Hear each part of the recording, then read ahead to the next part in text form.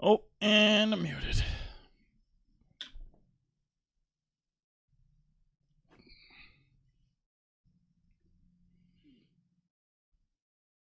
All right.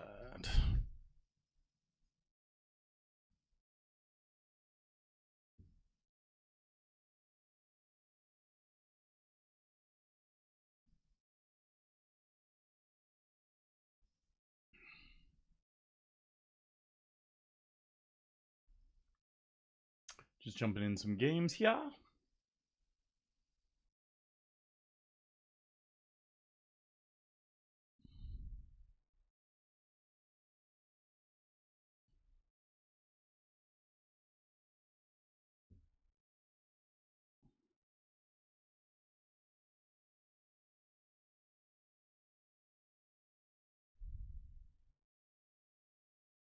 All right.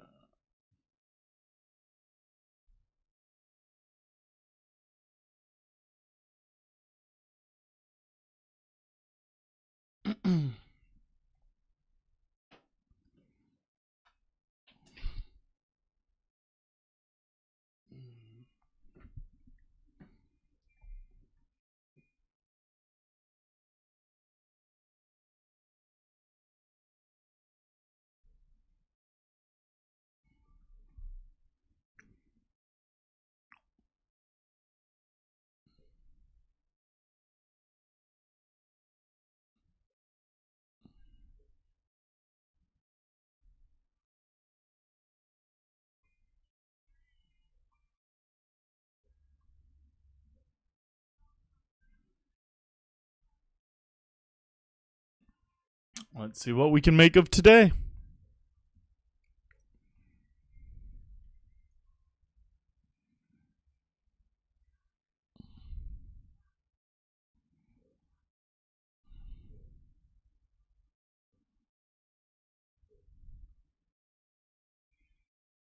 No more.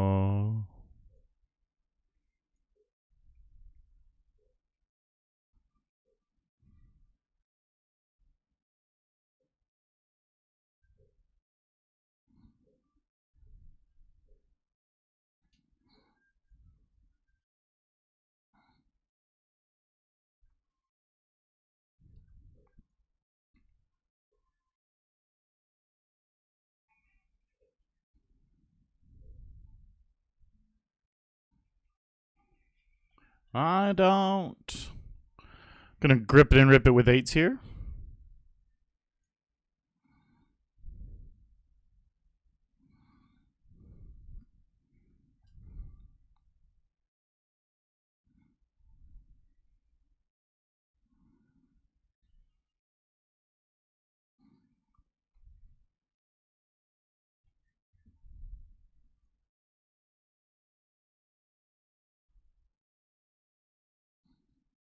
Flipping. Flopping quad eights. Easy game we play. 354. 420.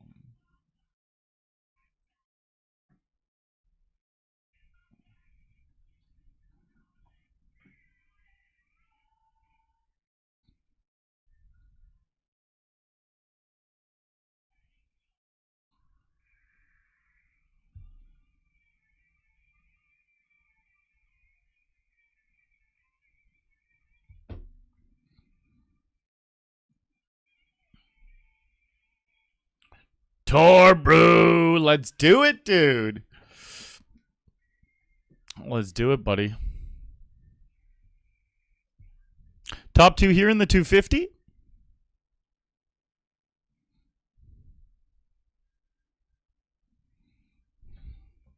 Be here anymore. No cold four.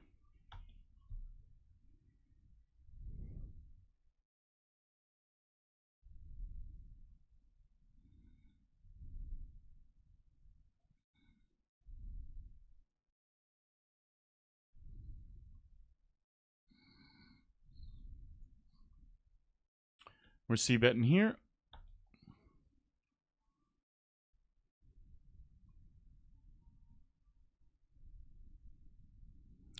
I don't want.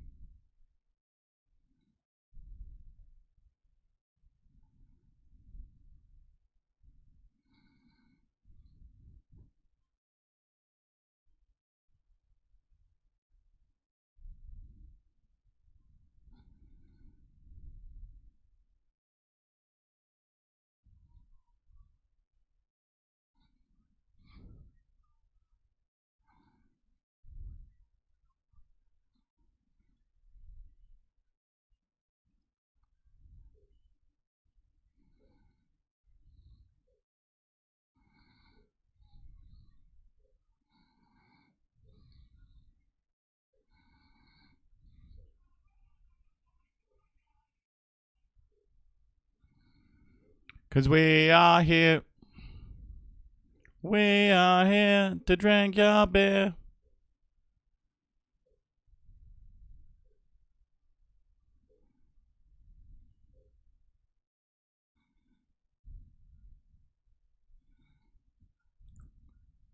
To drink our beer.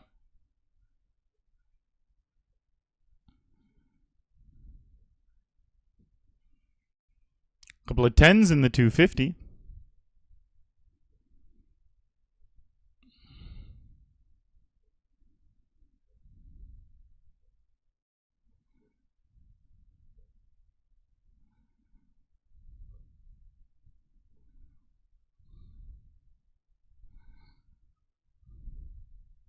Right. We're flipping in the 250. Fuck. Man, the 250s have not been kind to me this series. It's fine. They're still in it.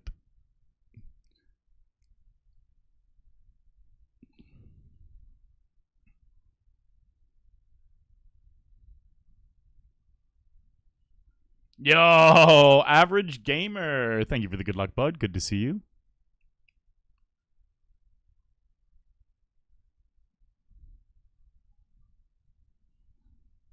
Drink your beer.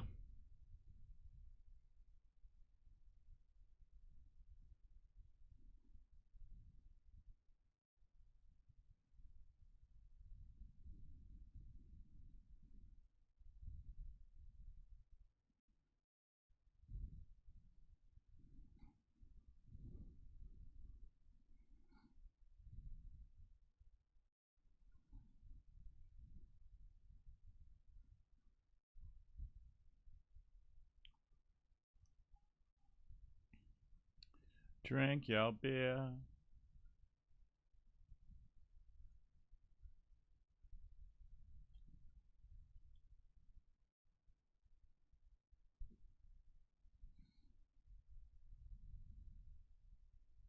All right.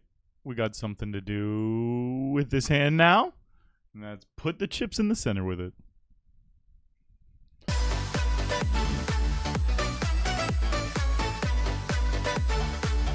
Whee! With the 82 months.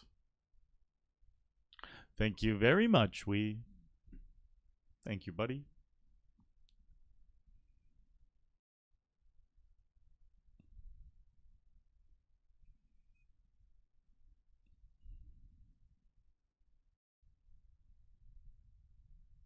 Flipping.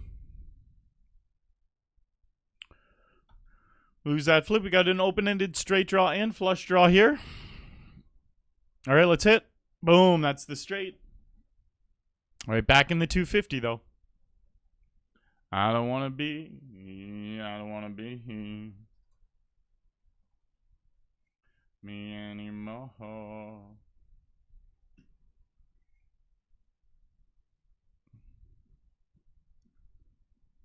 Me anymore.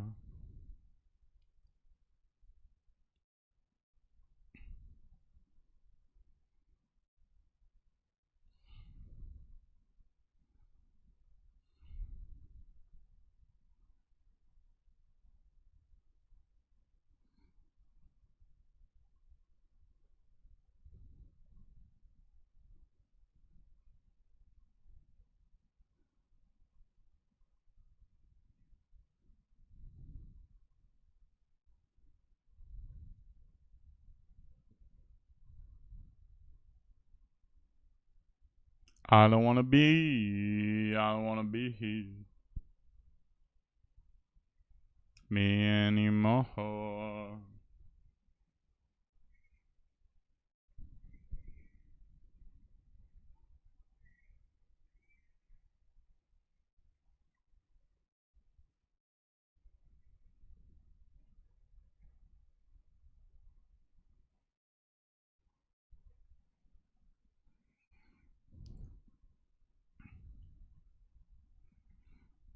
I'm going to make it 8.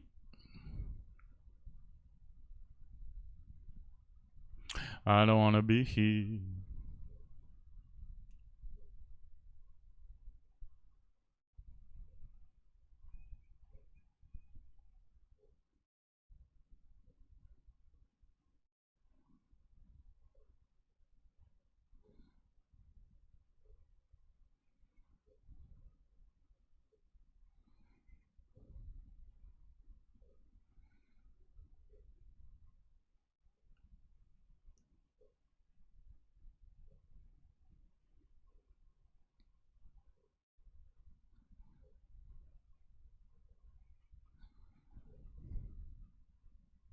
Me anymore.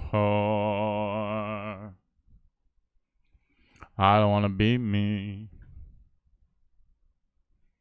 Me anymore.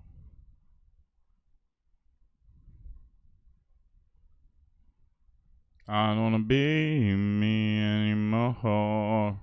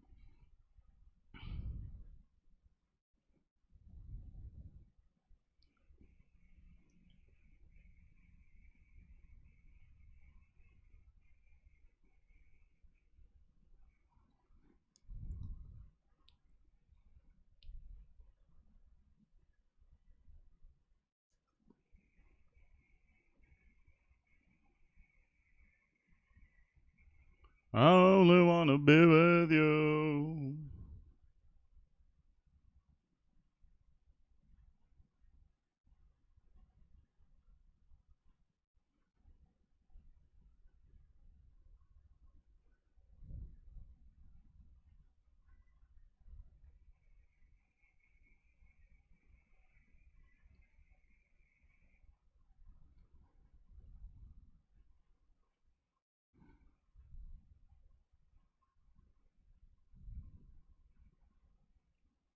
Hello, Zazin.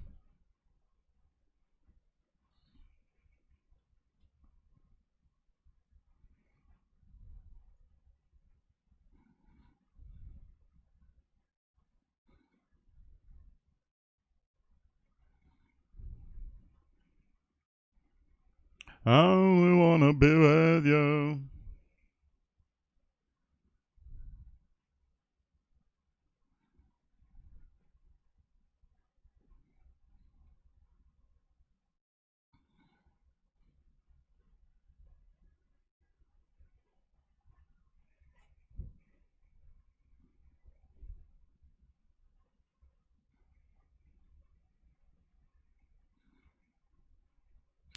Oh, hold on, me. I only wanna be with you.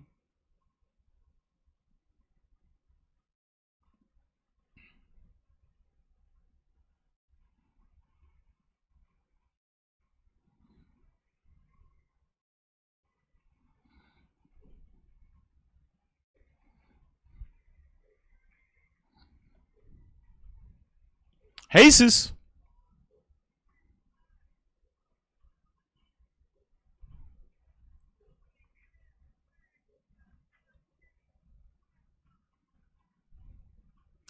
Oh,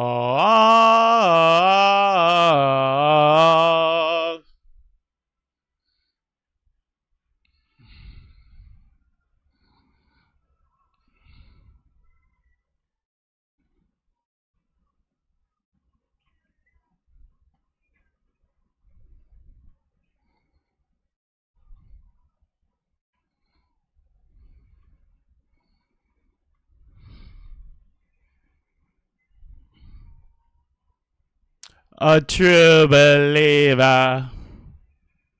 Big hand unfolding here with aces. Scary board in the 3-bet pot. Definitely connects with a lot of their range. But connects with us. Anything connects with us because we got over everything.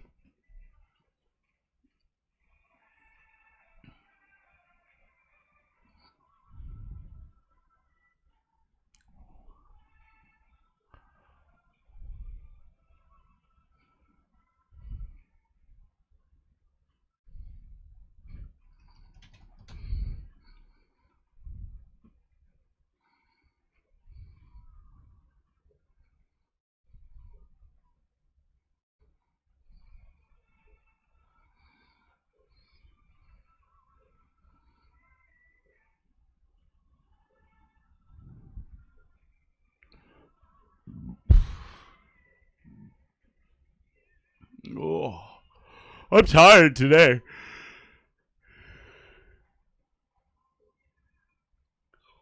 Yesterday it hit me a bit.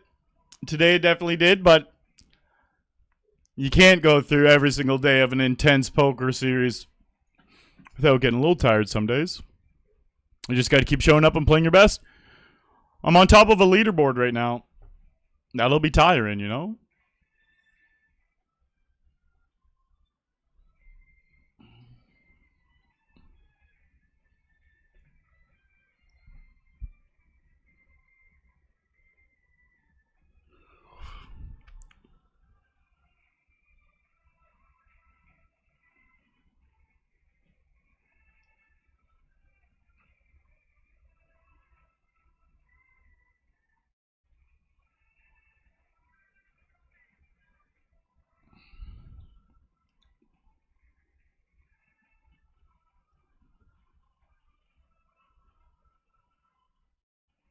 Gilherm, hello, buddy. How are you today?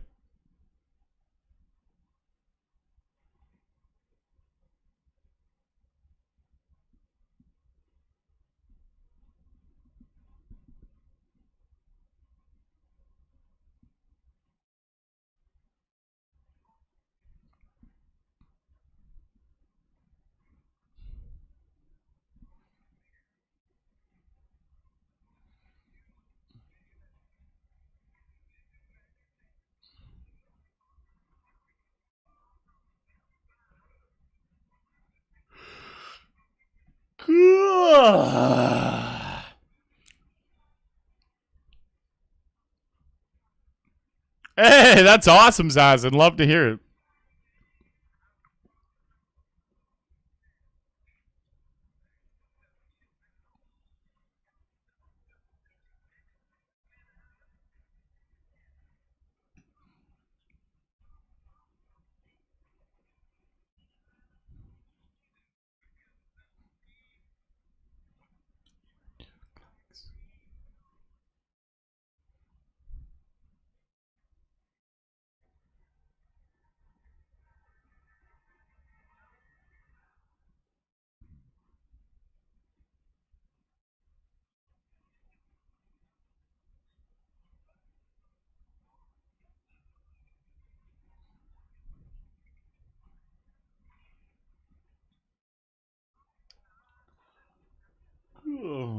Ooh.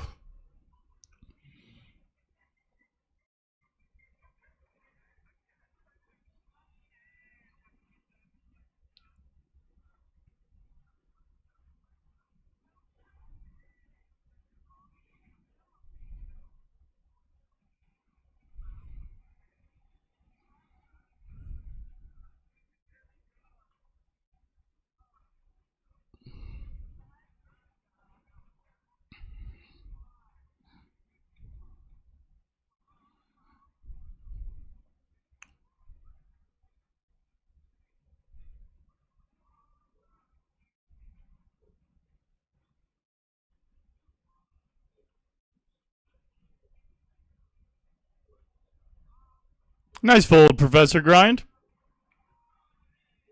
I said, yeah, that flop was very scary for your range. Like I said, you had right in the middle of that flop.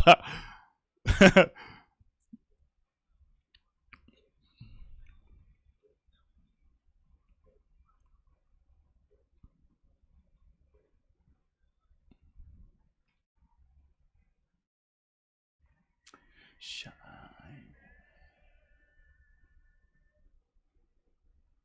Maui man.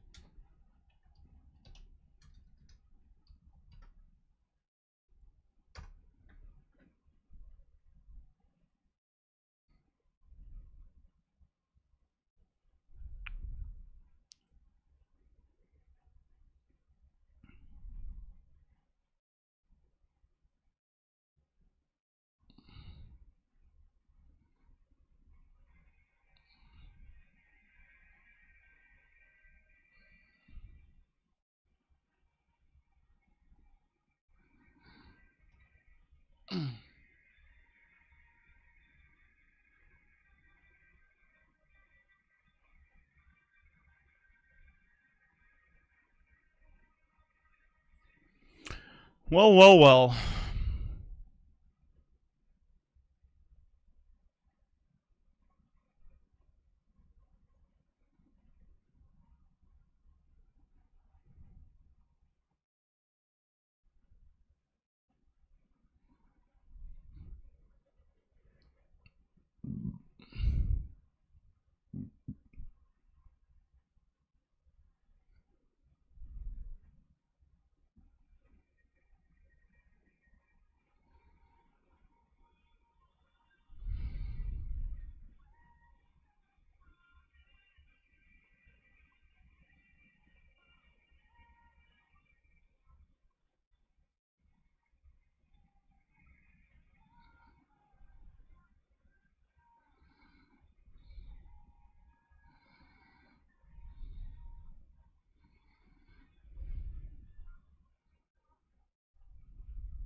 The click.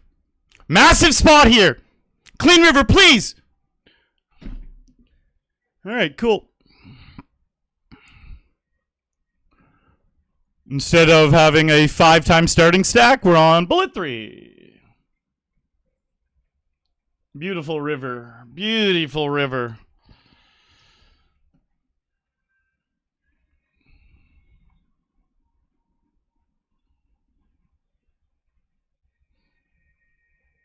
I told you guys I started clicking it back against the regs lately. It's so fun. That's what I did in this 4-bet pot with King Queen.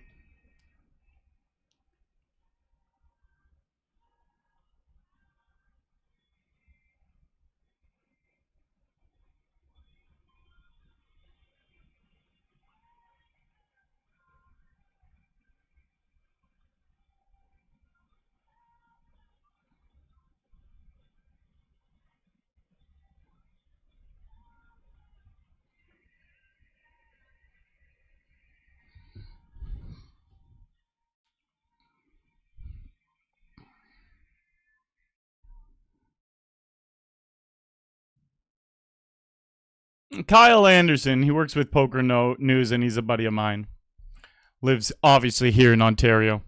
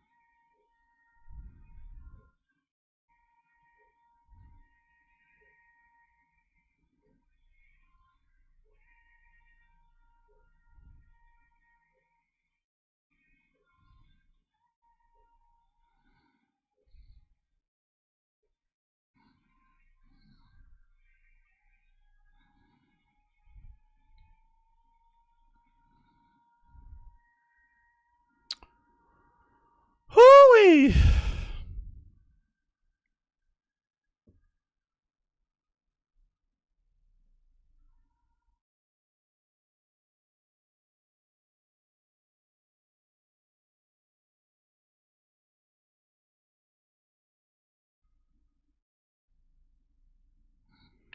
Look at this flop with 10-4 suited.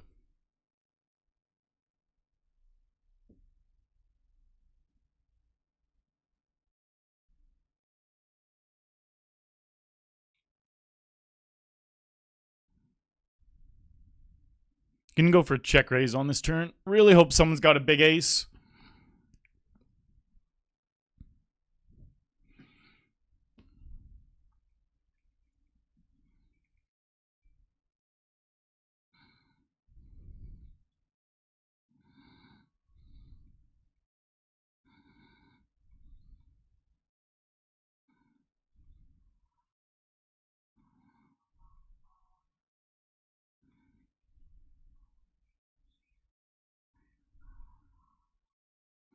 High up above it.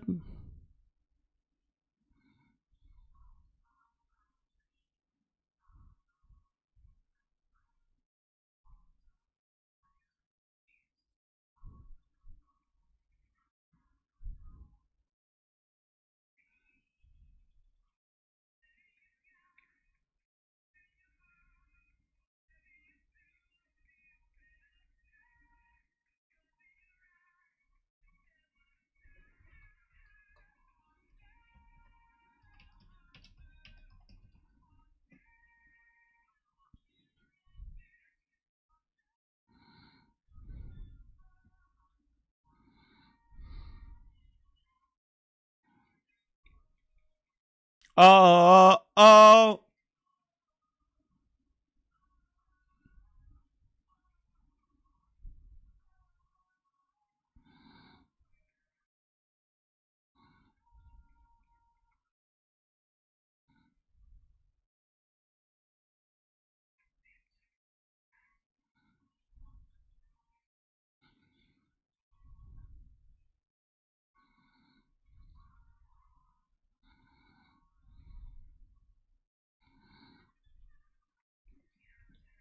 Jackson the 250.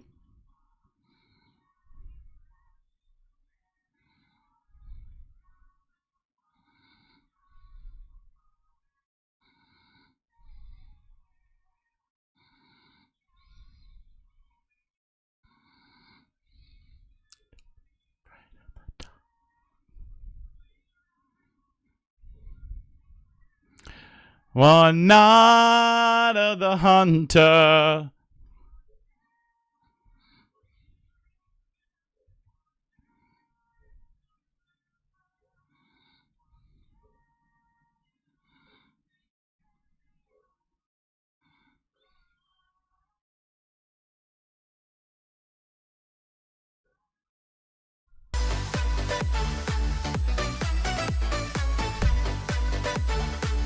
Professor Grand coming in with the 20 months.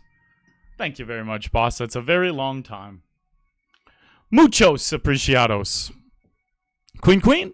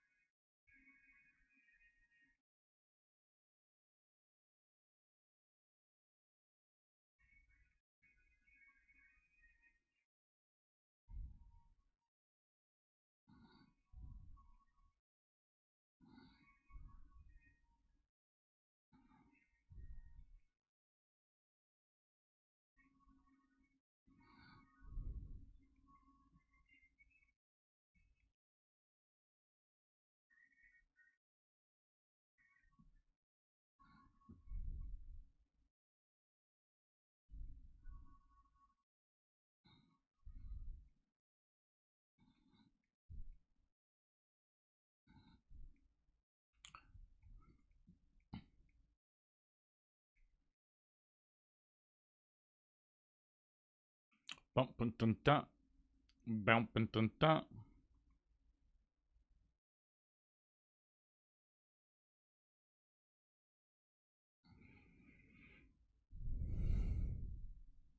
Hmm.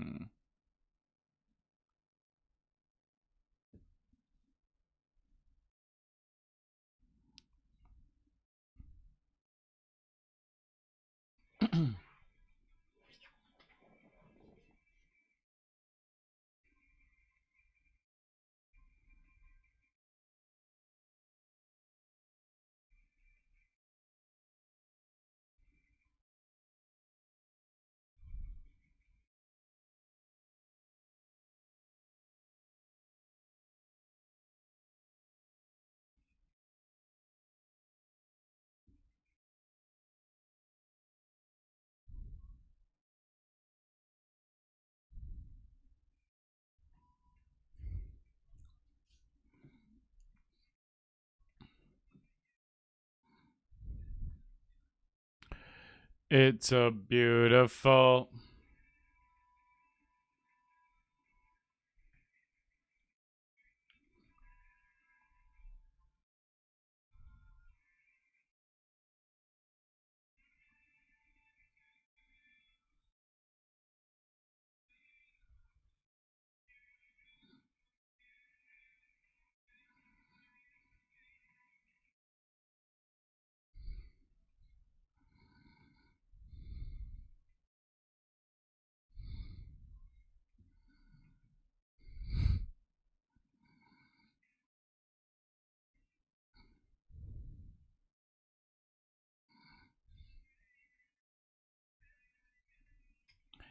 It's a beautiful.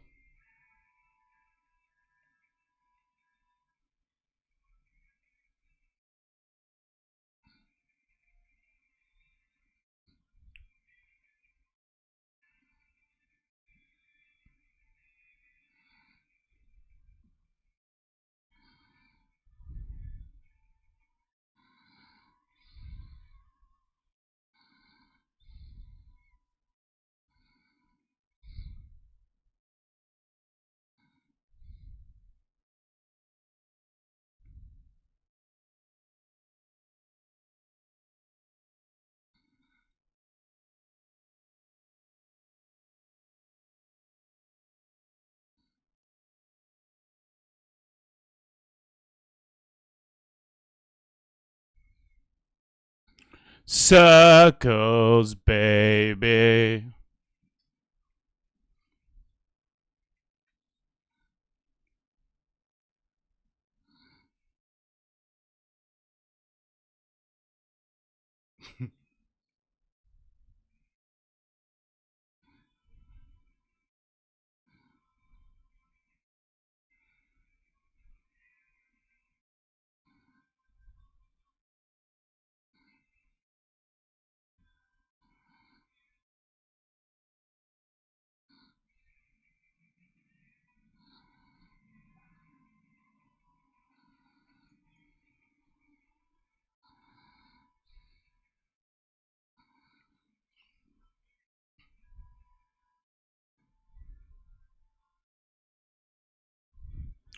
Pretty big flop here.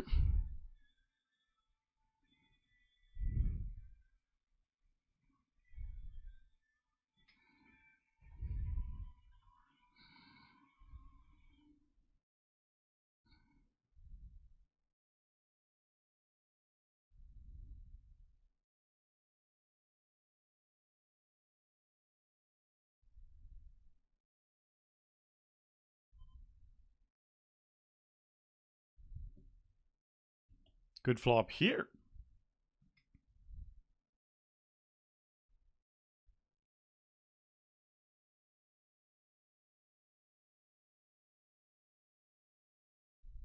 Oh, we bink the flush and have an open-ended straight flush draw.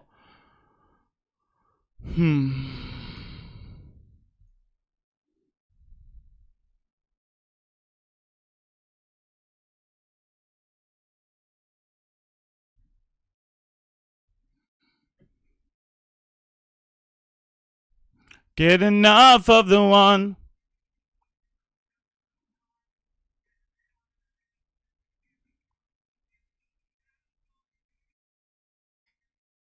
A map of the world.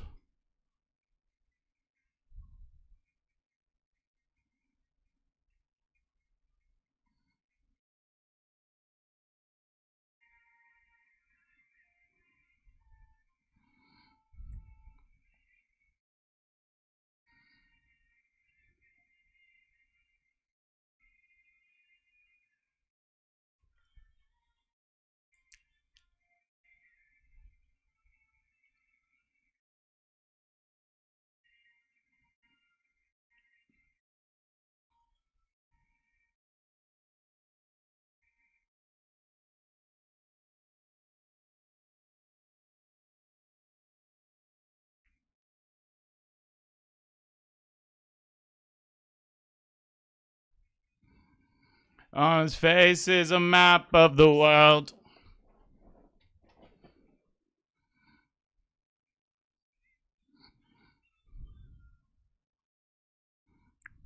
Jesus.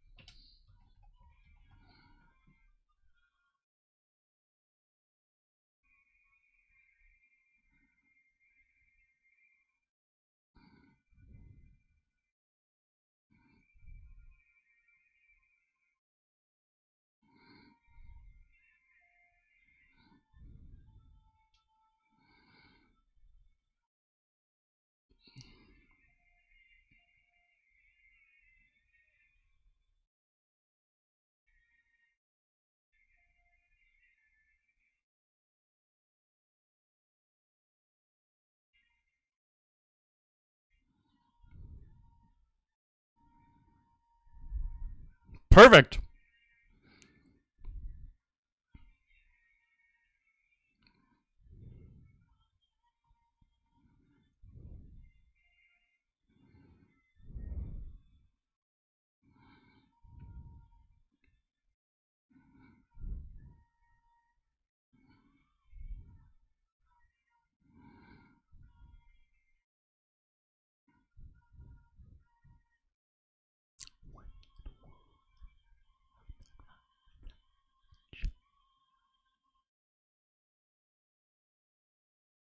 On his face is a map of the world.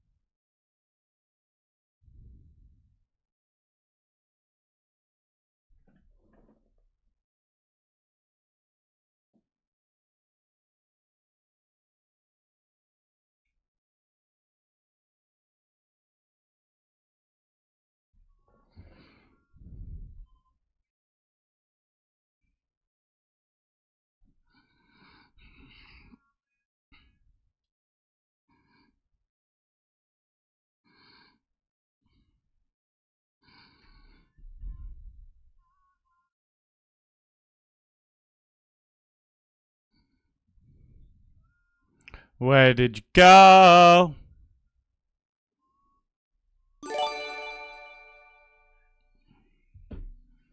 We gifting a sub. Thank you very much, we. Sharky, thank you, bud.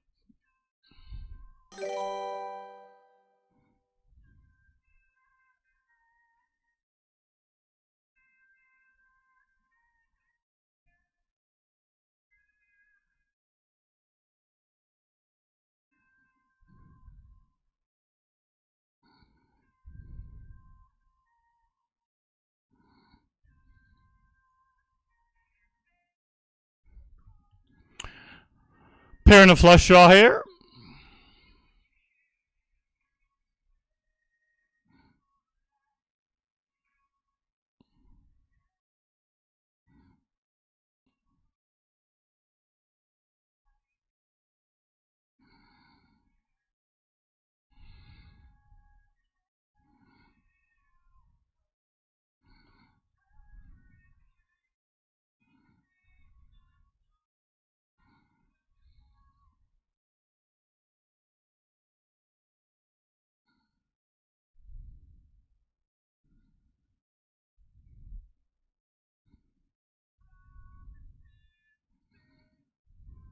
I guess I'm going to fold by now.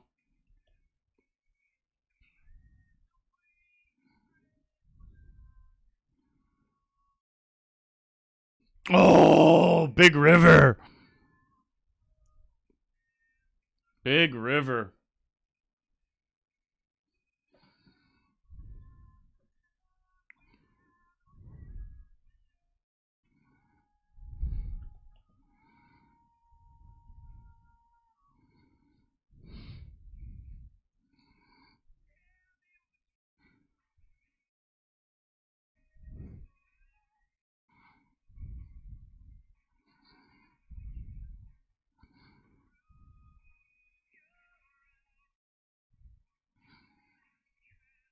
Call it out.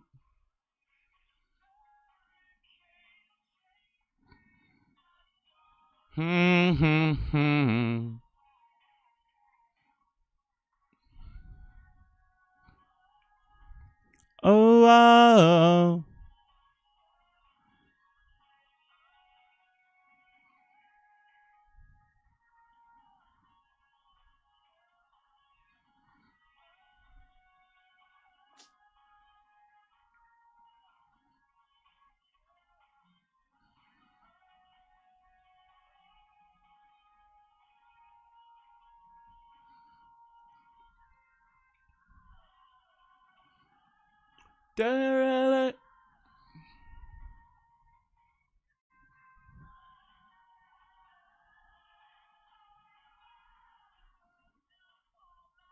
Hey, thank you very much, Slat. And what up, Thematical?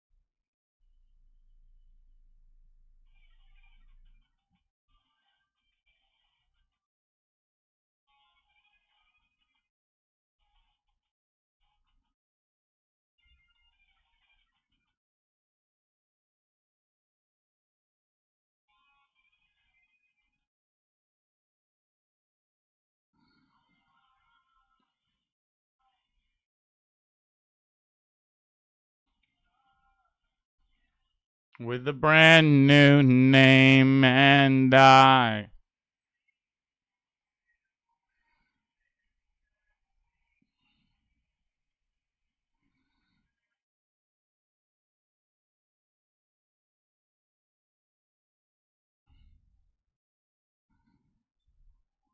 And I'll tell it again.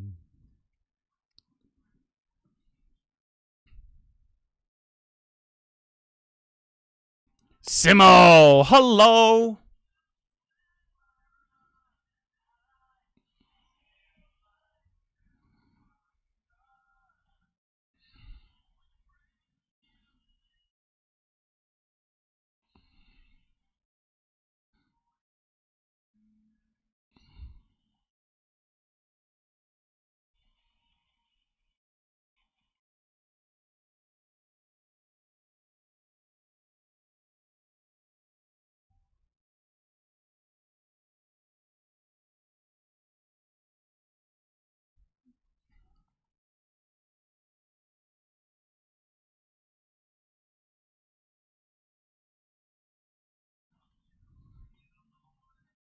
the way I'm going.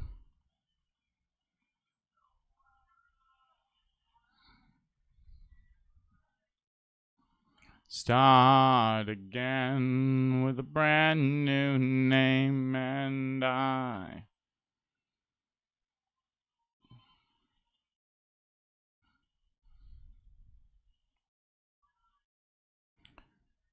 All right, quick break here, guys. Oh, I shall be right back.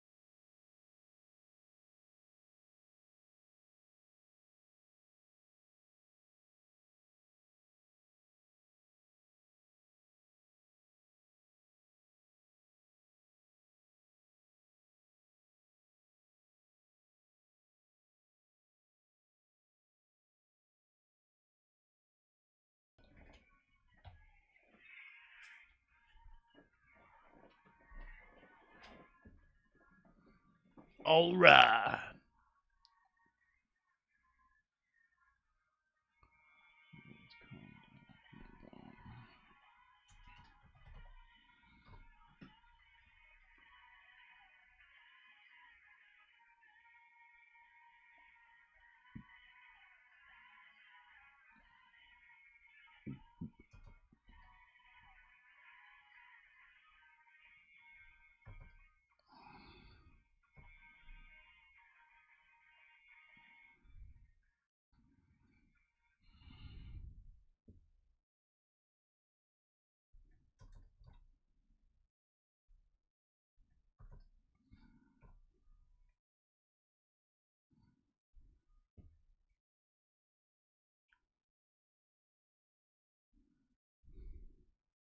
What would you do?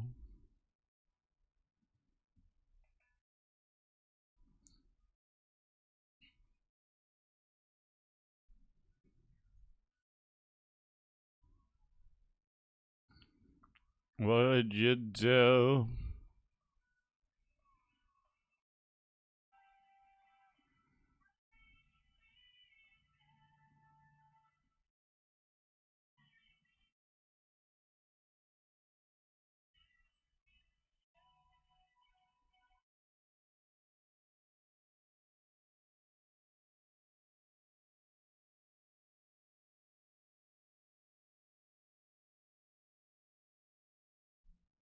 What would you do?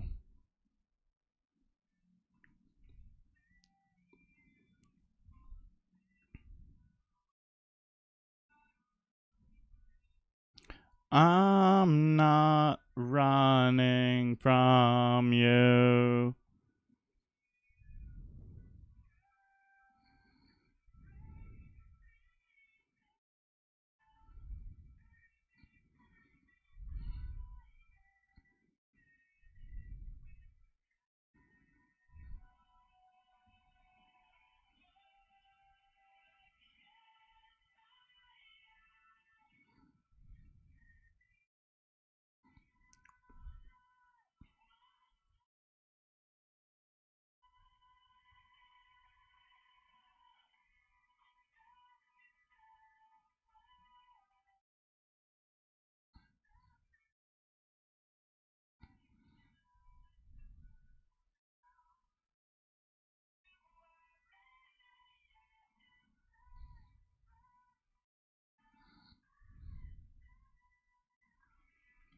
Ace King.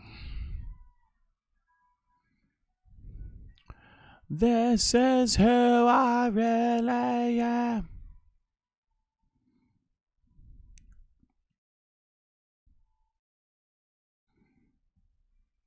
Dun, dun, dun.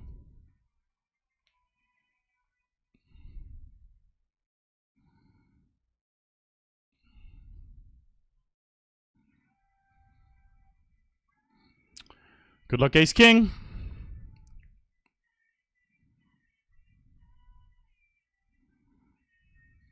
I got aces in the 250 as well. I'm trying to show both these.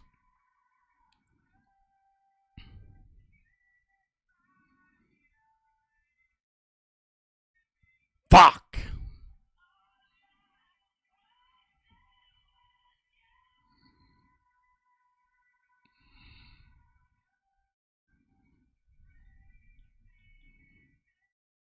Clean River. We're out of the 250 and late reg ended literally 5 seconds ago, so I can't even fire another bullet. Alright. That one's done for the day. It couldn't have busted literally 45 seconds before, and I'm in it again. I hate busting a Coop 5 seconds after late reg. Like, it's actually, that's one of the most annoying things in poker for me. Busting a Coop the second reg ends. I couldn't describe how much I hate that. I couldn't literally describe how much I hate it.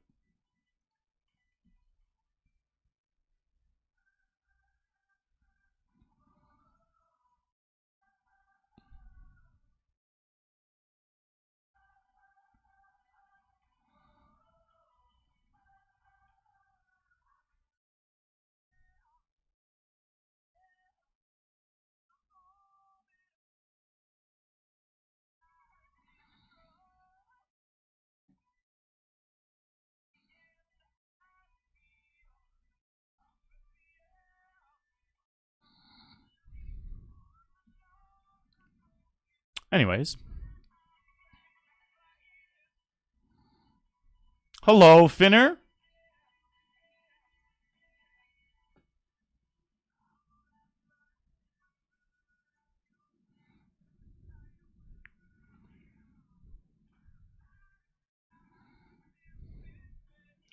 A 1,000 times this game. Amito, hello, Bones. You coming in, bud? The water's warm, buddy. The water's warm.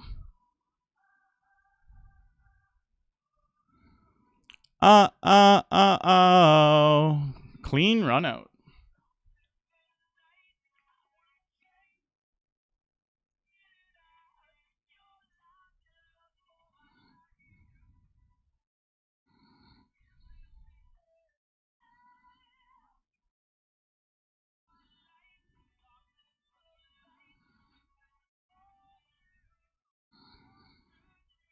And I...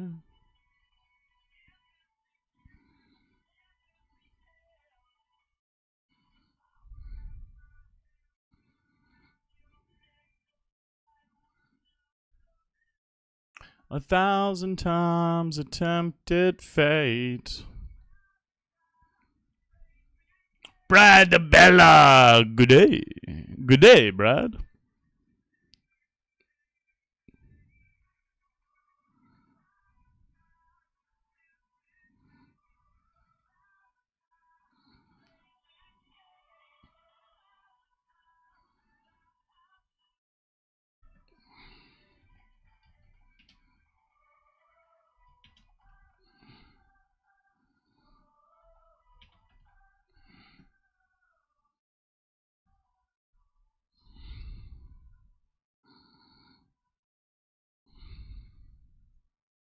Oh, wow. Erebus. Hello, Erebus.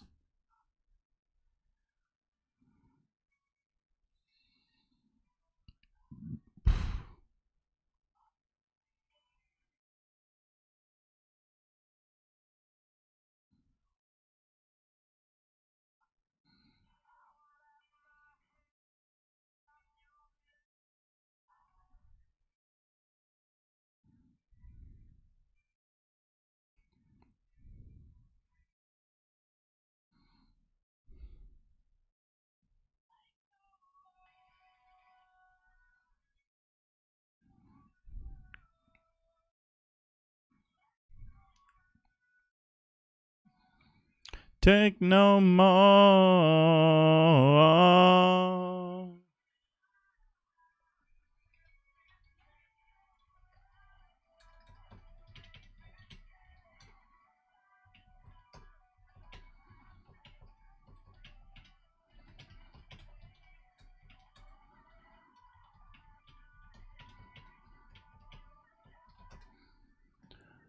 I lost a little over $1,000 yesterday.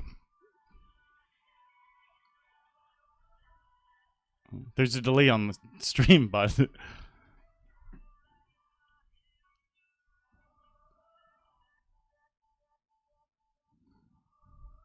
I'll wrap my hands around your neck. 1,000 times. This is great. I hope they don't get a low at all.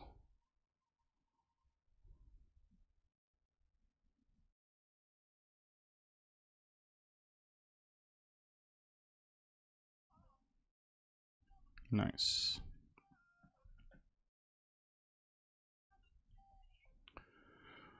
Uh-oh.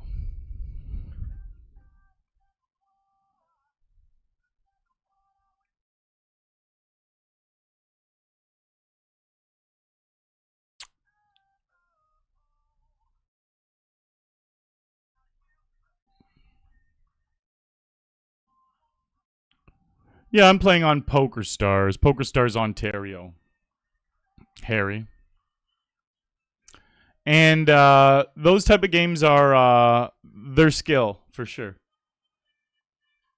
It's just a game about understanding odds and statistics and getting your money in a favored against your opponent who, if they understand those odds and statistics and how they play out better than you do, they're going to win in the long run.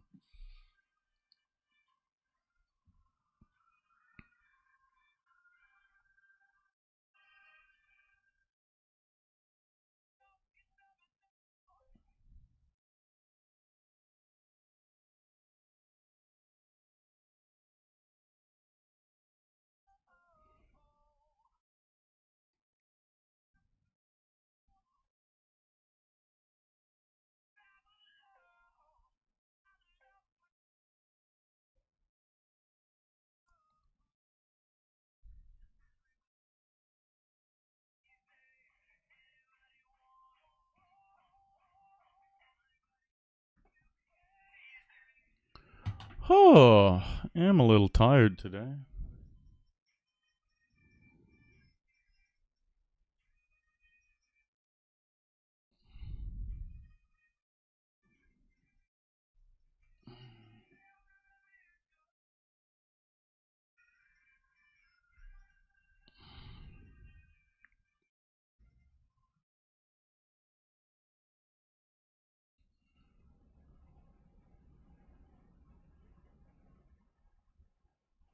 Oh.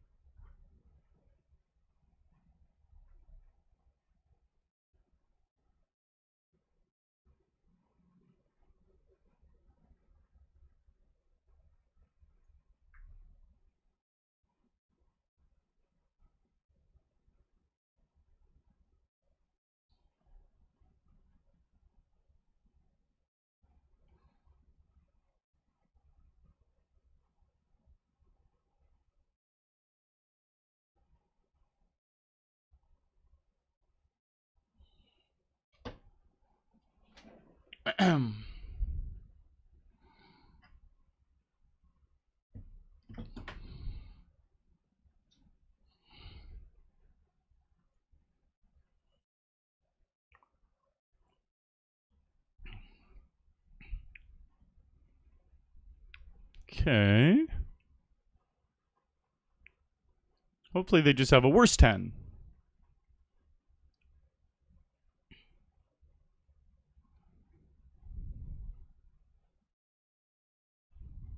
Nope, they have the one better 10 you could have.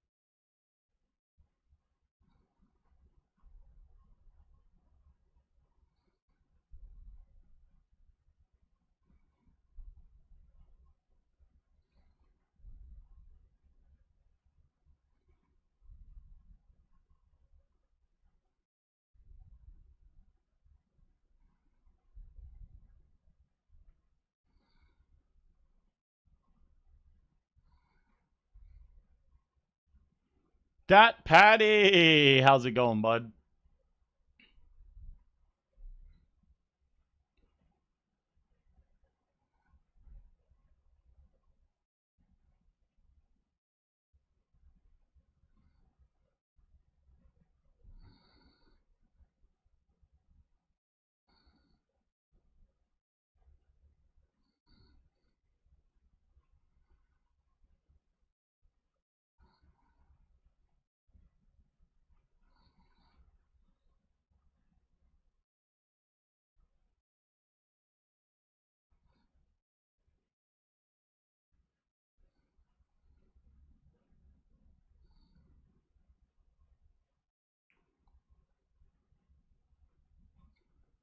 Oh, I'm already in the game. Roll tight hop indents. Hopefully some people in chat see and jump in the $5 Saturday.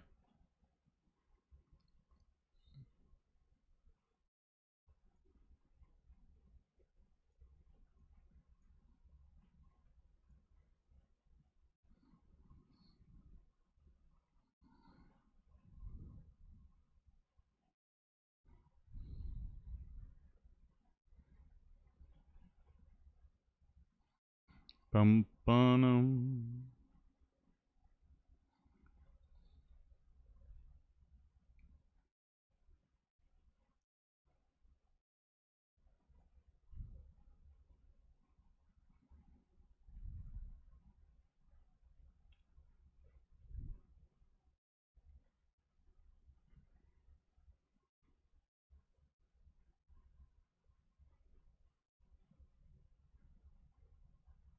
Amito. Well, this game is literally called. Well, I said I was never going to say it out loud again. HORSE. It's a mixture of 8 different games at the same time. So that's the whole point of some of these games. Is it's supposed to be hard to switch between them. So some people that are really good at them. Look, these are all the games in order. The 8 that you play. And then after Limit Raz, it goes back. Wait a minute. Oh, no, it's not even 8 game. This is, yeah, again, HORSE. Switches after here. Every 5 games.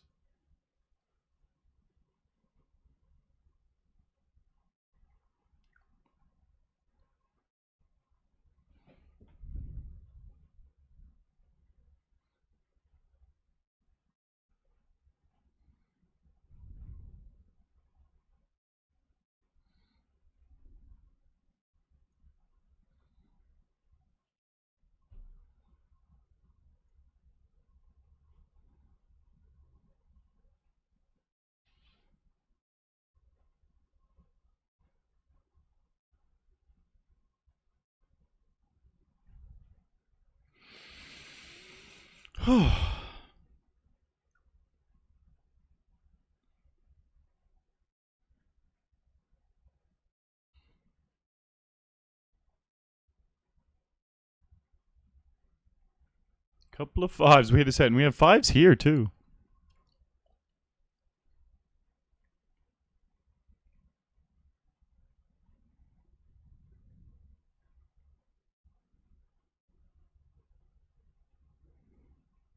Oh, I wonder if Bones has a little piece of that from the big blind. Nope.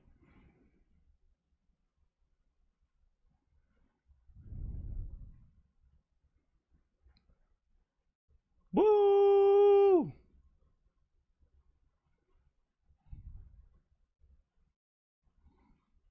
Woo!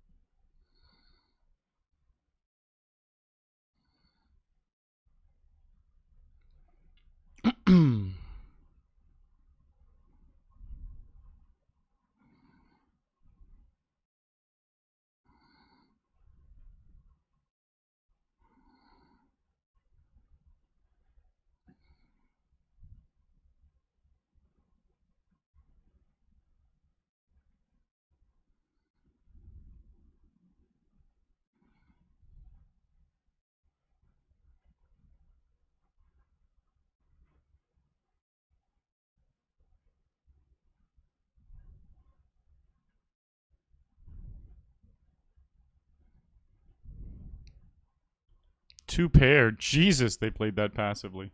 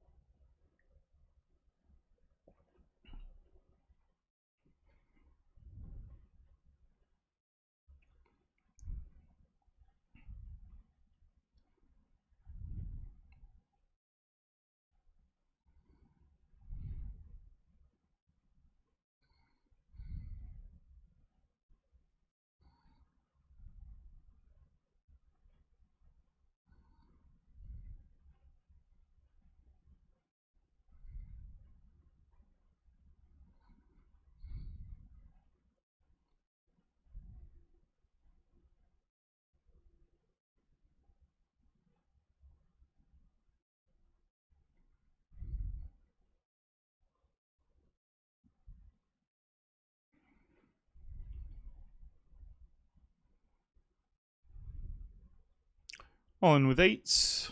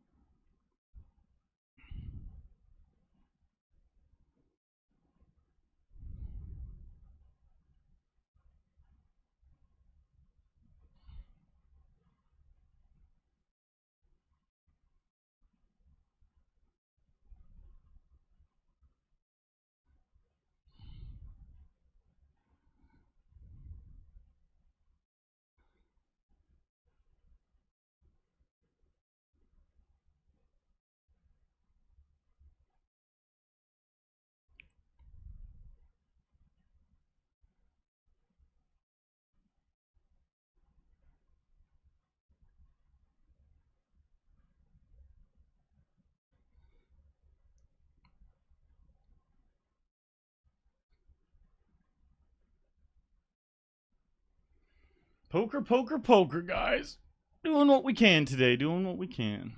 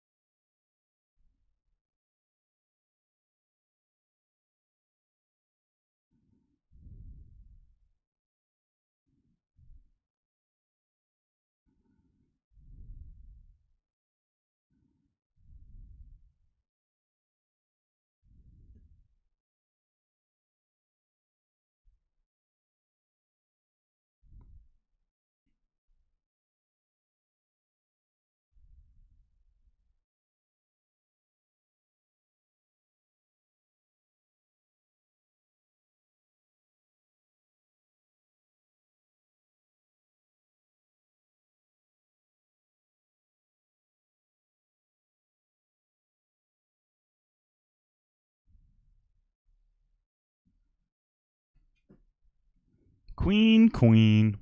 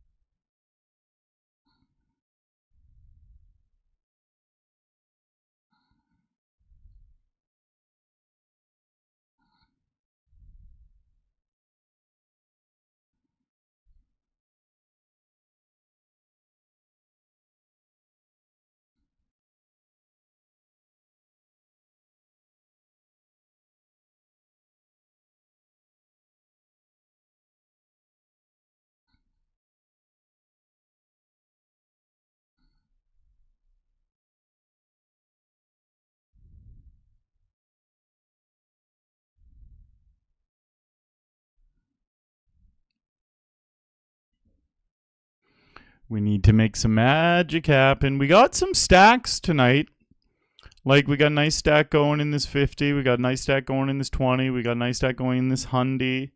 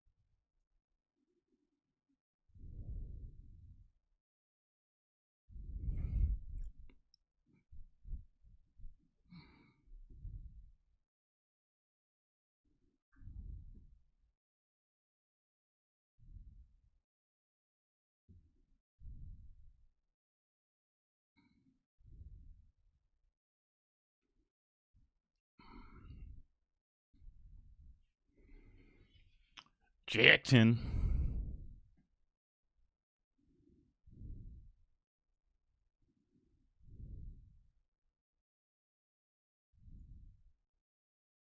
Hello, Mr. Ryan.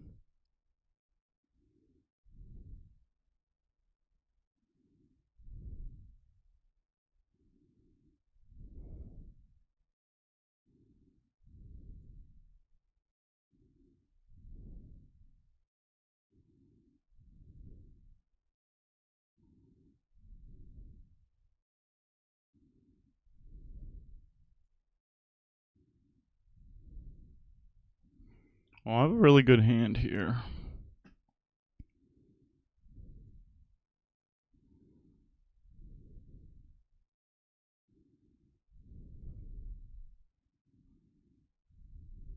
Sweet.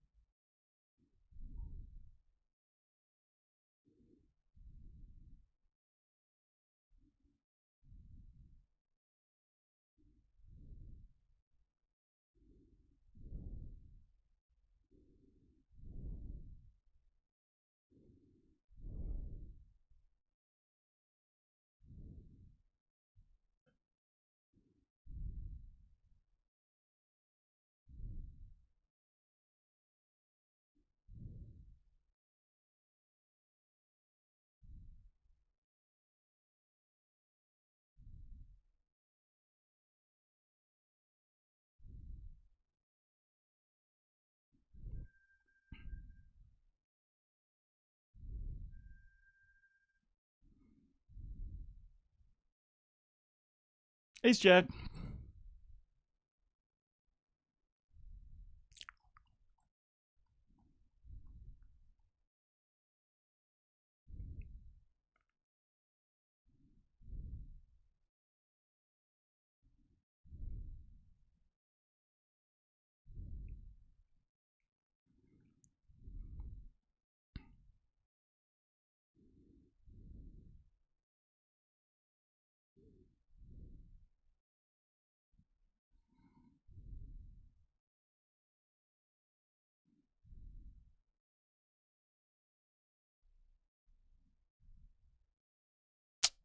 Fuck.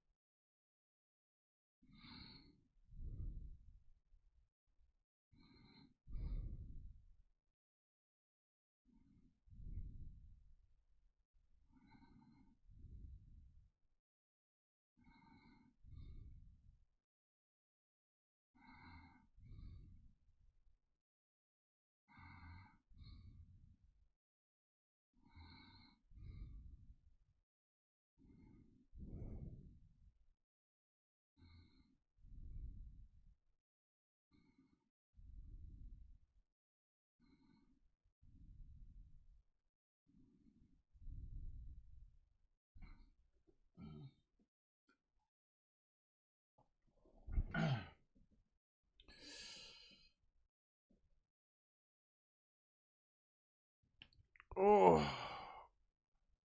Oh.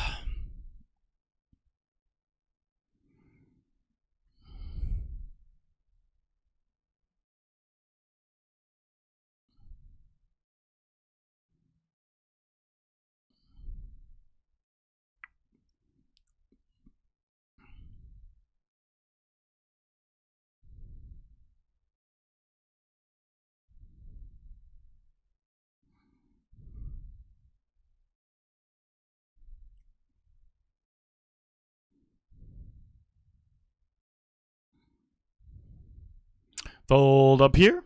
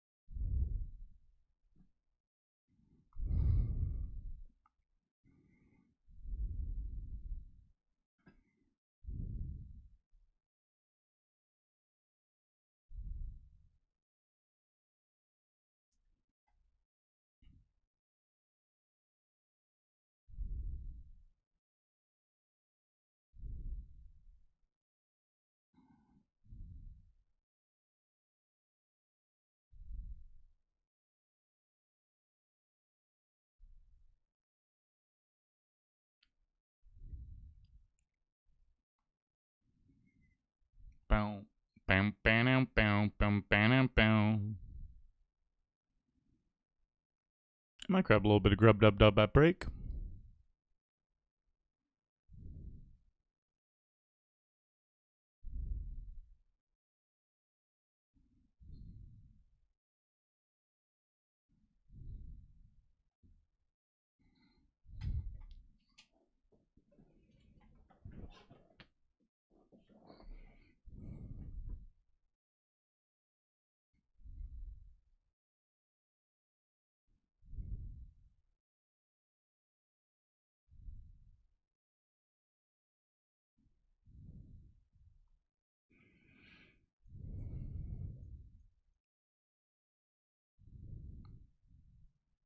All right, here we go.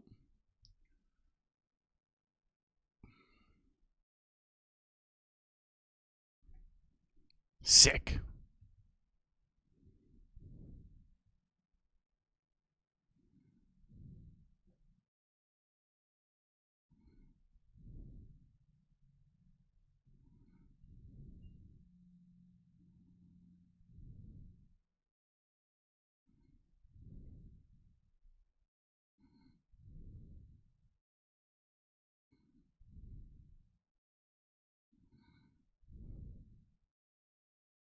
Top set.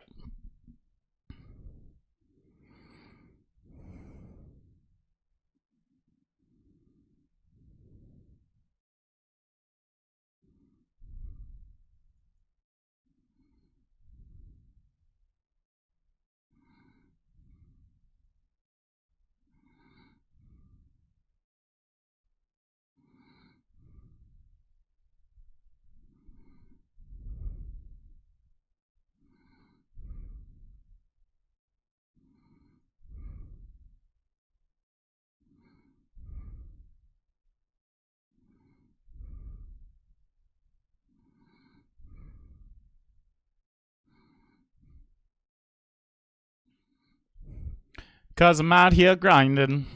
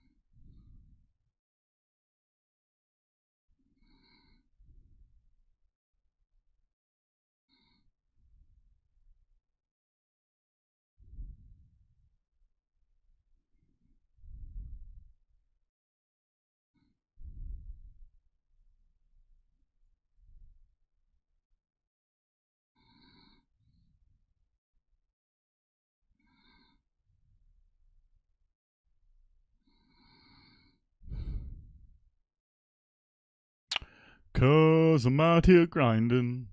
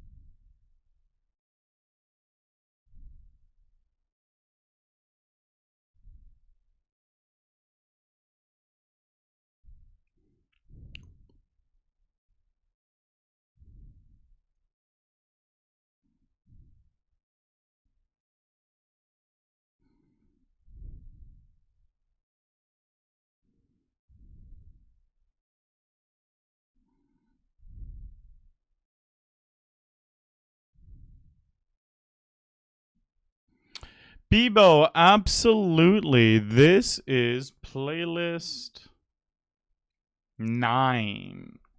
I'll put it in chat for you here.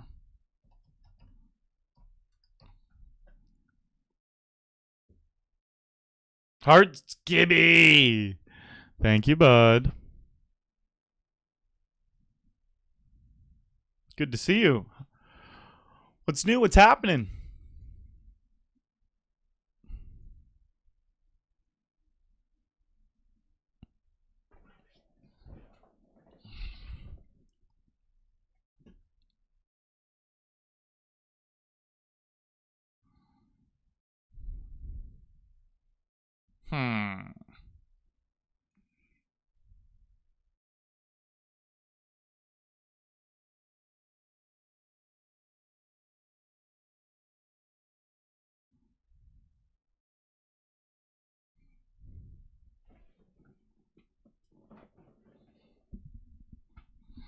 Trips here.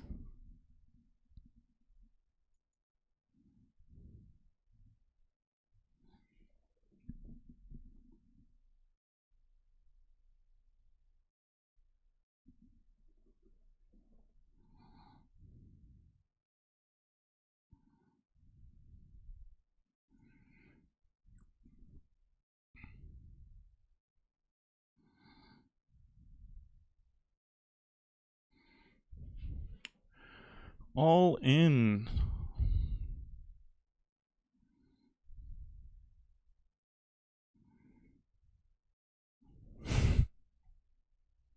Whoops. What can you do?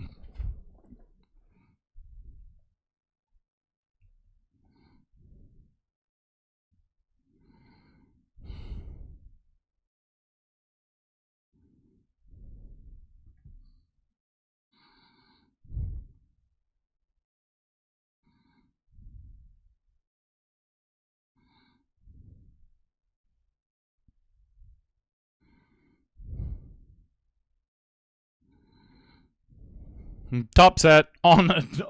I just flopped top set with 9s on all spades. Now top set with 7s on all clubs.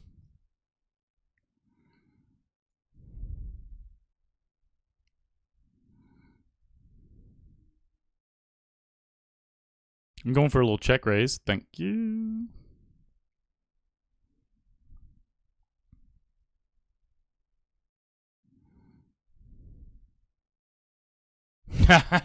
Set over set. Got him. Gotta love me some set over set.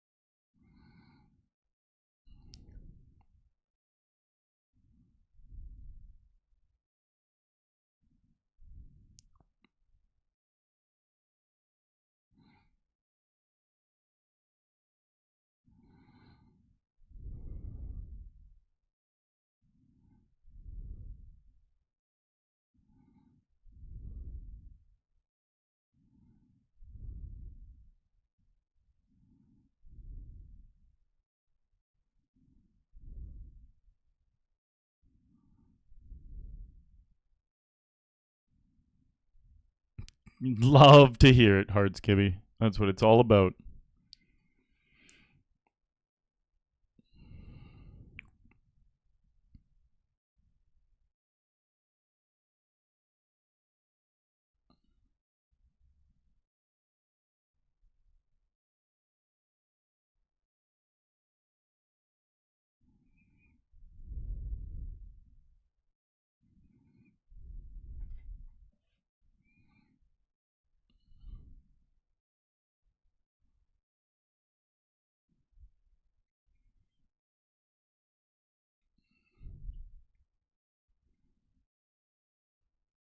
Sixes.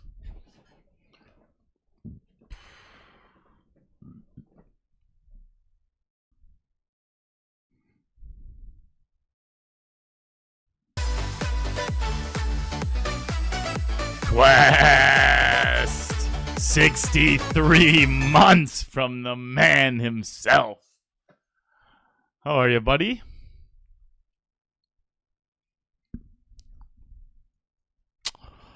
$63 months. God damn.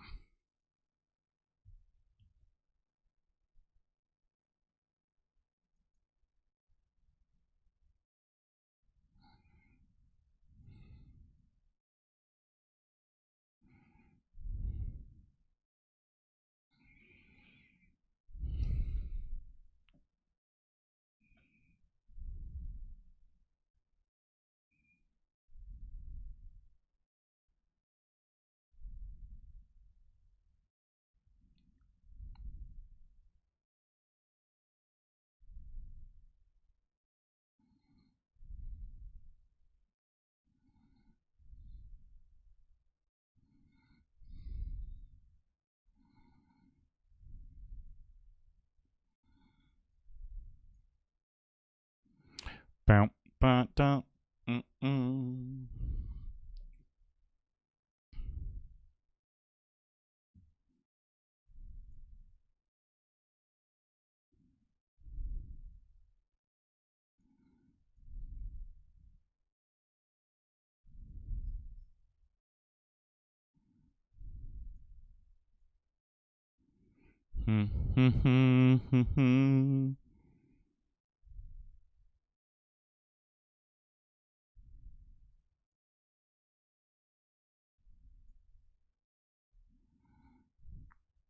Ba-dum, bum, bum.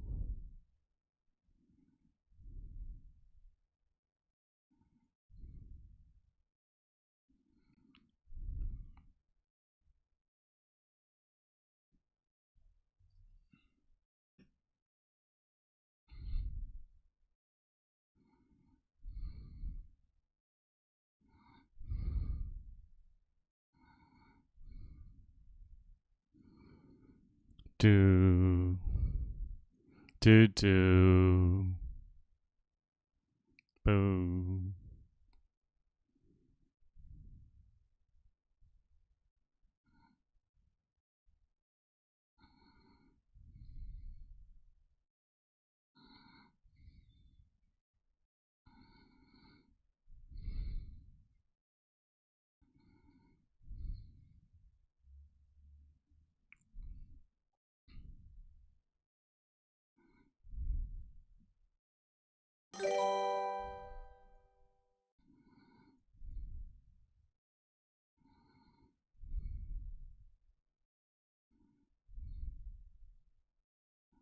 All right, it's a quick little break here, guys. I will be right back in a few minutes.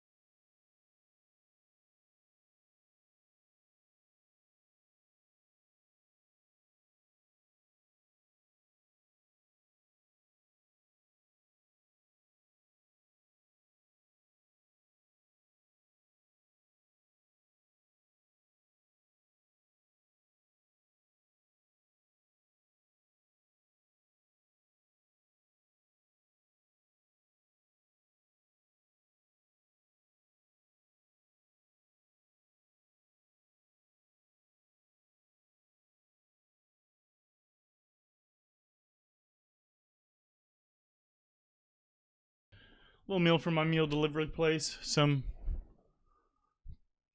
beef and noodles. Veg.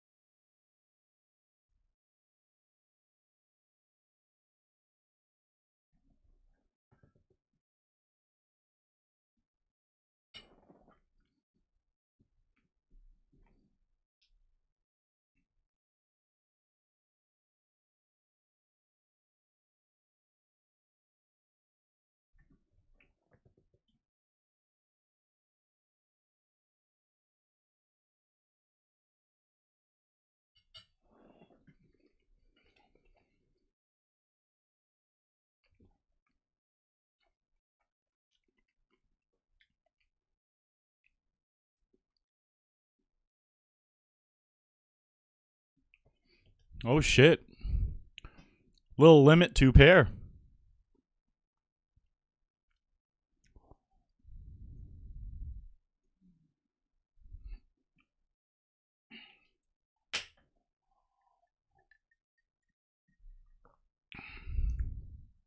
Give him like ace jack, not ace queen. Or like the chance of him flopping a better 2 pair would be insane. It's possible. You could have queens too, you know, but probably not.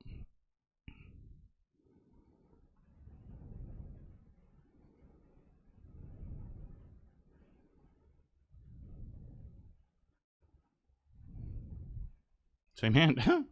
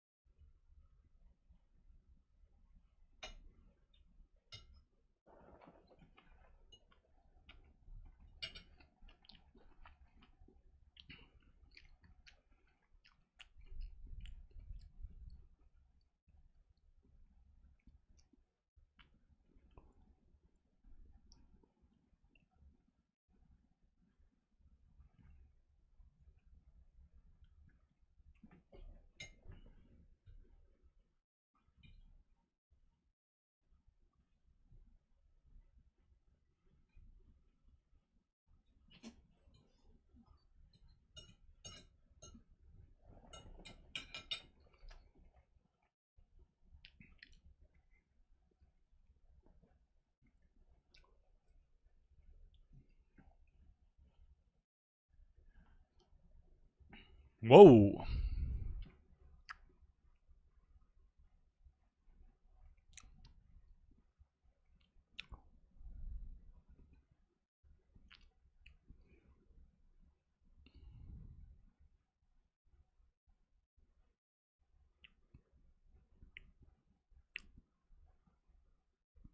Fair play.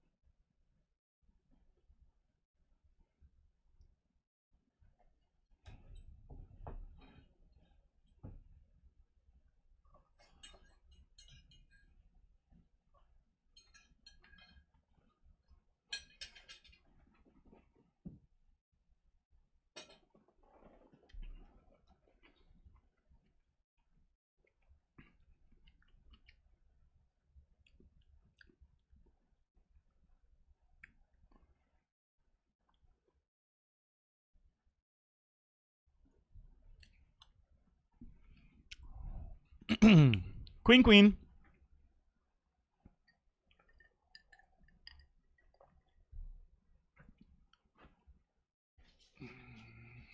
Yes.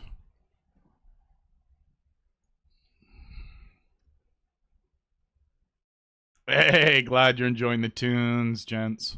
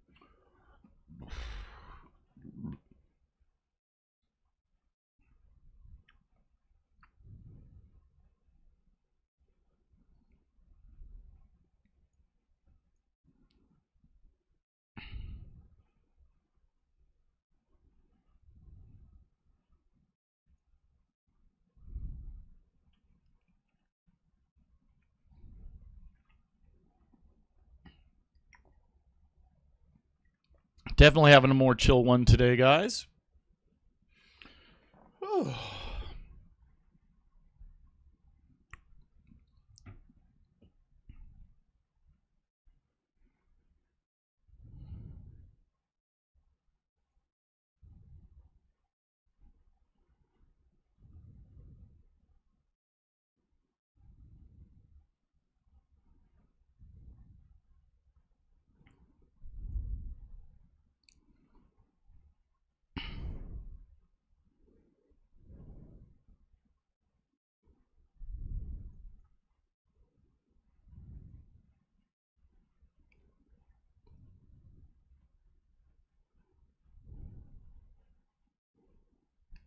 Well, I don't have a low, which is frustrating.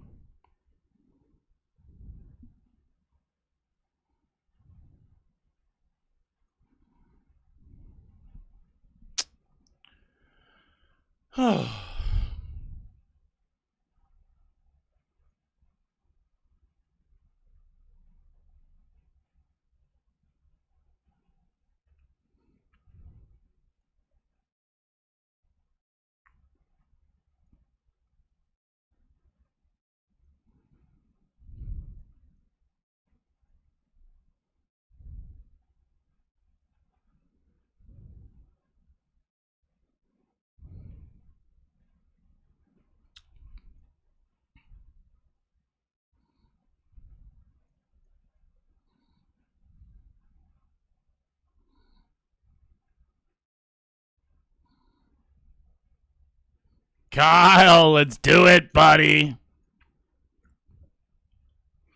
Ace 3 suited. Ace queen. And here's the spot with queens.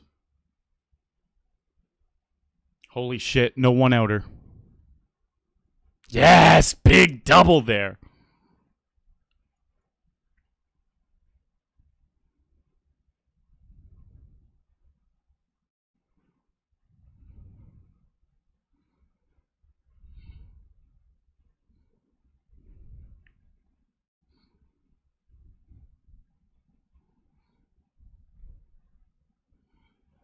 All right, this is very interesting. I obviously don't have any clubs, but I have the nut low here with ace 4.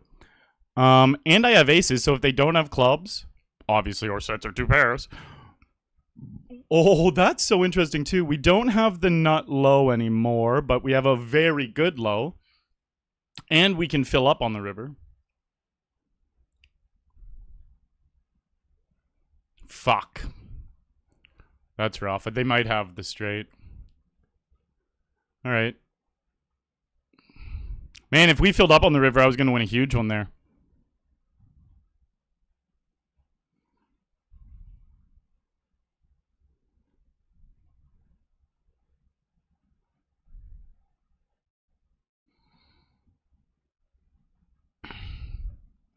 Rock on.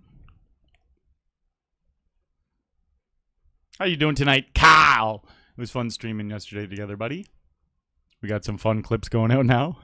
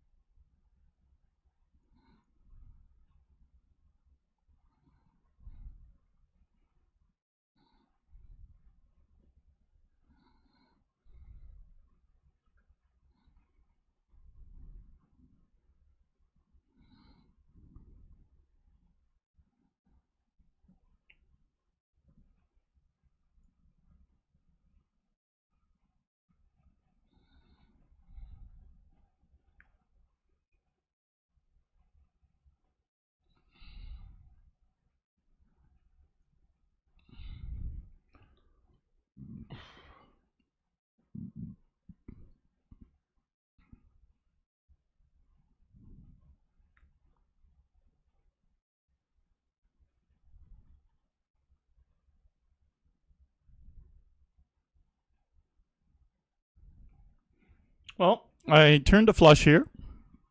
I also have a royal flush draw.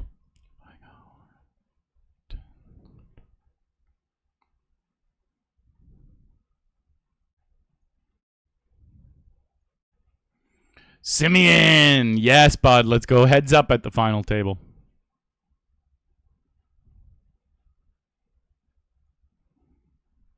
Give him ace king with the king of hearts, but then a clean river. How about that?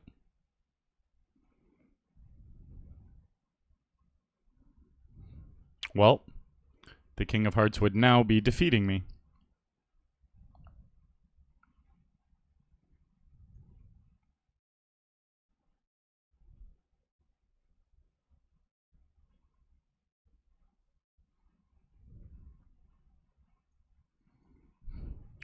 Good to not go broke.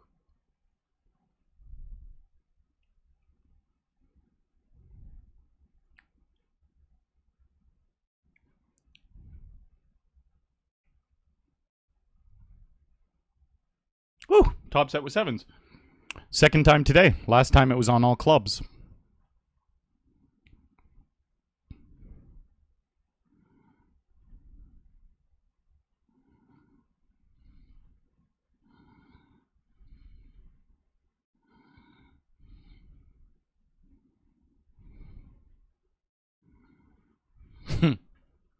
Got him. That's why we have them tagged purple. It means they call. It just means they call.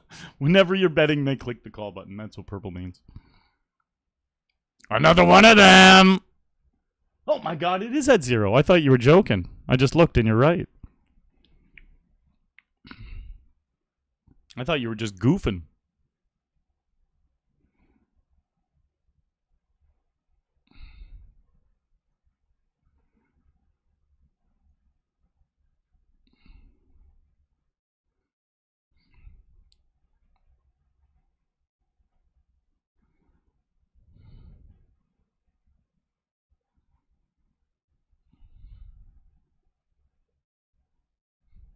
Oh, we want a little pot up here. Oh, this is the nut starting hand for Raz. You cannot have a better starting hand. The worst part about it is, I'm just gonna limp. No one has anything good. Oh my god, I'm not gonna get anything here. Yeah. I really hope he's got 2 amazing cards. I have the nuts. I literally have the nuts, and there's no chance I get paid.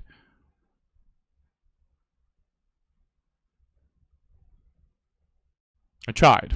I tried my best.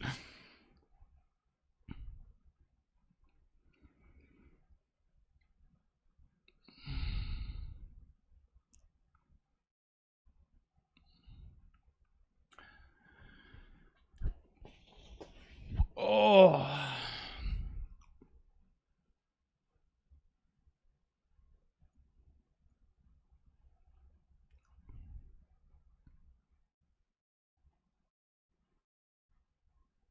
I do have 8 starting stacks down here, which is a nice start.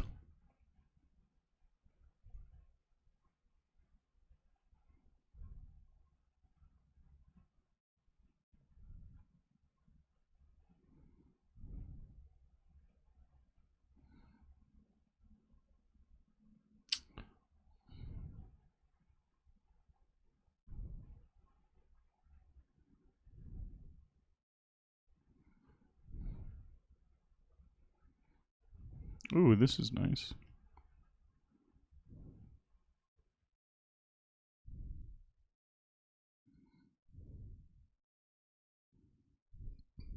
All right, we definitely just want to see him hit a big card here.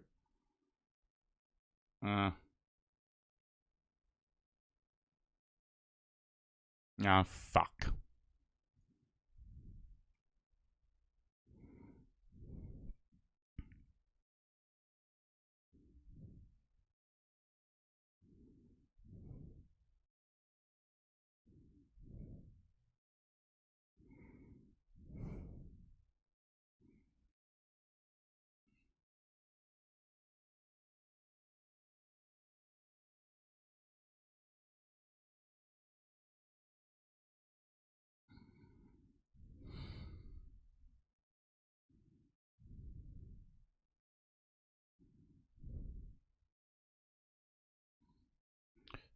Dun, dun.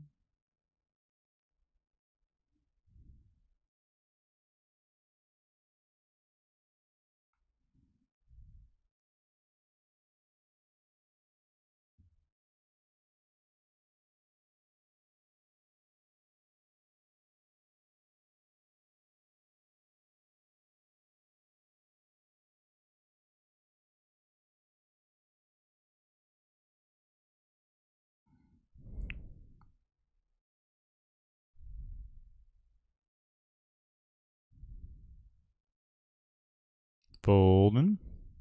Unless actually it folds to me. Then I would raise him.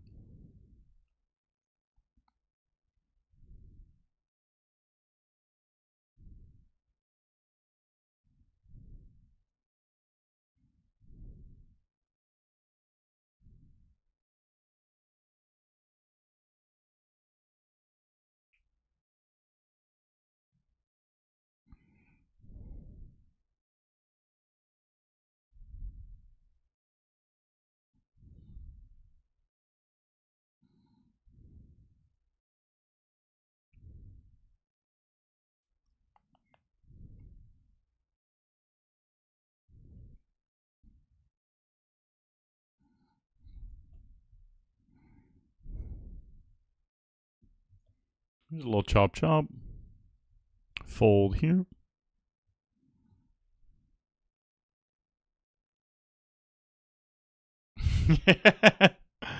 Another one of them. That is a great question. I'm gonna have to figure something out soon if my ways don't change.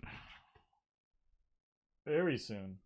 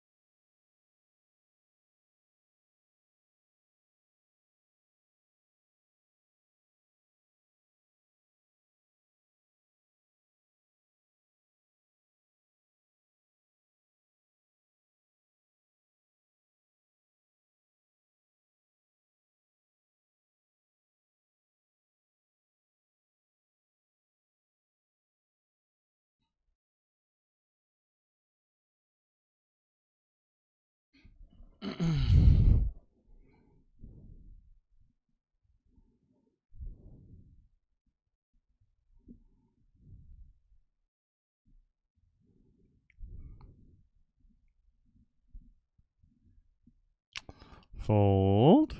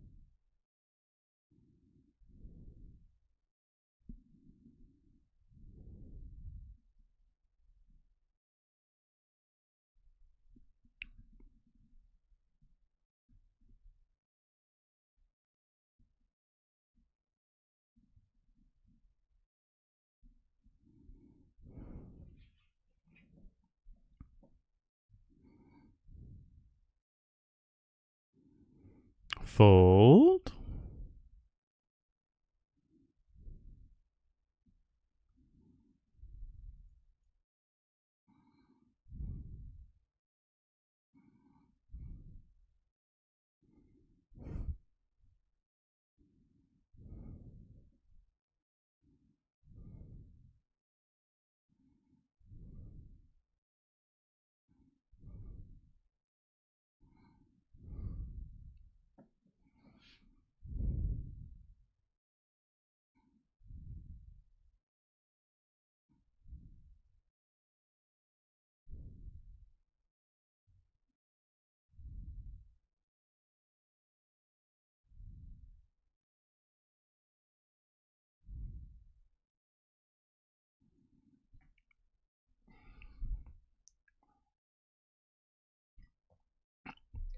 All right, we are in the money up here now.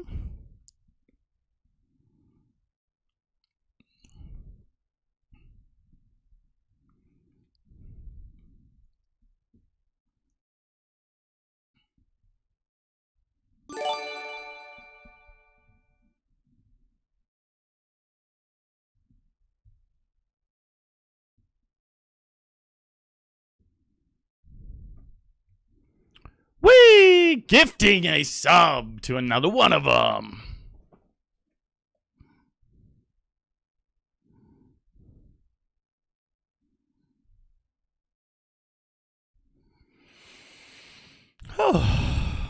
Well, in the money up here, guys.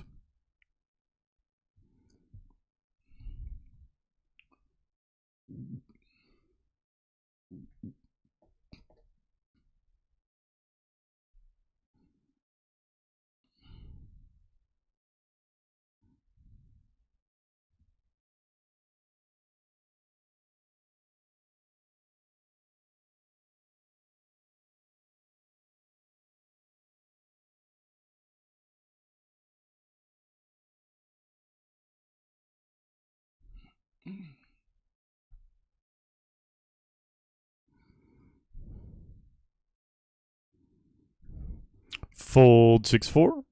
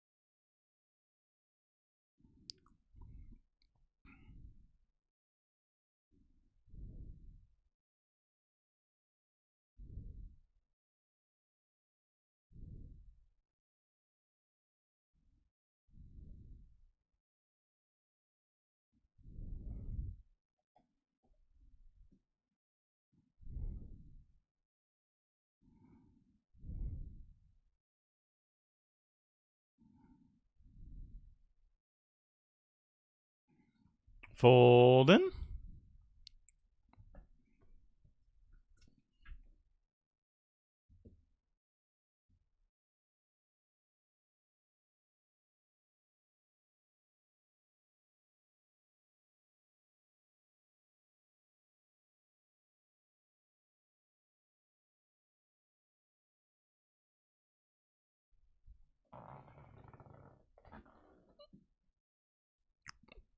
Enterprise stories, bro. Those are few and far between in my brain now. I feel like I used everyone we ever had from specifically you asking.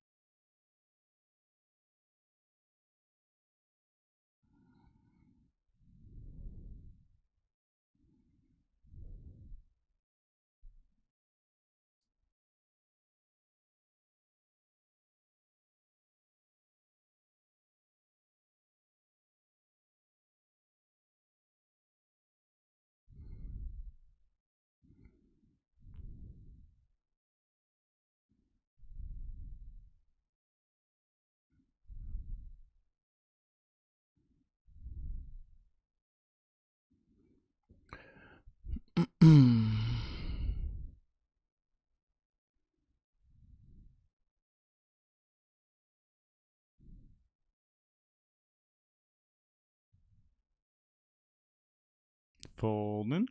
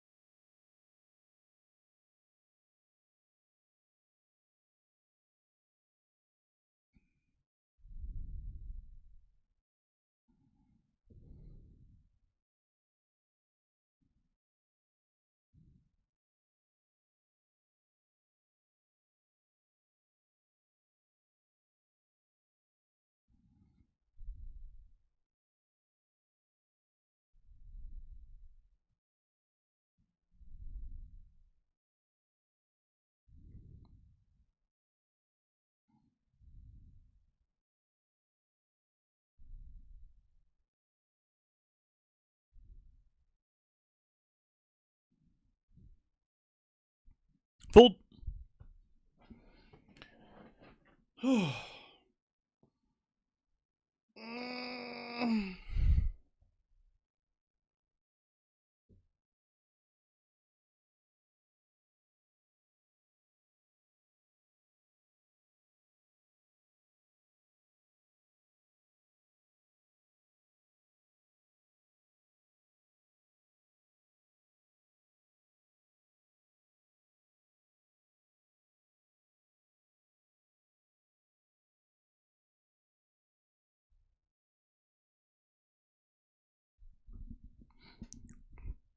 Okay.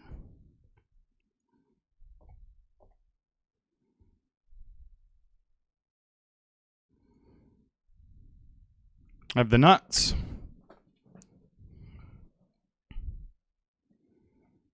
Nice. Felt like they had the queen.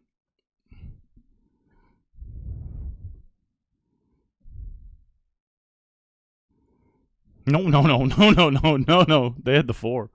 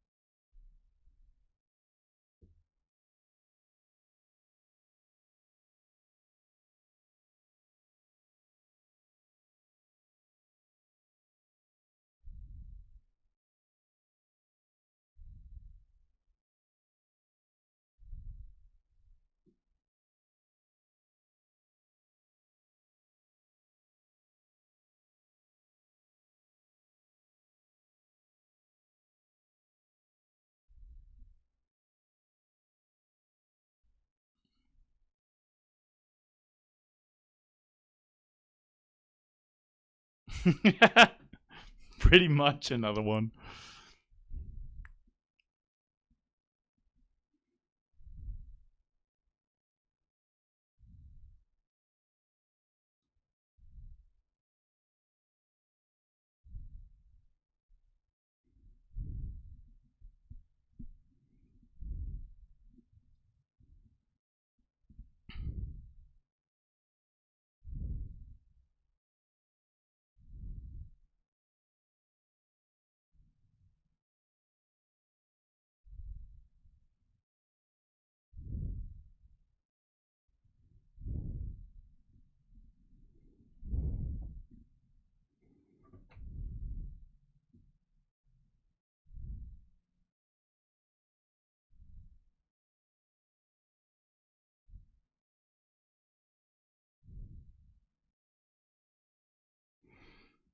Ugh.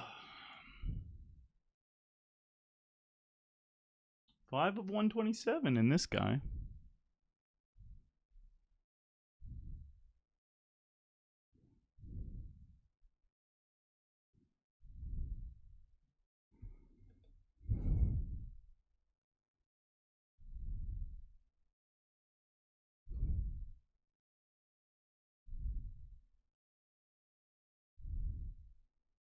I didn't want to give him a free card because they could have had a good low draw happening, and I don't. I definitely had the high locked up, so I didn't want to risk chopping. Sometimes I would slow play.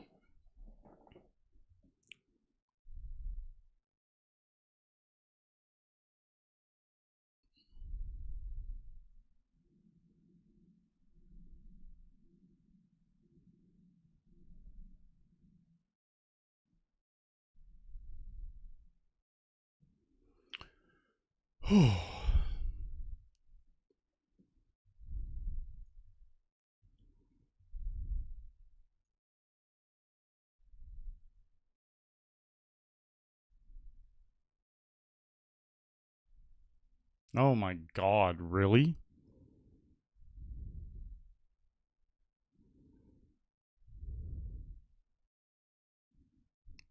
I don't even know if it's worth putting one more in. This is weird.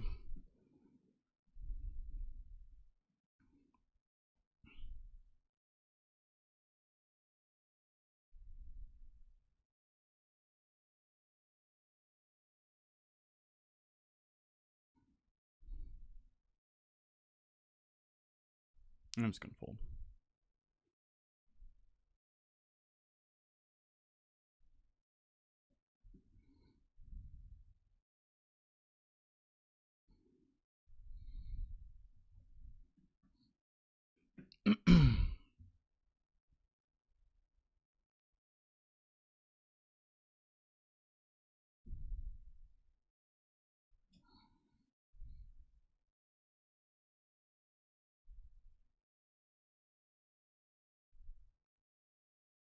Full house?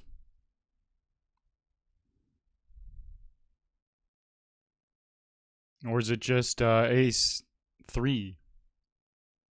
Ace 4, something like that.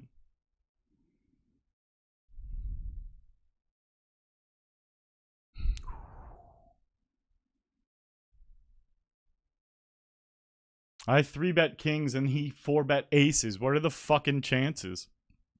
There was no 4-bets one time ever in stud so far today. And then when I get kings, someone has the good old aces to 4-bet.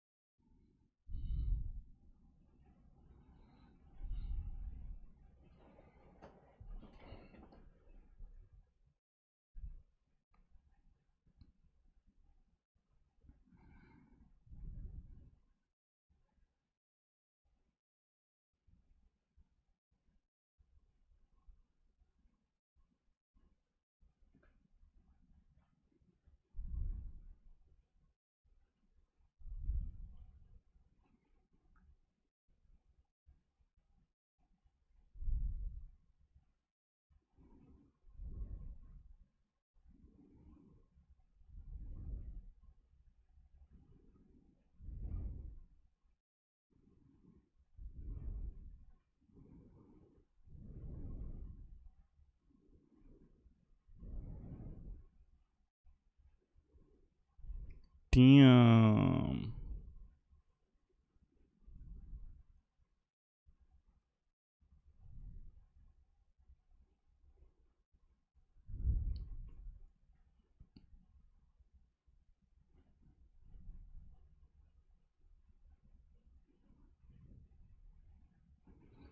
All right, all in here in the Hundy.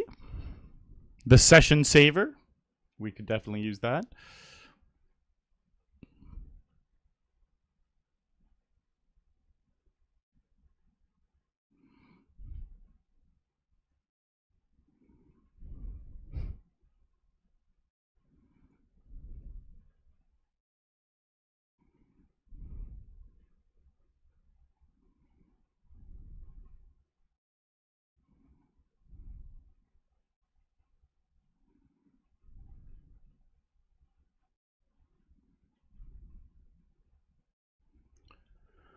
Okay, here we go.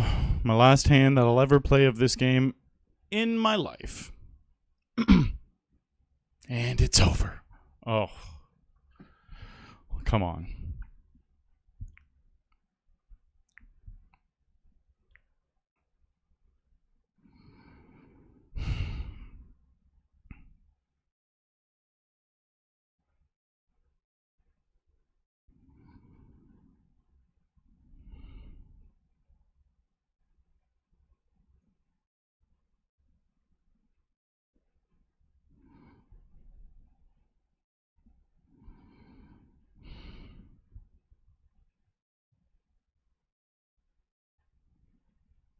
Thank you, Biscuit.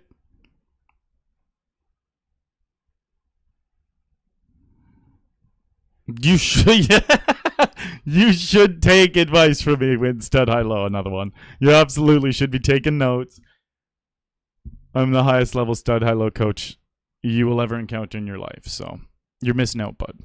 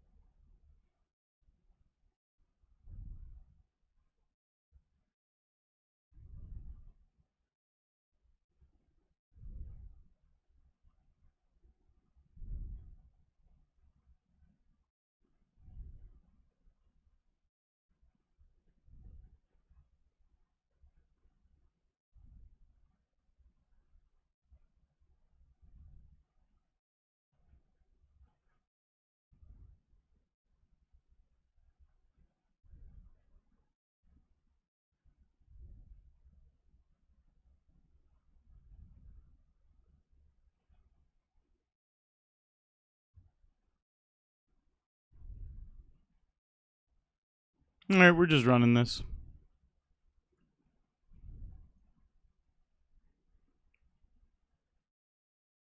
GG. Oh. The one game I was looking forward to getting done with. Oh. It's the only one I actually don't have any fun playing. Genuinely. Every other game I have fun. Even Stud.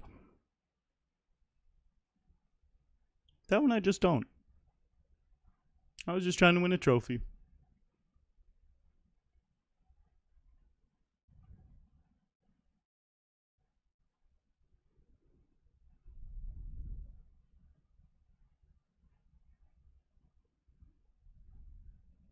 Yeah, Hercules. I should have done that.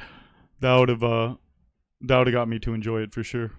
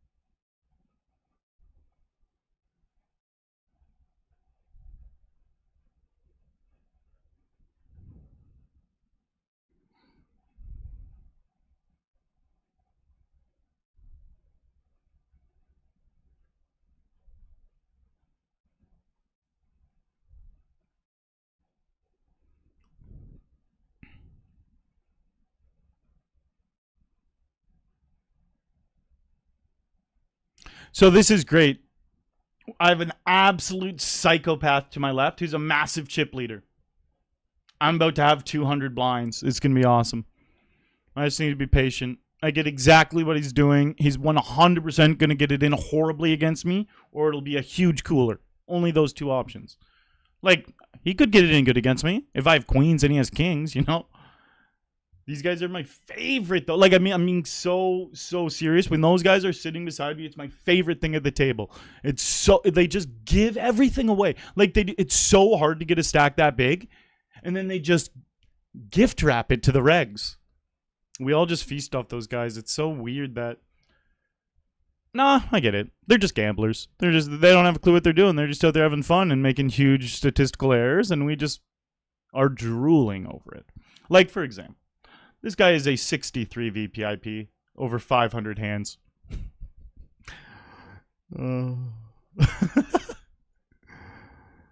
There's so many of those guys on the client. I didn't understand how many people play poker and know they're just going to lose their money. I actually thought most people played and like try to win. Some people just treat it like blackjack, you know? They just go to the casino. They know they're going to lose most of the time when they play blackjack, but the thrill they feel when they win. Some people just play poker that exact same way. But to me, it's wild because you can just learn poker and get good at it and be one of the people who has an edge like the house. So to just toss your money around like that has always been quite confusing to me.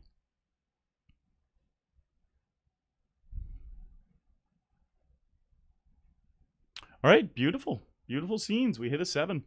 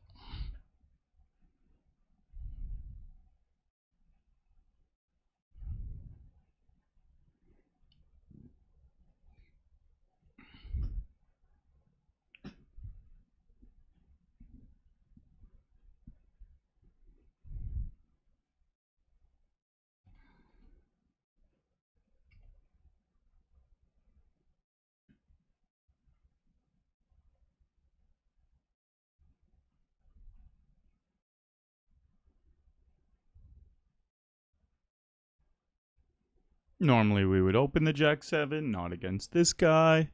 Just very easy, simple adjustments. 63 VPIP. And with a 20% fold to 3-bet. So it means he's playing it as crazy a wild a range as you can play. And then when people are 3-betting him, he still just calls. It's the best. All right, here we go. Aces with the last of our 7.5 blinds. Well, 8 blinds here.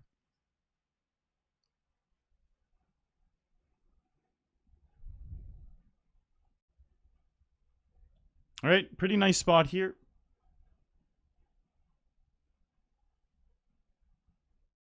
That is a chop. I have a $62 bounty on my head. We've already got $75 in bounties in the $100 game.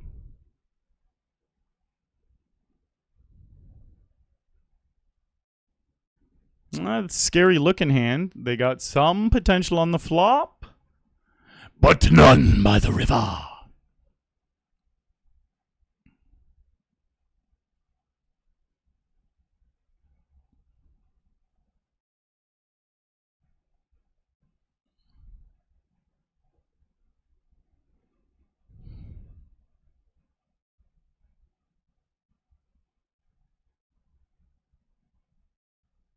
I hope tomorrow I have a little bit more energy than today.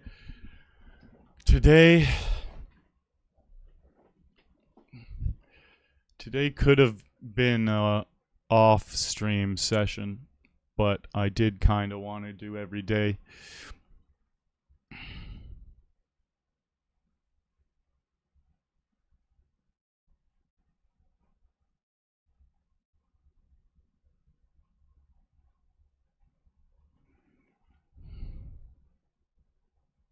Oh! It's break. See you in a few.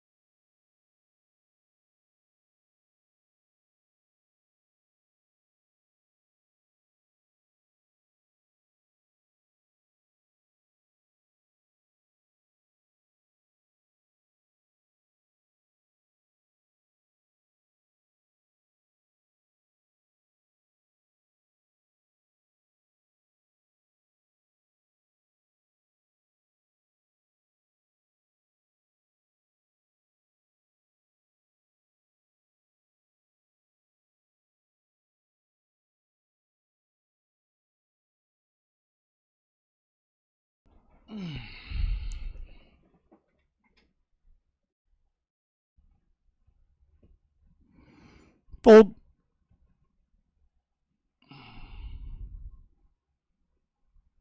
So I used to watch wrestling a lot when I was younger, and I stopped a long time ago, 15 years ago probably. But I want to go back and watch it again. I don't know if I'll like watch any current stuff, but even like I have Kane's entrance song on my new playlist and I hear it all the time and I keep thinking back to like when I was a little kid and hearing that entrance music and him come out. Undertaker was my favorite. That was his brother, you know. It's just like I met Kane in person when I was 12. Like such good memories. The Attitude Era, Stone Cold Steve Austin, The Rock, all that stuff. Like I want to go back and watch that stuff. Again, I haven't watched wrestling in 15 years, but I loved it as a kid. And now that they put it all on Netflix, like you can go back to the earliest days. And I'm going to watch some of the stuff, and I think I'm going to thoroughly enjoy going through years of it back in the day. It'd be funny if it pulled me into watching the whole like history up until more current times. That would take forever though, you know. I'm more just interested in reliving the Attitude Era days that the young Arlie was obsessed with and seeing if I actually, as an adult, still can get into it like that. Because, man, that was good shit, though. Like, young Arlie loved it, so I don't know why I wouldn't. Eric, good to see you, man. I'm just tired today, Eric. I'm not running too bad. Honestly, it was more just I fired 3 bullets into the 250.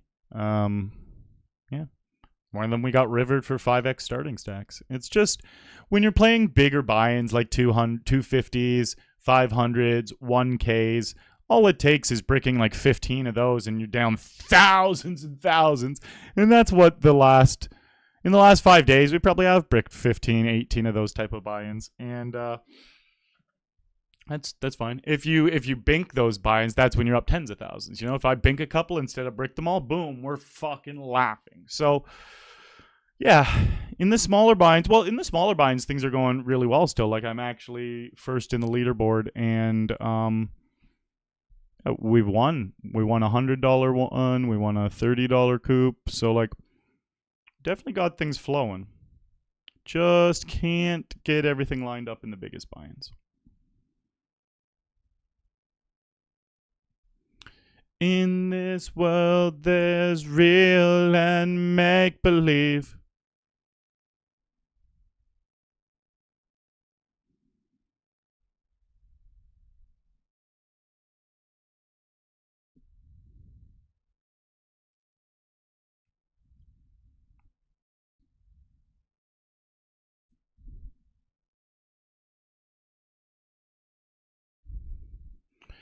You love me, but you don't know who I am.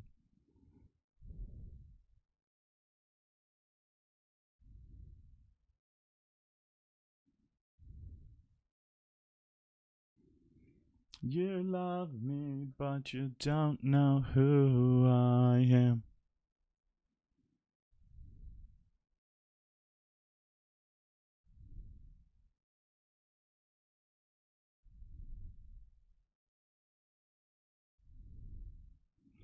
Oh, I never watched what happened, but this guy gave away a bunch of his chips already. Save them for me, bud. Save them for me. What the fuck are you thinking?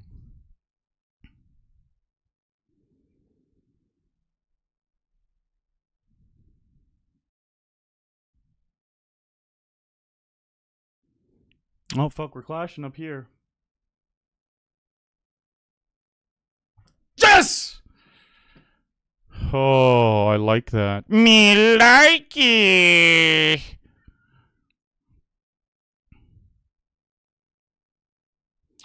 In this world, there's real and make believe.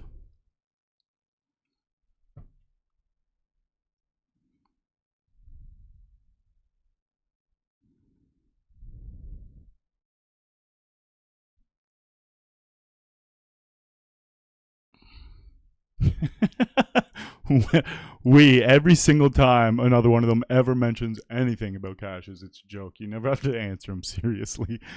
Just. Are you curious about watching wrestling? Again, because you aren't getting laid, the two things go hand in hand. Jesus! You got a camera in my bedroom? How do you know everything about me? My nightstand, me not getting any women ever in my life. What do you mean? Get out of my head in life.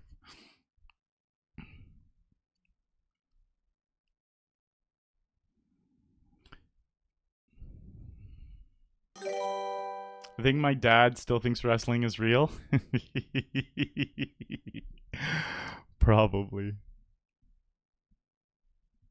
All right, let's see a sea of shining blue on the flop. 7, 9, 4 of diamonds.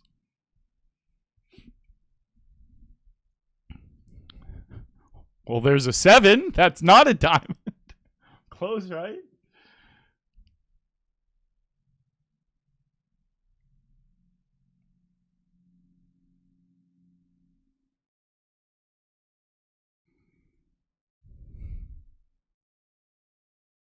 I used to watch Andre the Giant, Harley Race, Superstar Billy Graham.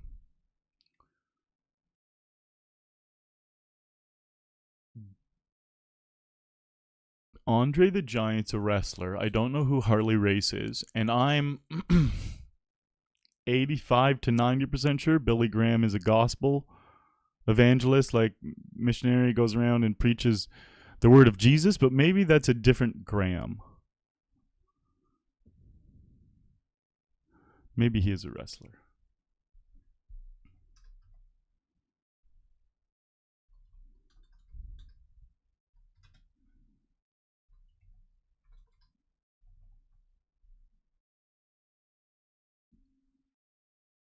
Okay. So he definitely is who I was thinking of. Is he also a wrestler? Or were you... He's also a wrestler. He's also a wrestler. Okay. Fair play, bud. Fair play. So here's Billy Graham, the wrestler. Wait, why is his name Wayne Coleman? Oh, was his stage name Billy Graham? Billy Graham wrestler, and this is who popped up. Yeah. Billy Graham. Okay, and then Billy Graham, the evangelical guy.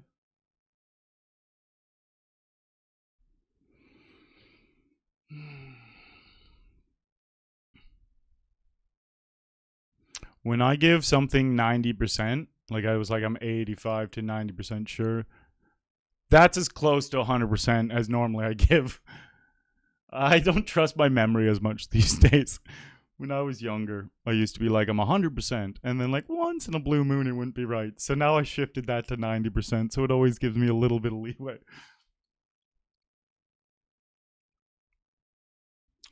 In this world, there's real and make-believe. So this is interesting. I'm just going to fold. I usually would jam here, but it's because I want to make sure I at least hit him in cash here. And he's going to be doing this with overpairs, nut flush draws, sets, and then stuff that I crush, like when I hit. But he does have the nut flush draw when he does this. If I had the ace high flush draw, I actually wouldn't fold here, even in this Coop. But the only reason I'm folding is because there's a leaderboard and points, and I'm being a little bit more cautious to at least hit the min cash here. But it's like, I'm not folding this. I'm still going to I'm going to just all in this. I just know with his sizing on that flop, he wasn't going to fold. He can fold to an all in here. I didn't want to get into a spot where I knew I was going to have to hit. Now he can fold, or I have to hit, or I have him dominated. Different. So I'll definitely gamble, but there's some spots where I won't. That's fucking perfect. See? That's fucking perfect.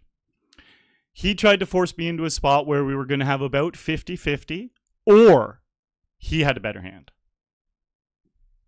Because again, he could have the nut flush there too.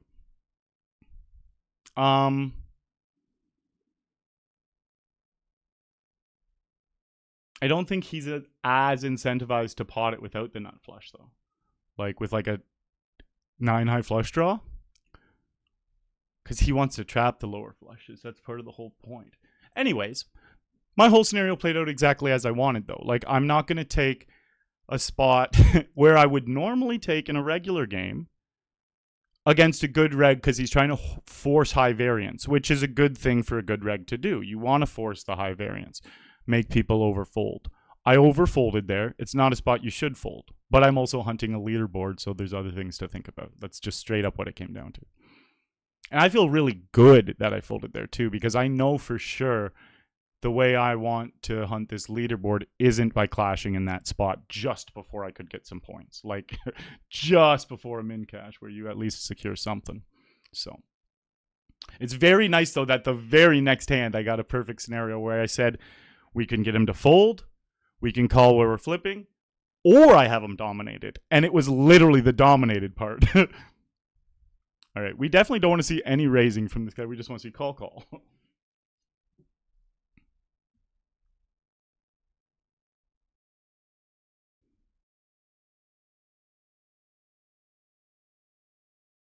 I went to a WWE house show in the 90s and Carlito called me fat. I say I can lose weight, but you'll always be ugly. That's awesome.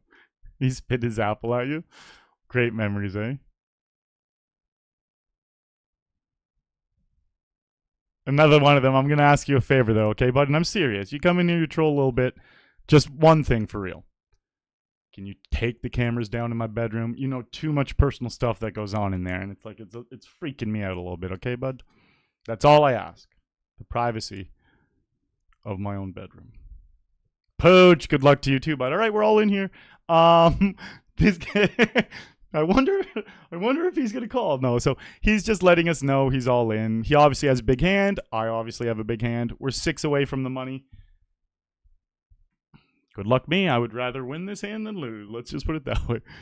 He has us covered for a bounty.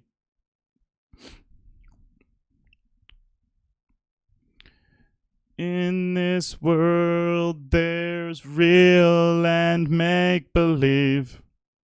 I'm going to write a little note about what they put in 1/3 of their stack with. Probably a hand like ace, queen, pocket 10. Yeah, like just obviously a big hand. Like a big pair or a big 2 cards. Which is so bad to do, guys, by the way. Like, it's a flip 50-50. I win that half the time. But the fact... I always try to explain this to you guys, like, because I need you guys to please never do this when you're playing. So, he puts in 6. All the regs immediately know he's got a monster. When you have a monster, you want calls. You want calls from the mediocre hands. You're always going to still get the calls from the ace kings, the jacks, the kings. Like, you're always still going to get those calls, but you want calls from the more mediocre stuff. Now, you get calls from the more mediocre stuff when you just play the hand like it's any other hand. Do the same bet you would do when you don't have queens. But instead, these guys literally might be wearing a sign on their head that says, it's queens or ace king, pretty much. Like, it's a monster. It's jacks plus. Like, okay, cool. Let's clash. Like, and then I get to fold everything that's not big. So, I'll make a little note on them that they made it 6x with queens, which is something I would have already assumed. But the next time I see it, I'll be way more likely to believe that it's a big pair, more than I already think.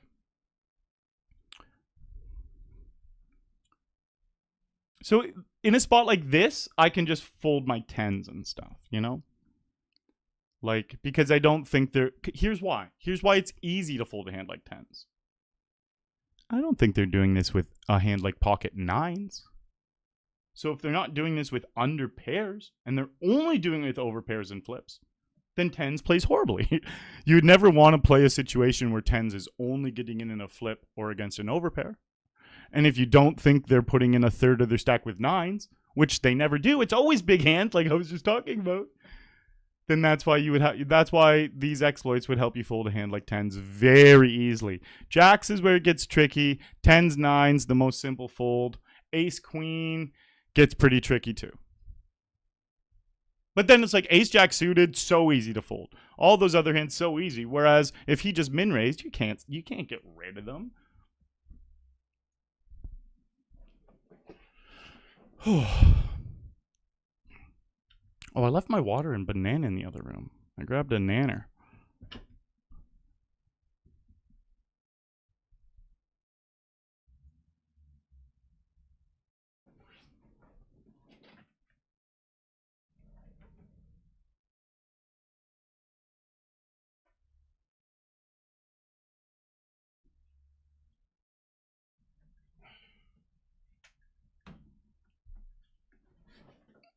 A 4 would be a cool river. An 8? Yeah.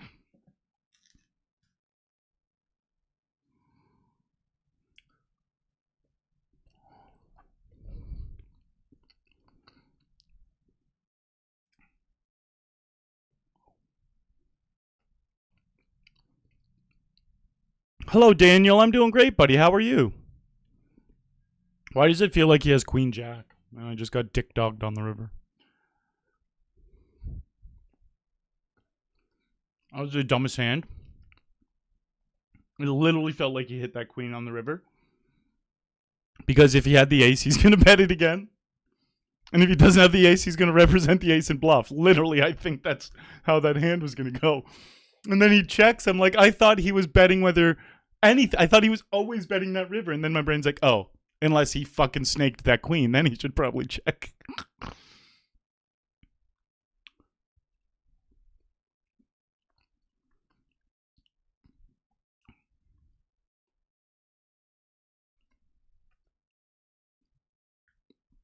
It's old school. Yeah. Well, I could tell when you were saying Andre the Giant, it would be old school. But I just knew Billy Graham was an evangelical dude, but he's clearly a wrestler as well.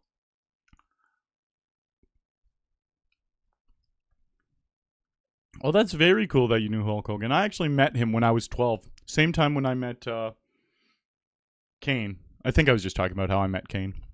At WrestleMania 12, it was in Ontario. Oh, sorry. WrestleMania 18, and I was 12 years old. I was definitely 12 years old, and I think it was WrestleMania 18. But, yeah. I met Brock Lesnar, and he was signed to the WWF, but he wasn't officially aired yet. It was just before his reveal, but I saw him walking around the lobby of this hotel. Some monster of a human. You knew he was a wrestler, but no one recognized him. They had him. So in the WrestleMania books, they had like full pages where people could sign, like full page. Brock Lesnar had to share a page with four people because he was unknown. And at the very back of the pages, they had a bunch of these unknown people that were all sharing pages. He was on one of those shared pages, and I got his autograph. I wonder where that autograph is. Hopefully tucked away in one of my parents' houses.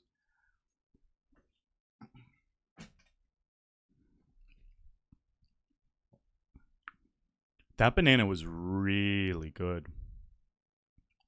Sometimes certain foods just hit.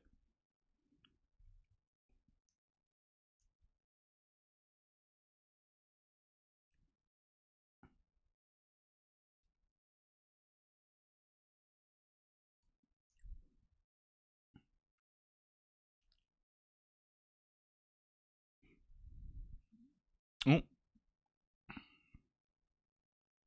Got 75 in bounties in that 100 I busted.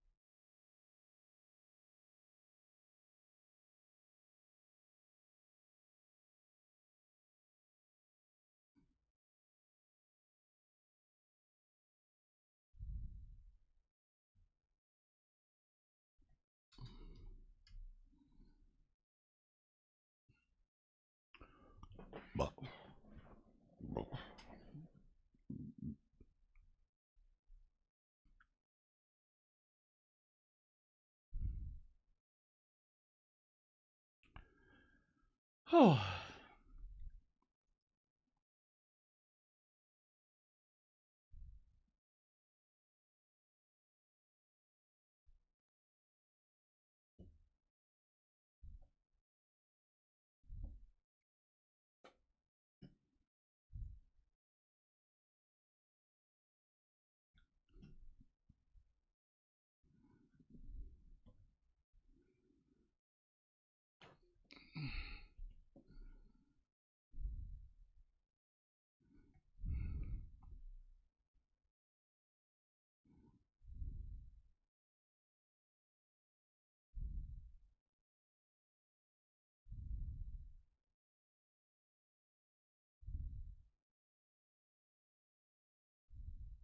Good stuff, Arlie.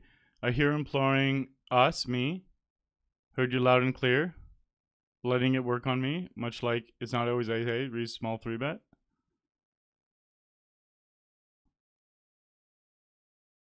It's never. It's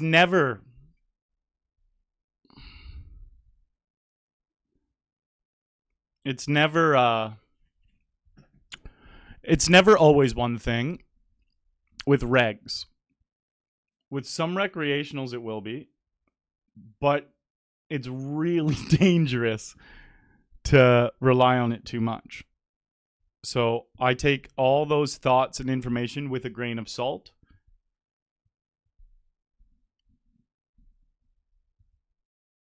I have 3 tables right now. We have the $75 hyper, the $50 Coop, 59, which we are 12 of 14, so we're getting close.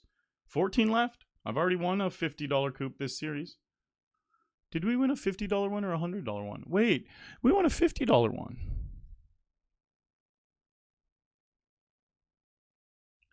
Yeah, you want to know what's so weird? For the last 2 days in my head, I've been thinking I won a $100 Coop and a $30 Coop.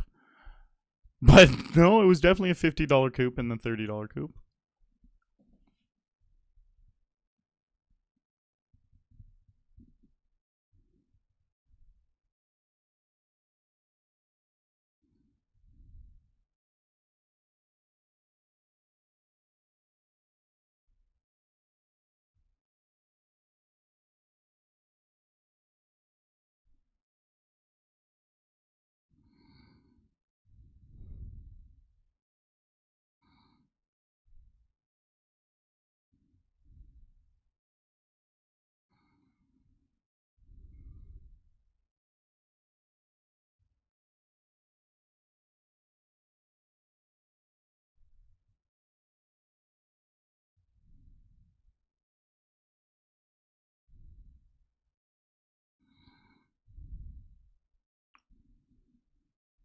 Mike Tyson's lisp. I met the British Bulldog Davy Boy Smith when I was younger. How cool is meeting wrestlers when you were younger? I got to meet a lot of them at WrestleMania. My dad was really fucking cool and got us a hotel. He figured out which... I'm from Toronto and they came to Toronto. He figured out which hotel they were staying at. I was obsessed with wrestling. It was my favorite thing in the world when I was like 12. And he figured out which hotel the wrestlers stayed at for WrestleMania. And he booked us that hotel for the weekend. So I met like 30 or 40 of them in the lobby of the hotel because they had to get up to their room. Like in the elevators, I would just ride the elevators, just press it all day long, hoping when the doors open, one of them could just be in it. They have to get to their rooms, you know? They literally had to go in the elevators. So that was the tactic. There was a bunch of kids that would wait there at the elevators. And I was one of them with my little autograph book, you know? My dad was there. My sister was there. And I met Kane. I met Big Show. I'm at the Big Show. Like I was 12 looking up at the Big Show like holy crap. Met like Tori Wilson and Tajiri and Al Snow and just like so many of them. I saw Kane eating breakfast, but this was when Kane was supposed to be all scarred with and he never took his mask off. And I saw him eating breakfast without a mask on. That was like when I saw like literally and figuratively behind the veil where you're like, wait a minute. Like I actually, at that point in my life as a 12-year-old, believed he was super scarred from a fire. That was the storyline. And then I saw him at breakfast Totally normal looking. And then when they finally did do his face reveal, they made him look all fucked up by making him shave his head and eyebrows and beard. But when I saw him, he had long hair, eyebrows, a beard on his face. He was like a normal human. So I was like, what's going on here? Why isn't he burnt?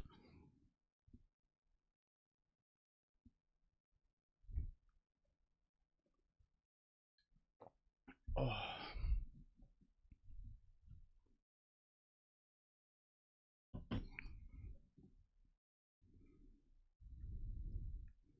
Alright, gotta find our all-in up here now. Lewis, ups and downs, buddy, ups and downs. Overall, like, this year's been very good for me. This series, the best of both worlds. I've won a couple Coops. We're in first in a leaderboard. We're streaming every day. And, we were up thousands, and now we're down thousands.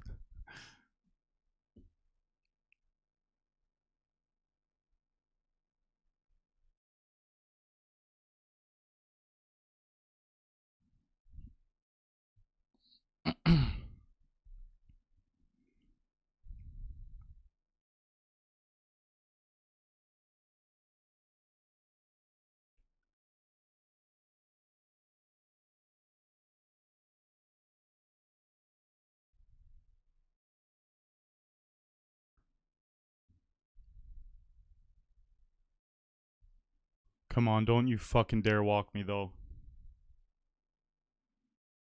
It's so exciting because it's like they could jam.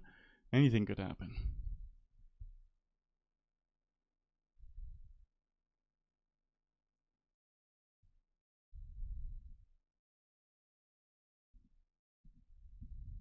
It's literally the dumbest flop, though. Like, might as well just be ace, king, 3.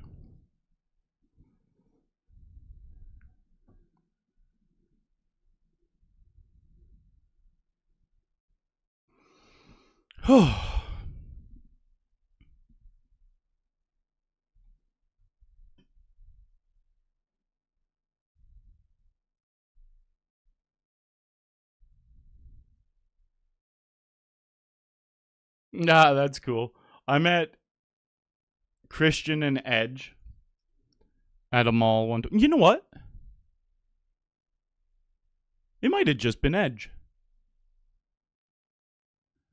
I met Christian and Edge, or just Edge, it feels like. I met... That's funny. I don't remember the memory correctly, if it was both of them or just one of them. But I definitely met the Hardy brothers as well. The Hardy brothers were at a Pizza. It was really cool because my dad knows the vice president of the company Pizza, which is like a pretty big pizza chain across Canada here. And they were doing the meet and greet inside the Pizza before, like, the store was closed. And we got to go 15 minutes before the meet and greet started and have like our own private meet and greet where we didn't have to wait in the line for like hours, and we actually got to like hang out and talk to them for a few minutes, but like before they started their official meet and greet. That one was very cool. I met McFoley, but that was at a book signing. McFoley has this thick fucking book, probably, if I remember correctly, like 700 pages or something, like a beefy book. And I read the whole thing, and then I went and got him to sign it. I loved wrestling. That was my thing for sure. So yeah, like I said, I'm going to go, and I haven't watched it one time in 15 years. Not even like a big event, nothing. I have no clue anything. So I'm just going to go back and on Netflix and watch some of the stuff I watched back in the day. Soak it in.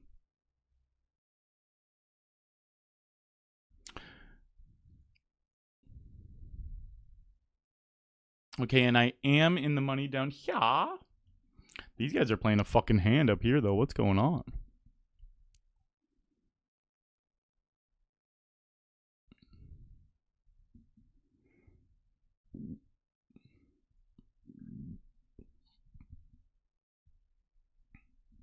The Big Show is one of my patients. I'm a Cairo in Tampa. I have a picture of me adjusting him. Oh, that's very cool. That is very cool. What a monster human, eh? Obviously. You don't get a name like The Big Show in a professional wrestling organization by not being a monster of a human.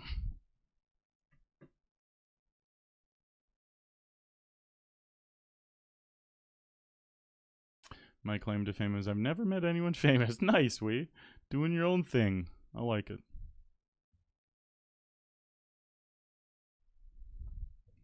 Right, fold down here. Fold here. I'm running in circles, baby.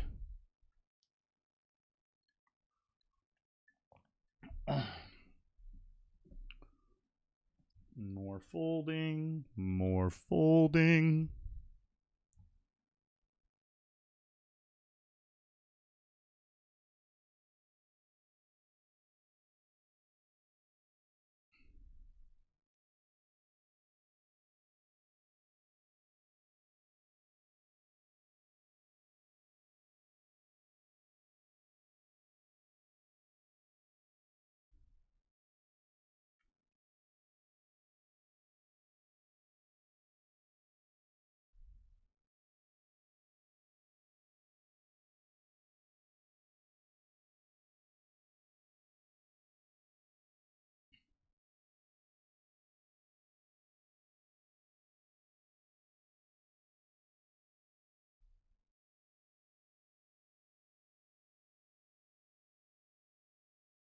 Fuck, we need something over here, guys. We're 12 of 12, but one double up and we're over 20 blinds, so we will be patient. All right, we're going to do this one.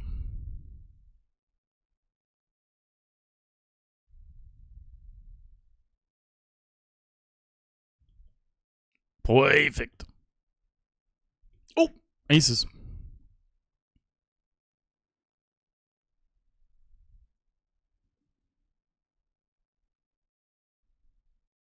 I'm running in circles, baby. Give him like ace jack. Boo.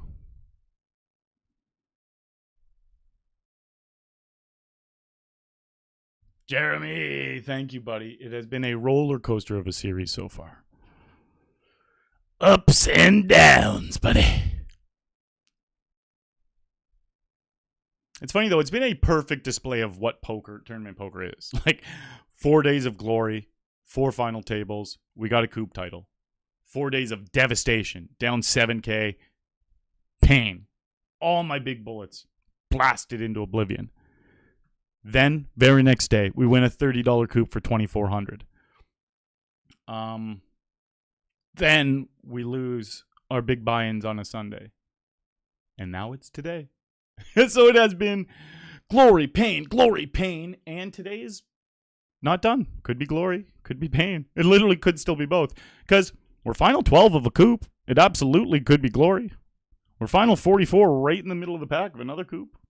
Could turn that into some glory, you know? But we're also down 13-20 at this point. And if we don't get some juicy cashes, then pain is looking more probable.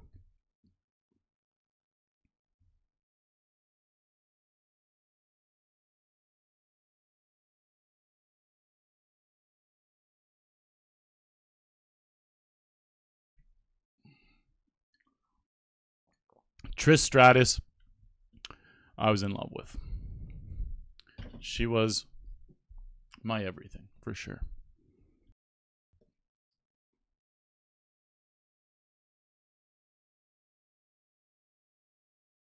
Trish Stratus was one of the women that made Arlie realize,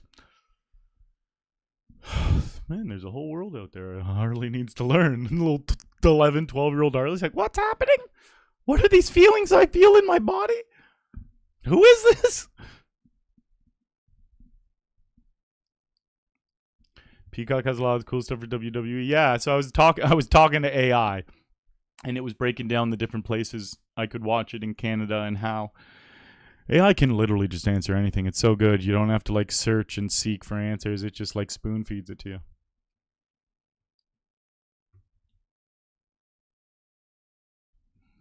I'm running in circles, baby.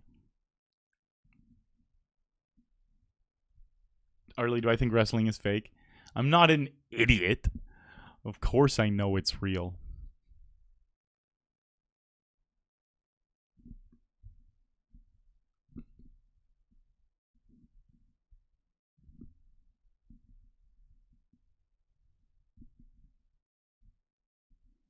In your dreams. Oh, double N. I never read the in your dreams part. That's kind of hilarious.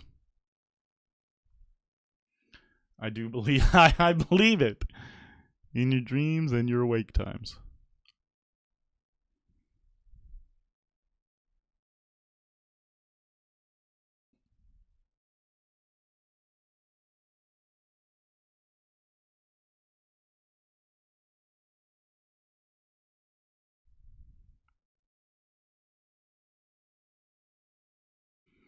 I'm running in circles, baby.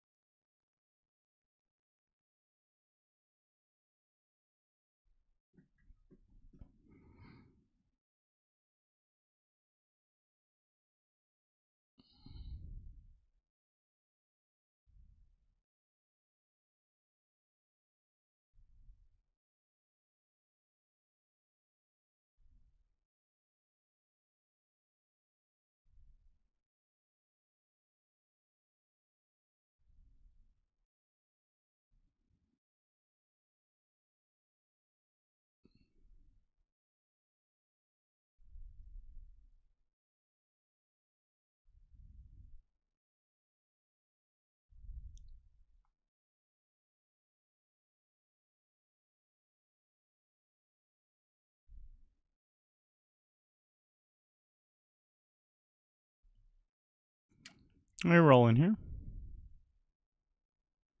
Cool.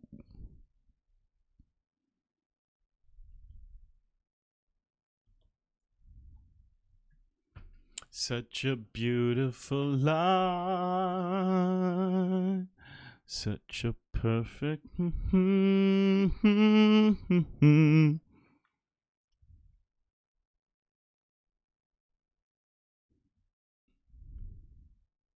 Such a beautiful lie to believe in.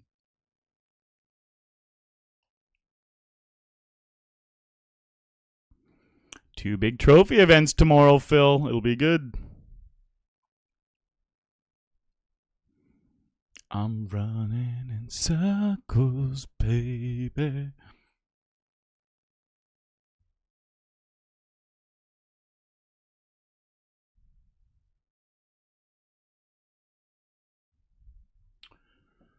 Fold.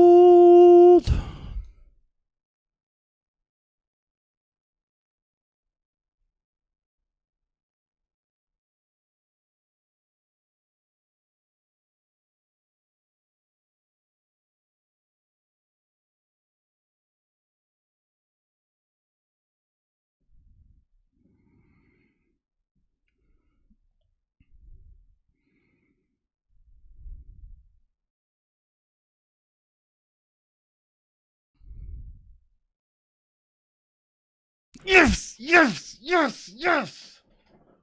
See, guys, we were short. Now we're 26 blinds right in the middle of the pack. My God.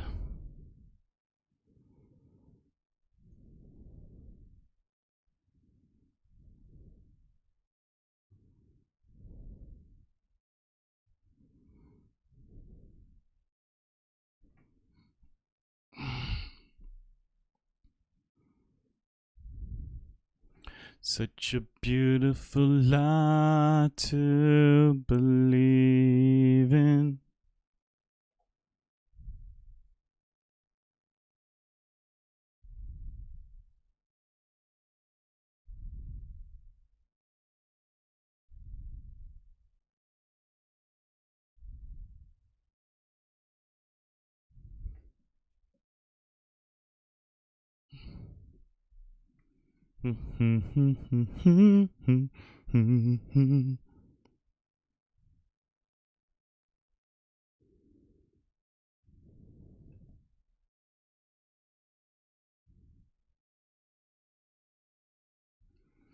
Such a... You got your first boner watching Stacy Keebler. Now we're learning the important information about chat.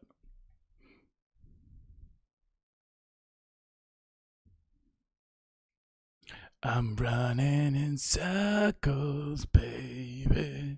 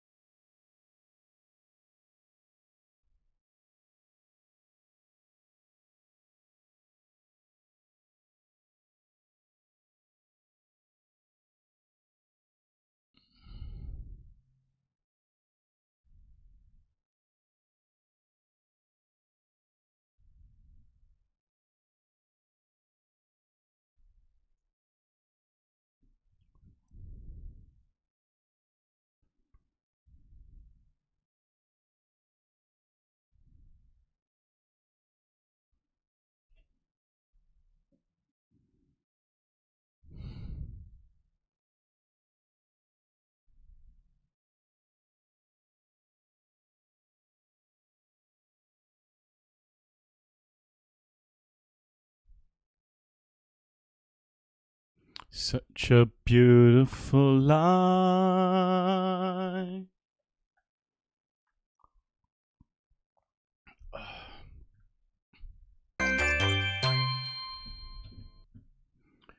I watched it. I enjoyed Wednesday. I enjoyed that series. Hoshiyomi dropping the sub on YouTube. Thank you, bud.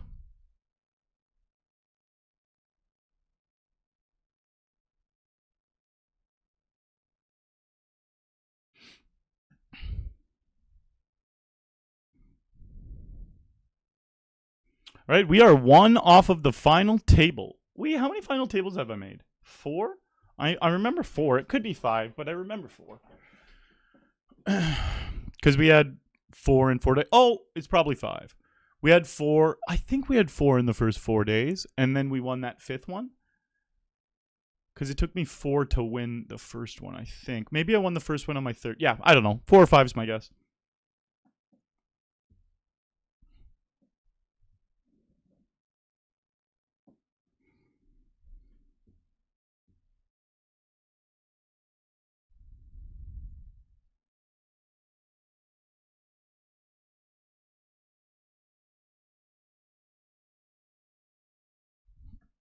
That sucks.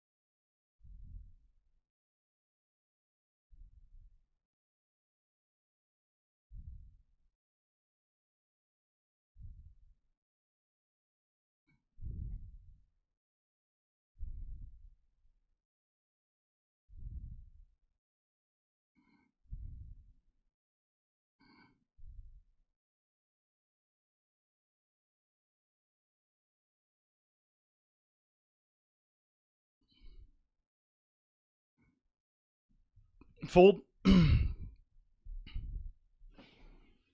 Oh, we are final table.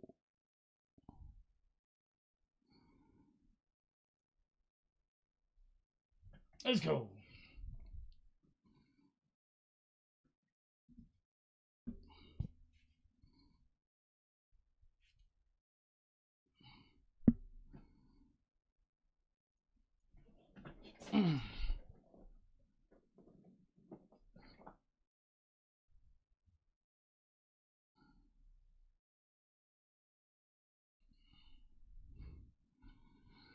Oh, we got 20 blinds. Like, we are not as critical as we were.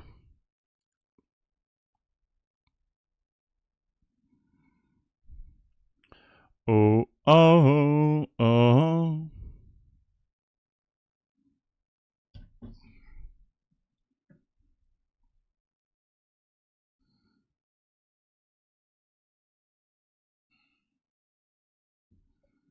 All right. Oh, another ladder on the final table. You love to see it. And we got some 10s.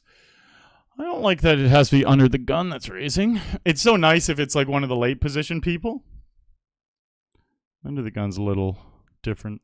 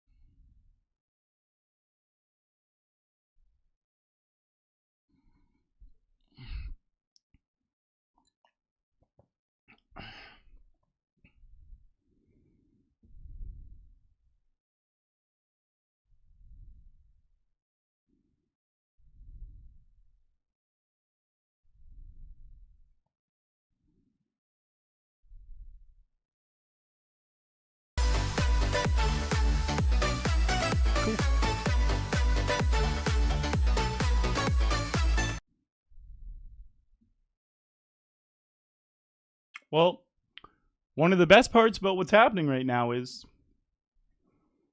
this $50 game goes towards the leaderboard that I am already winning. So this is going to definitely add some points to me.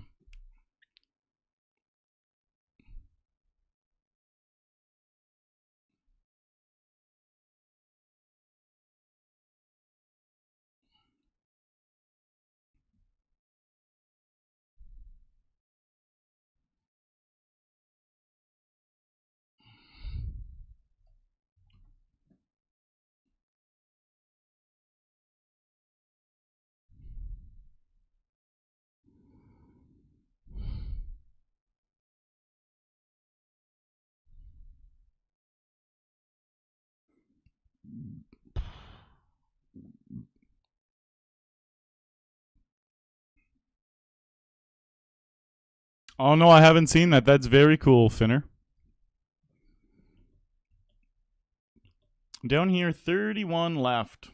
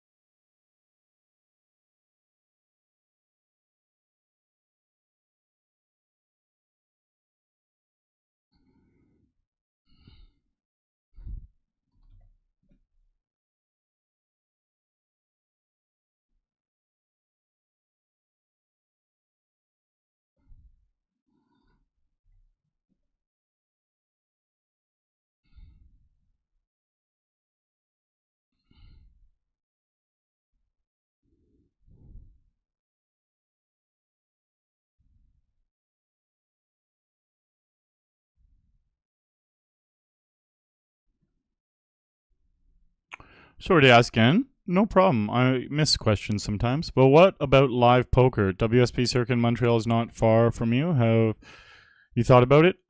So I play almost exclusively online because I like streaming, creating content, and I like online poker. And that's my whole career, is like my sponsorships and my it's just what has turned me into a full-time player, is both the content and the stream and the poker side of things. So I really do focus on that. I would love to just travel the world and play online and play live poker stops, but it wouldn't be good for my career. It would just be fun. That's how I look at it. Like, that would be like fun summer camp, but I wouldn't be like streaming.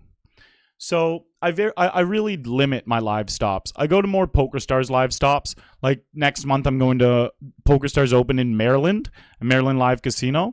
It's an amazing stop. I've been there a couple times, but it's been so good the last few times. PokerStars is deciding to do one of their official PokerStars Opens there. So this one's going to be bigger than usual, than the last couple times I went. So that's next month. Then in November, I'm going to Vegas. PokerStars is doing the NAPT at Resorts World in Vegas from the 3rd to the 12th. So I will be in Vegas for that. So I got a couple live trips coming up this year. But not going to the playground for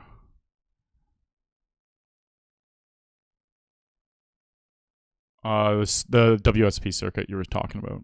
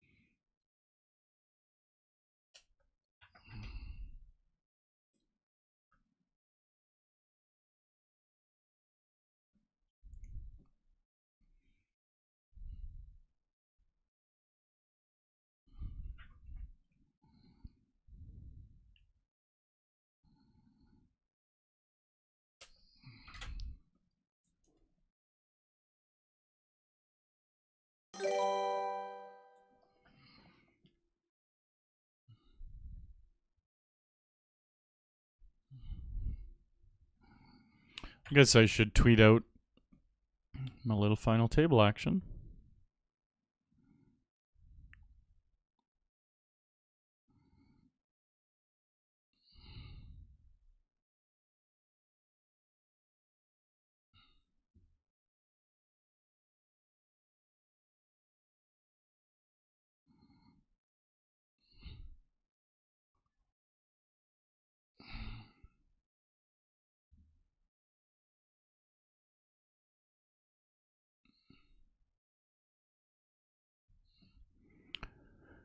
I'm 25 of 25 down here. We've somehow got ourselves as a short stack again.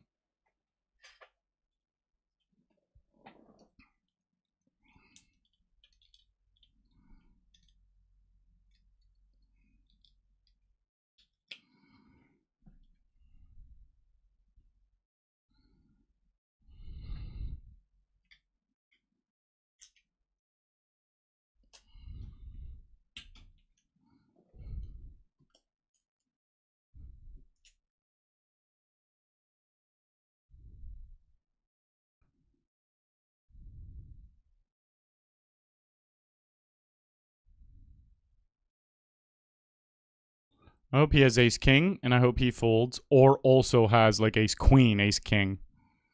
Feel like he would call with ace king, so.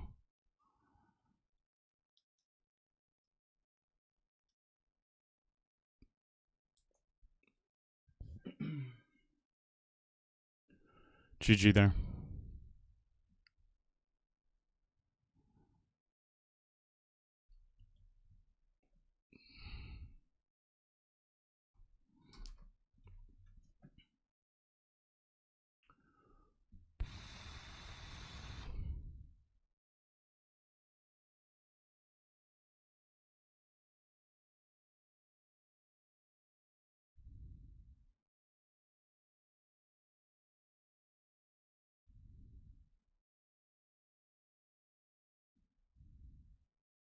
All right, quick little break here, guys. We'll be back with the final table. Let's win this bitch.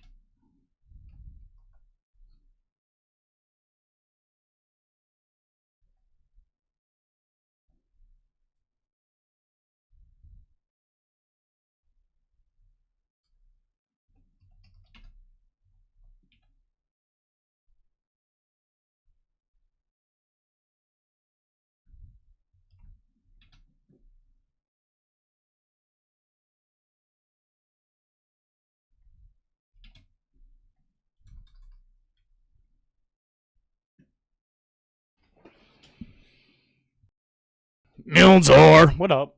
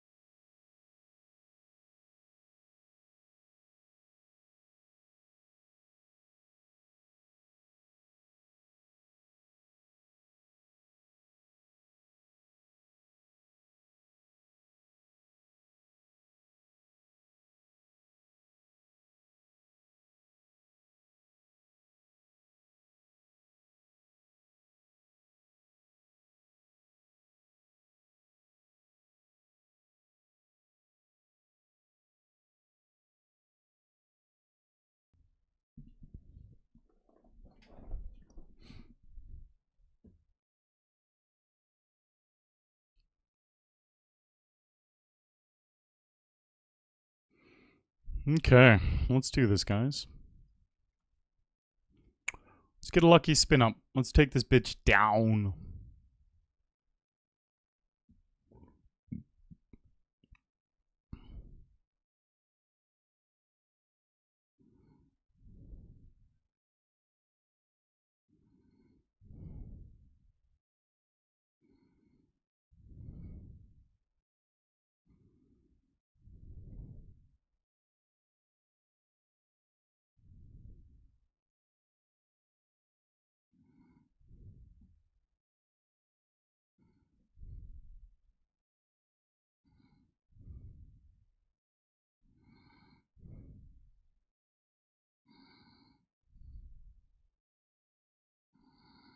Hello, Grinder Girl.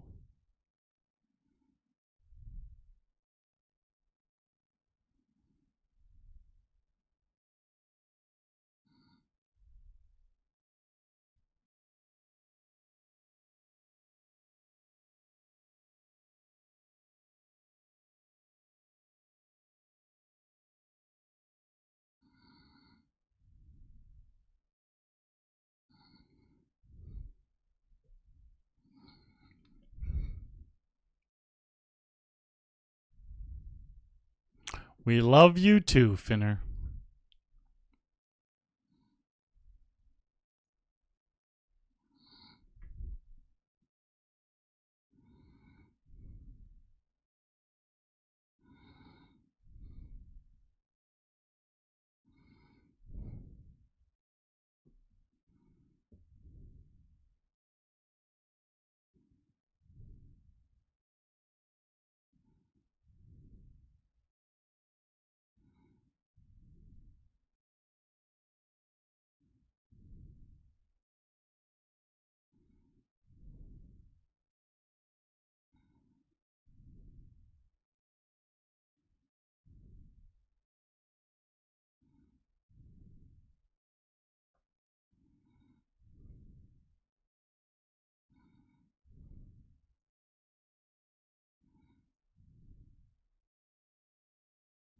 D Sassy Angel.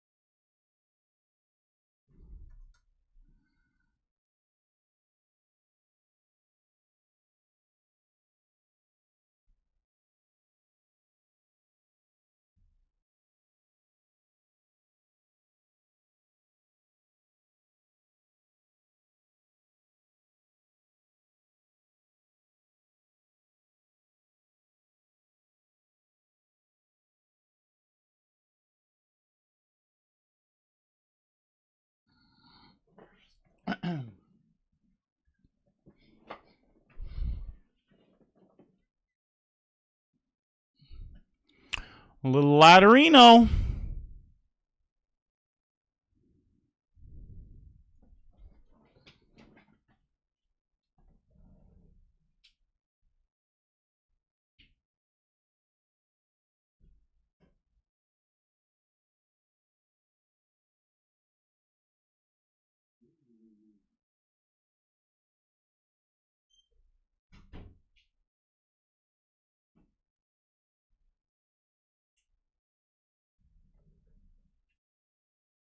So once in a while I order groceries, especially like, well, today I did. During a big poker series, convenience comes over everything. And I don't eat avocados. I love a lot of different fruit, just not avocado. And somehow, I couldn't possibly understand how, but somehow he put avocados in my order. I'm like, what could he have mixed up and given me avocados for? Because he gave me the other fruit I asked for. It's not like he even replaced a fruit. It's almost like he just added it extra.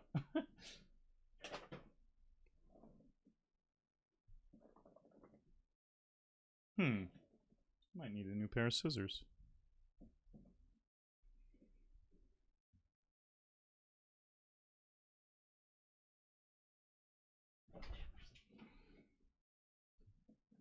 Well, today's been a fun, chill stream. Very low key today. I was honestly very tired and super low energy, but I enjoyed the stream still.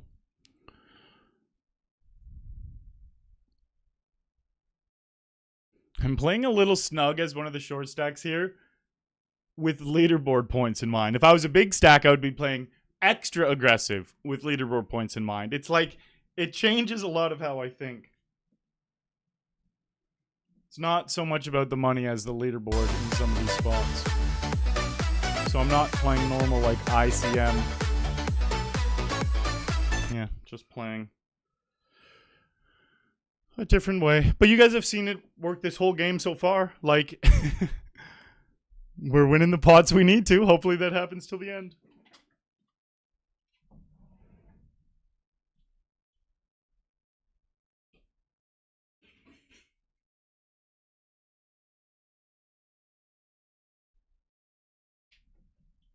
And it's hard to know exactly how I should be playing, because it is fun, like, coming up with game theory optimal for trying to win leaderboards, but it is also, like, completely made up in my head. Like, there's no fucking studying or anything for leaderboard races. You gotta, like, sometimes give up money spots for leaderboard wins.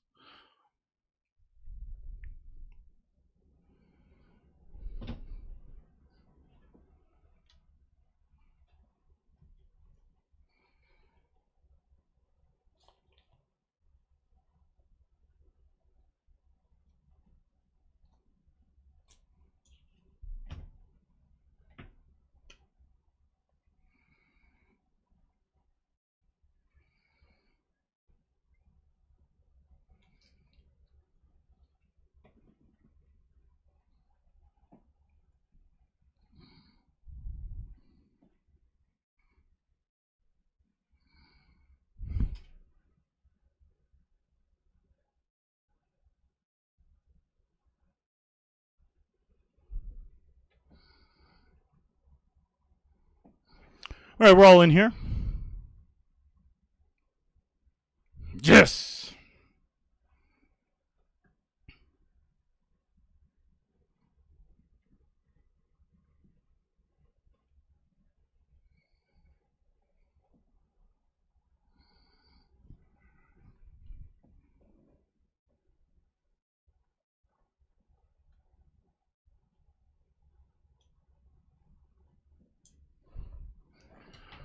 Okay, well, here's my jacks.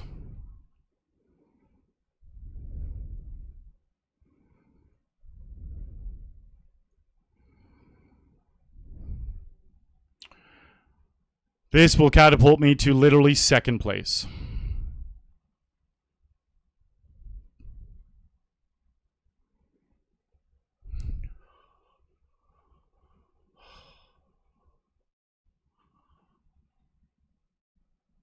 That makes me happy. And I'm in second place.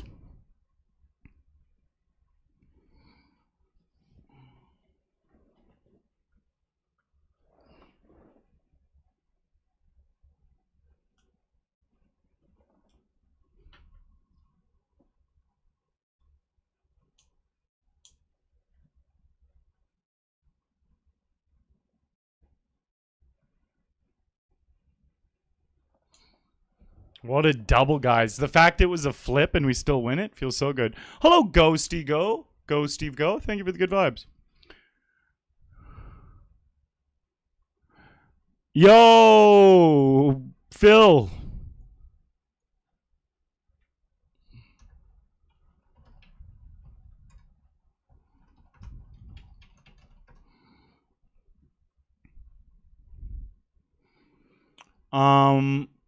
What are you asking specifically, Lewis? What about it?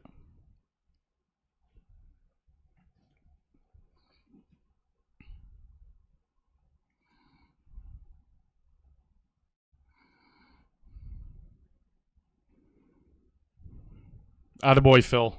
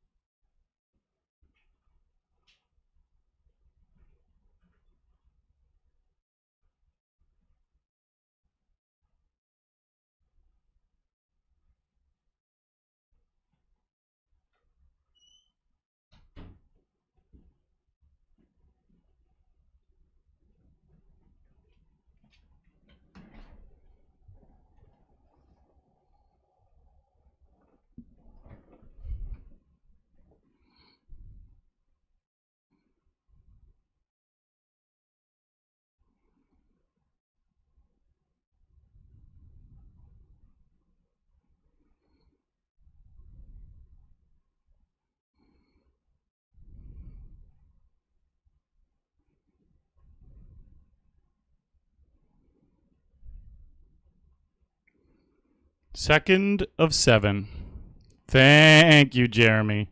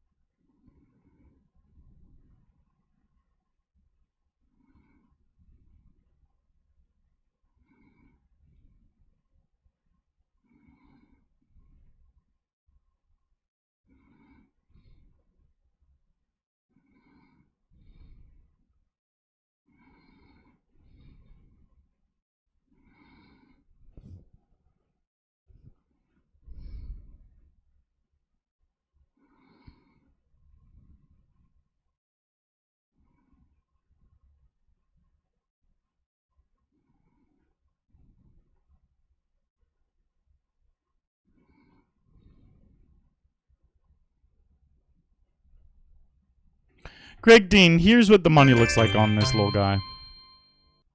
Hey, Zerg Roots coming in with the YouTube sub. Thank you.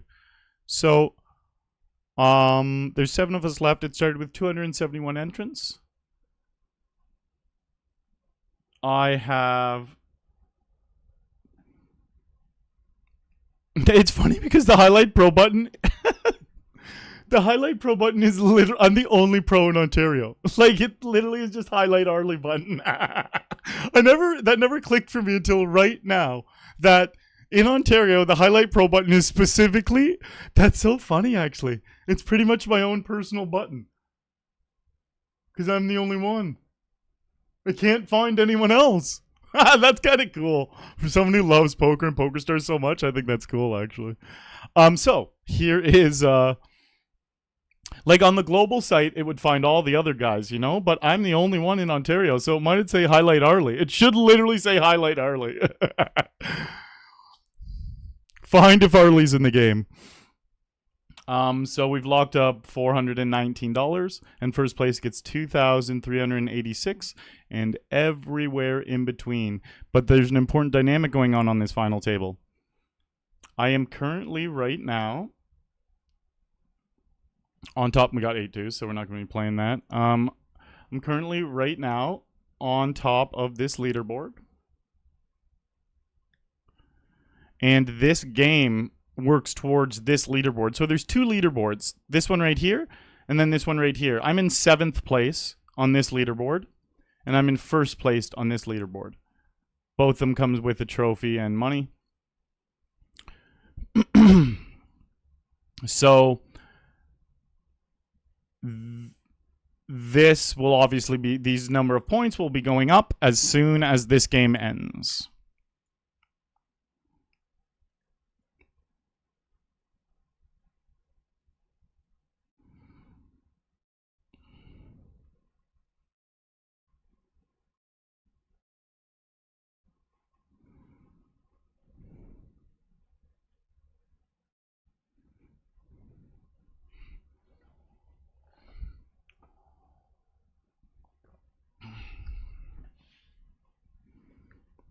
$10.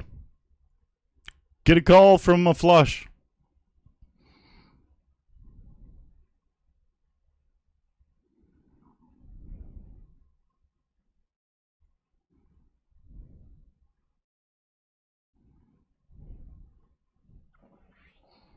Good morning, Knots Off. You heard Connor's trying to get another fight. Yeah, he wants. So there's going to be a fight at the White House. next 4th of July, or it's before 4th of July, like a month before, June, I think. Yeah, they're literally going to have 5,000 people on the White House lawn, and then another like 80,000 people in the Parker Memorial area beside the White House.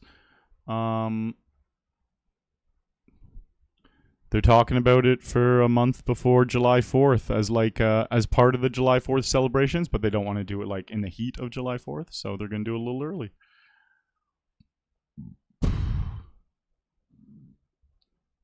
But Conor McGregor wants to fight at the White House. And Dana White's all for Conor fighting there, so it'll be pretty damn cool. The event's going to be cool regardless of who fights there. Like the fact that a sporting event is going to take place at the White House and it's my favorite sporting event is kind of cool.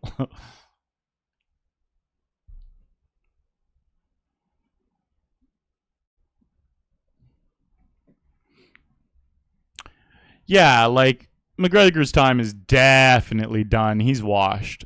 It would just be more of a spectacle to have him there than like anything to do. Like he's obviously never making another title run or anything like that. Just the biggest name in the sport, so would draw a lot of eyes to it. And they're talking about doing it free on TV, like just broadcasting it on TV in the States and all over the world, like, which is crazy. The amount of eyes that would actually get on it.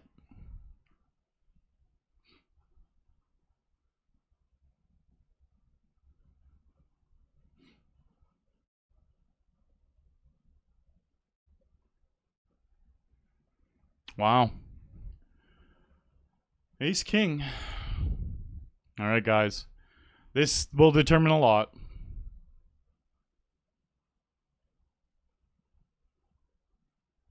Yes! Yes! Ah. Ah.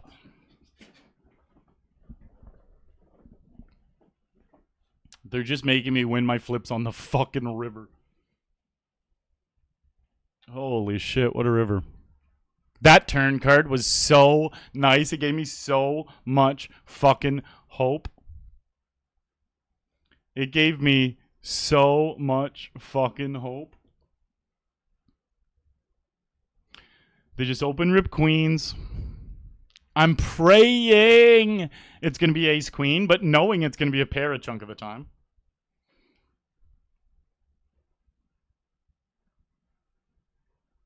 What a turn. That also gives me the 4, the heart, the ace, or the king. Wow. He put in about 40% of his stack pre-flop.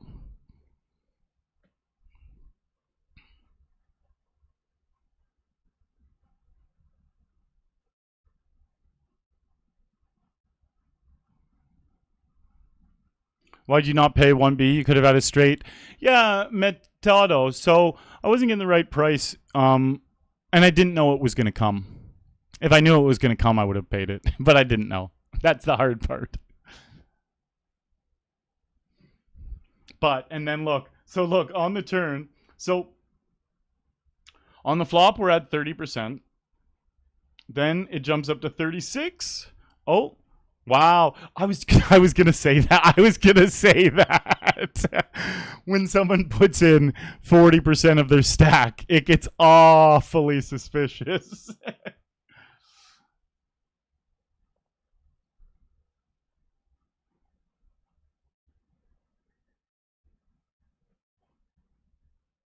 Taking down this game counts over both leaderboards? No. So these leaderboards are games that cost over $100. Like the 250s, 500s, and 1Ks I've been playing go towards this leaderboard. And I was first in that leaderboard for a bit. Oh, if Jack 9 holds, it's really good for the table. It would just been better because this is a good player and this isn't a good player. So to have him have all the chips would have been glorious. Plus now he can spin that stack up. So there's 2 reasons why it would have been really nice. But what can you do? So yeah, this is all the 250s, 500s, and 1Ks. And then this is all the... Oh! See, look, he is spinning it up now. God damn it. And then... Oh, no, 10 on the river. We get another ladder. And then this is all the $10, $20, $30, $50, and $100 games. So that's the one I'm winning right now. I've won a $50 game for $3,400, a $20 game, a $30 game for $2,240, and now we're final table chip leading this $50 game.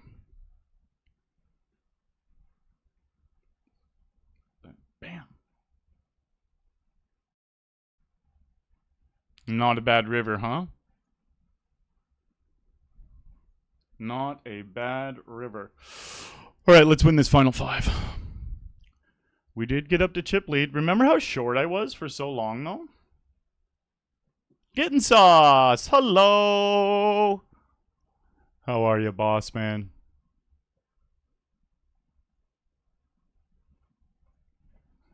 Greg, I'm a massive UFC fan. Let's talk UFC. Let's talk UFC. What do you want to talk about? The fights coming up are all fucking awesome. They're so exciting. Who do you think's gonna win between, like, let's see, Shevchenko and Wei Li? That's an interesting fight. That's actually really interesting. You think Wei Li is gonna dethrone her? But yeah, Sandhagen Merab, very cool.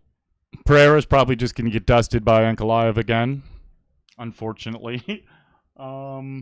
Aspinall and Gone is I'm who isn't obsessed with Aspinall, but I'm so obsessed with Aspinall. I'm so obsessed. Oh, just amazing stuff coming up. Really, really good cards. Khalil and Yuri, like there's just amazing things happening.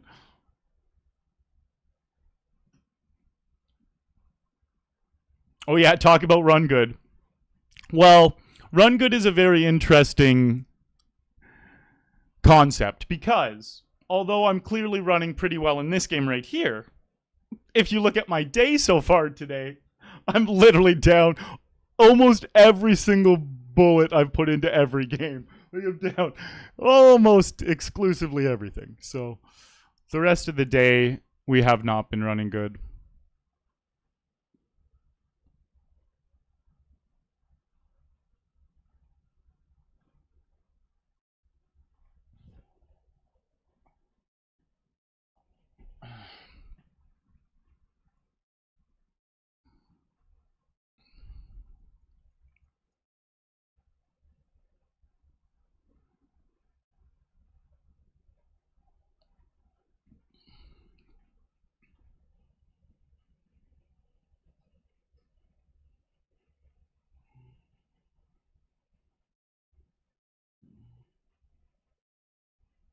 Oh, my eyes are itchy from my allergies.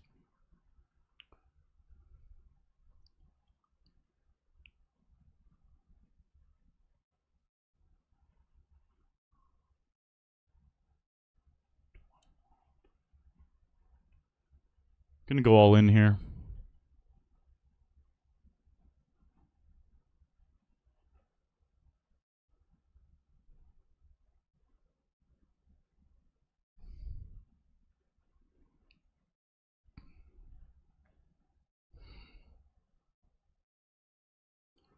Very sad.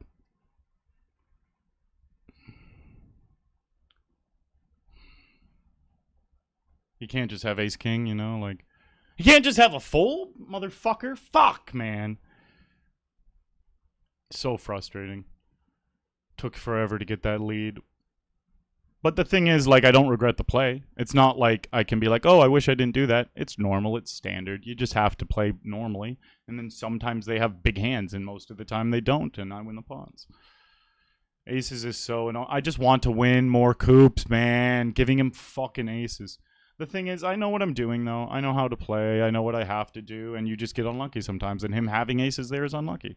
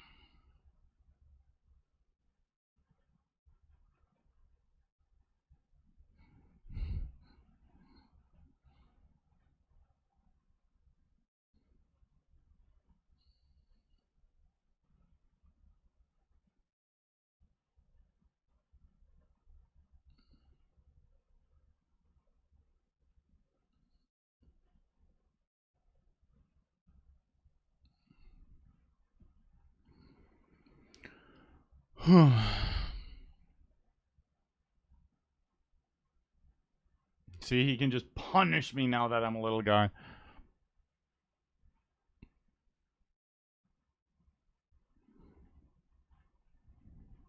I'm calling here. No queen, please. Yes. Yes, yes, yes, yes, yes. I honestly got so much better at poker over the last, like, year. Literally. It's so weird. I never felt like everything just truly clicked until this year. I know I have a lot more to learn and improve, but, like, the stuff that's clicked for me over the last year has made me so confident. It's made me so much calmer, too. It's really easy to be level-headed if you're really confident about all the decisions you're making. You're just like, it just becomes another day where you're like, well, if I lose this hand, it's fine. Folding it is the big mistake. Like, I can't control if I win or lose. I just know calling is the right decision and folding is the wrong decision. If they have aces, that sucks. If they have a bluff that gets there, that sucks. But I'm just going to do what the right play is. And that queen 5 suited isn't a punt, by the way. That's fine for him to do that. He's putting pressure on the little stacks. I have to be aware of that and be able to call off properly. And he's hoping that me and Phil might be a little bit on the more snug side, but not even that. It's just a good profitable thing to do with big suited hands to the smaller stacks.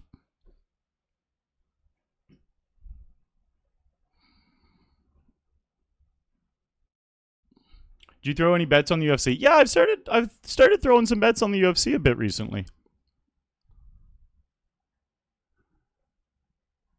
I've had some nice scores and some devastating losses. Who was the last UFC? Once the UFC events happened, my brain's awash. I bet big on the last main event. It was one of my bigger scores. I'm going to have to look it up because off the top of my head, I can't remember, even though I won like over $1,000. Oh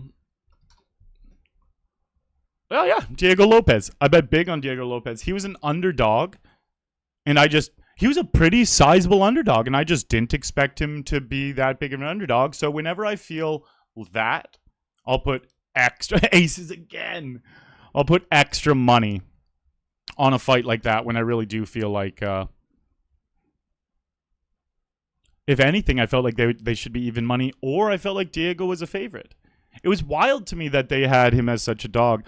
They had him as a dog because he just came off a loss to Volkanovski, who is literally a few years ago was the pound-for-pound #1 fighter in the world. Like, and he's the champion. So Diego lost to one of the best champions ever, and John Silva was coming off of a win.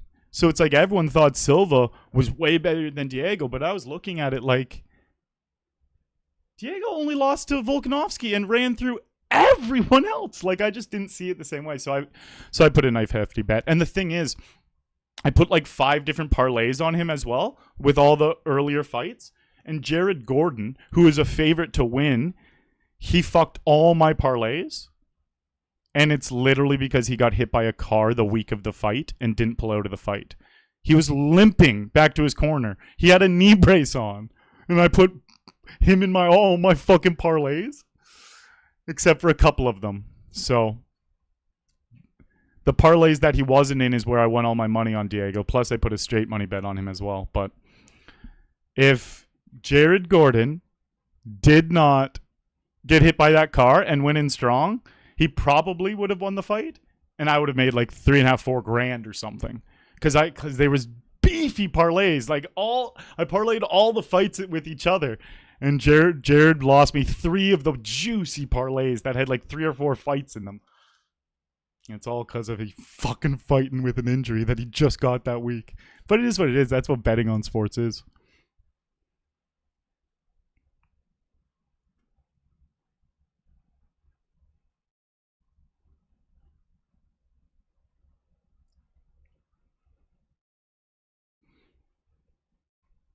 Yeah, Deco, you got to be really careful with stuff like that because you're under the assumption that they have no 4-bet bluffs if you do. You're just going to get run over a little bit if you're doing that to these good regs because they're just going to 4-bet bluff all in with with the hands that they should. They're ace-5 suiteds and stuff, and then you're going to be over-folding a bit. I like the jam more than that. But I get what you're saying. I play... This is actually the exact stuff I've been talking about lately. My play was perfect and profitable. There are other ways to play it. You could have done what you said, but my way still works, and I'm totally fine with it. And I don't want to raise fold because what happens then when he has ace-king? It's a flip. I put in half of his stack and then folded, and it was a flip. You'd be giving him so much money because a lot of the hands that we're going to clash with don't have me dominated. It's just very unlucky he has aces. So in the scenario that you're talking about, yes, if we know he has aces, of course. But what about when he has ace-king and ace-queen and ace-jack and ace-5 suited and all those other hands? Then we should definitely not, or we're punting. So you have to look at it that way.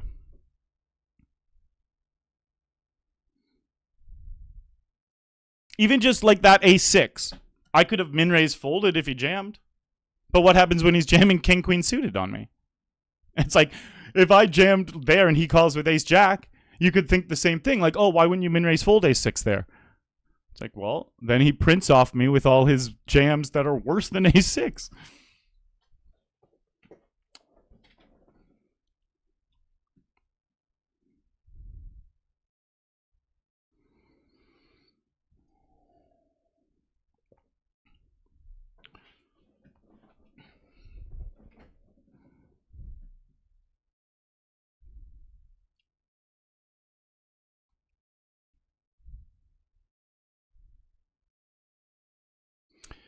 I'm playing weird because of the leaderboard. Oh, fuck. We wanted this guy to win. But, yeah. Like, normally I would open that ace-8.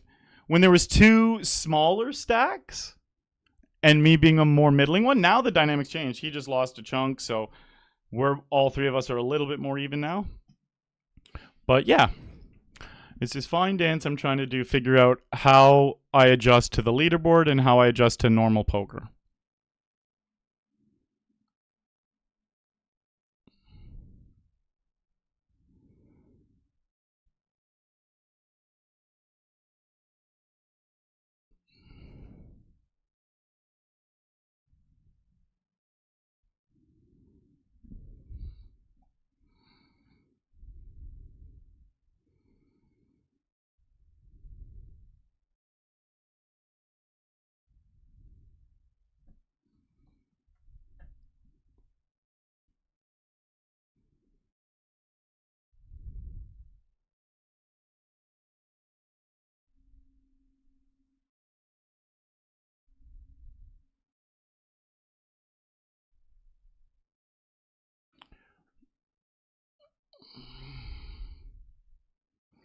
Oh, yeah, that's awesome, Greg. Yeah, Marab's definitely a beast.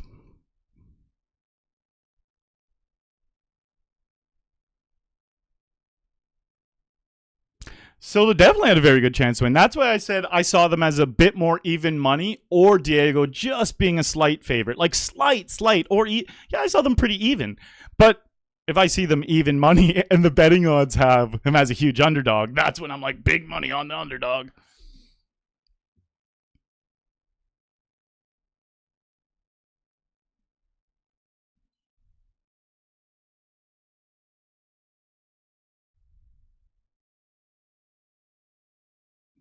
Do you believe UFC is beatable? Probably not, no.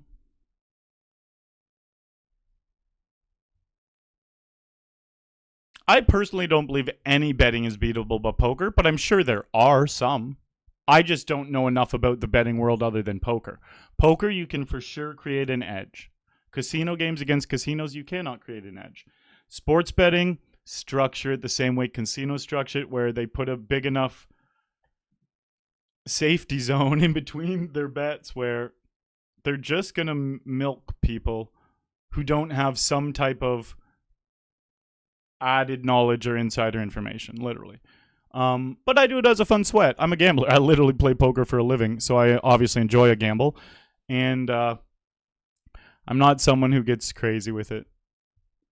I'll never have a problem with gambling ever, in the sense where I just gamble a little bit to have some fun with sports betting, and it would never be something that could pull me in and make me waste good money. Just some sweats.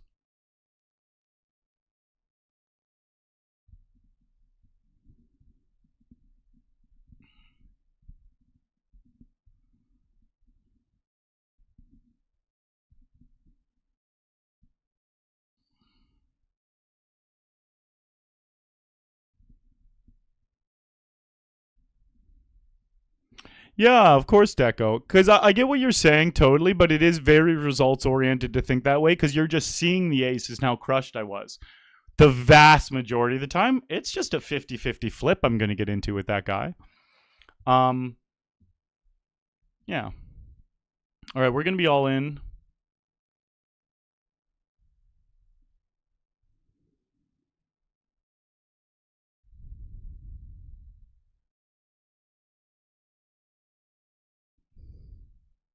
I don't think I'm going to win this one. Holy shit.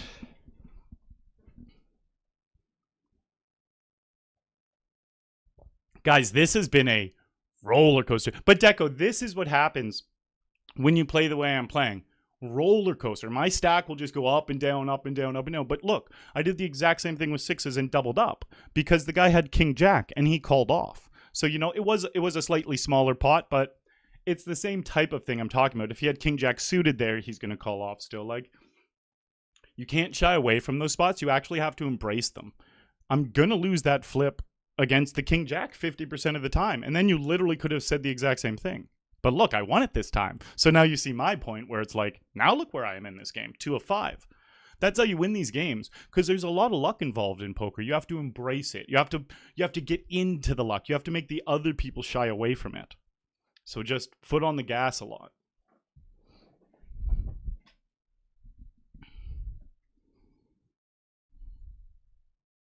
And I do also want to say everything that I say is just what I know and understand about the game.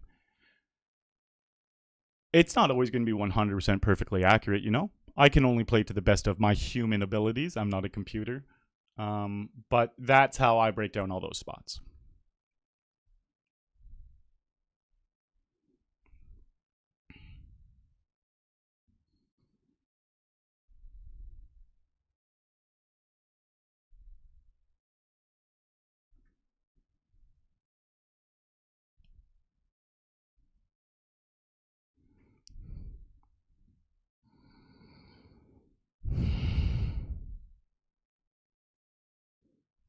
GG.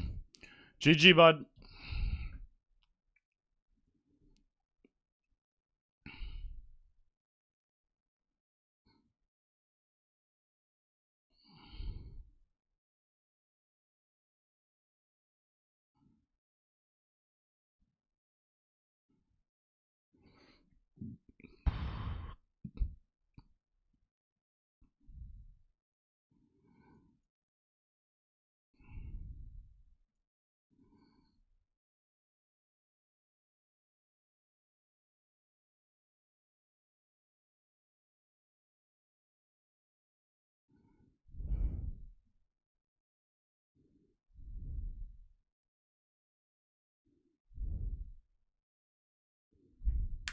Five of clubs, come to me.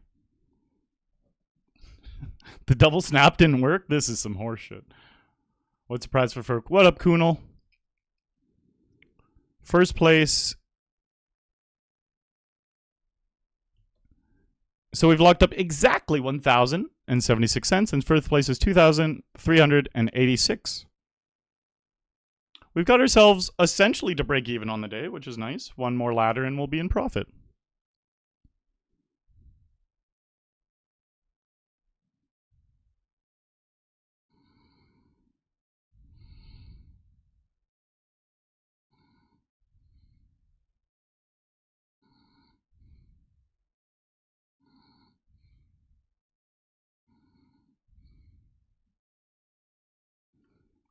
In this world, it's real and make-believe.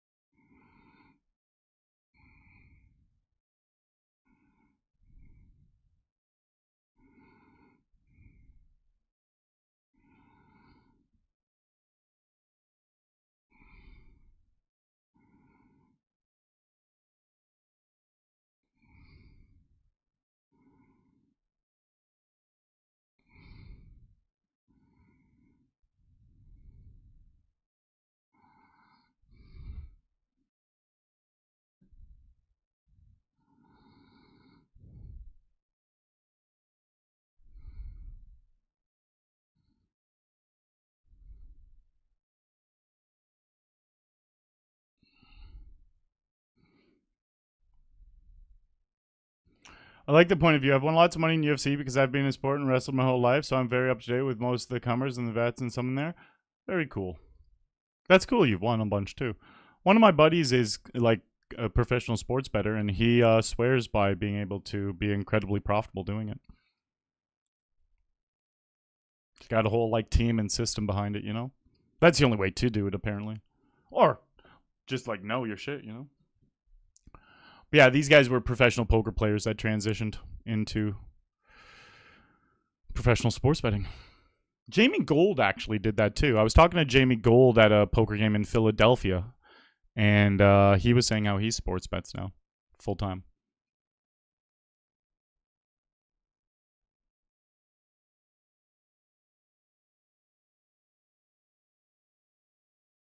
Exactly, Deco. That's a huge part of it. And you know what? I've been saying a lot over the last year how that specifically is something that's improved the most in my game lately. Just embracing the variance and not playing fear-based poker. Like actually just knowing, all right, I'm going to jam these sevens today, and tomorrow they're going to jam them into me. I'm going to have the aces tomorrow. He had them today. Like that's actually just how it works. The only mistake you can really make is shying away from those spots and just letting the other person win a bunch of small pots because you keep shying away from them.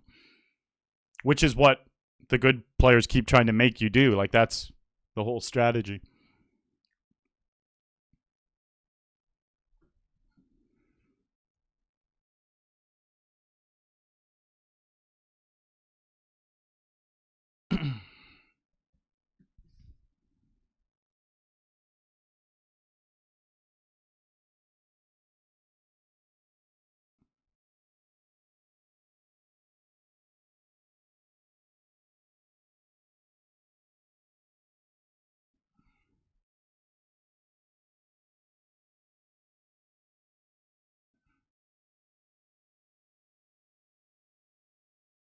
If you guys are watching on YouTube and you're enjoying the stream, make sure you throw a little thumbs up there. It actually helps quite a bit. Pump me into that algorithm. And you guys have been flocking in lately. Lots of likes. Very cool. Make sure that you're hitting that sub button too. I stream poker full time. I've been streaming on Twitch for 8 years, and I'm really new to streaming on YouTube. So I would definitely appreciate any support over there too, guys. He's just gonna... Fuck.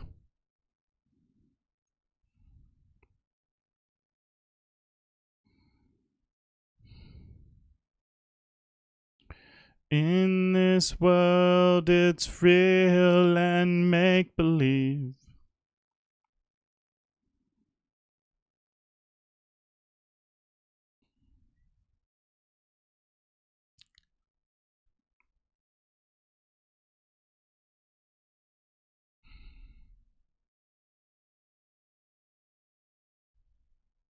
Nice, Keith. That sounds pretty smart.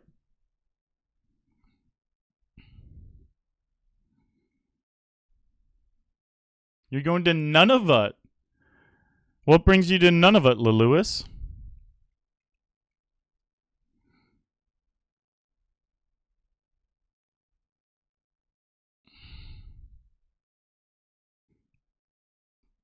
All right. We are final three. We have another Coop podium. This locks up a bunch of leaderboard points. And now it's time to win.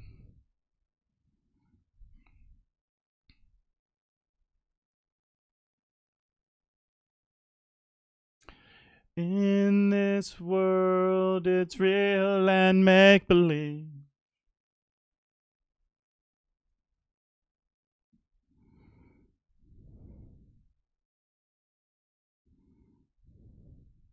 All right, here we go. Call. Let me win a flip and get right back in it.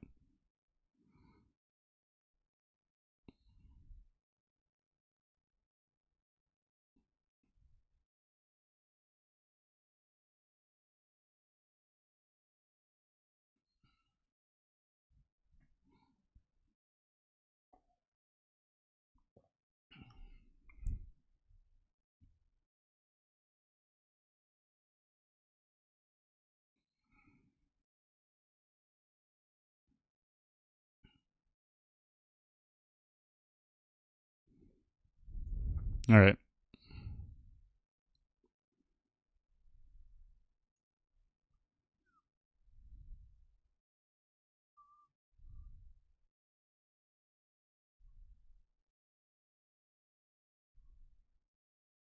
All right, so fuck me, right? I say sports betting isn't profitable, and like 16 people come into the chat and be like, I'm actually sick at it. What do I know? Well, like, I actually did say all I really know about is poker. And I know that can be profitable, but that's cool if you guys have some stuff figured out. It's not profitable for me, let's put it that. I'm just out there dog dicking bets. All right, here's our double. Put out a 2. Guys, we're like all pretty even now. One double is all I needed to be right in the mix with these boys.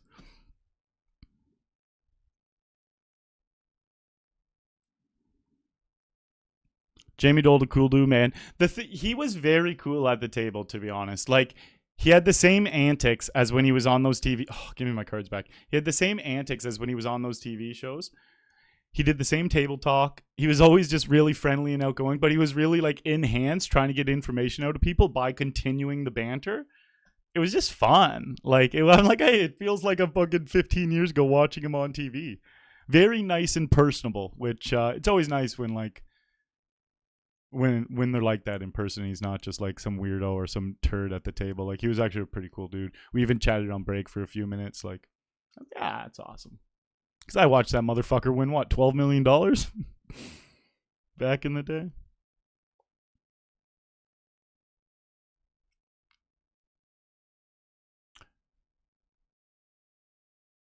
Yeah, sleeping on planes is definitely the way to do it, Greg.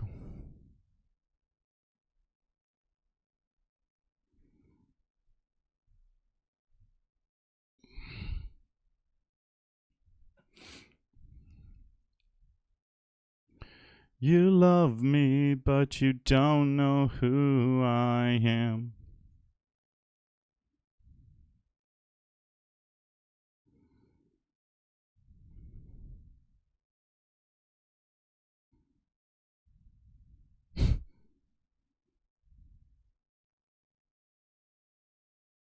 Have a big pair.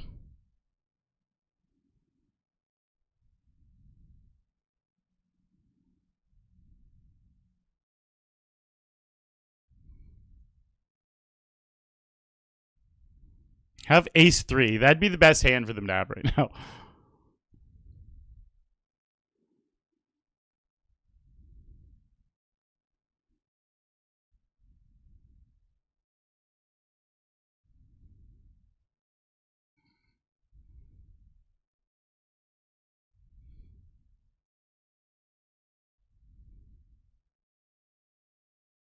Nice. They called with ace high. That's why I didn't size up. I had such a big hand, but I bet small because I assumed they didn't have that big a hand. Did kind of feel like, yeah, that's why it was small sizing. Working for youth protection up there. That's very interesting. Youth protection.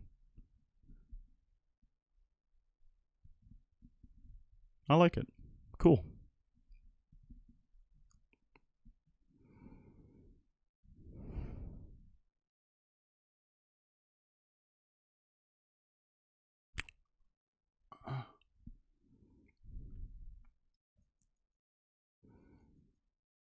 I am chip leader.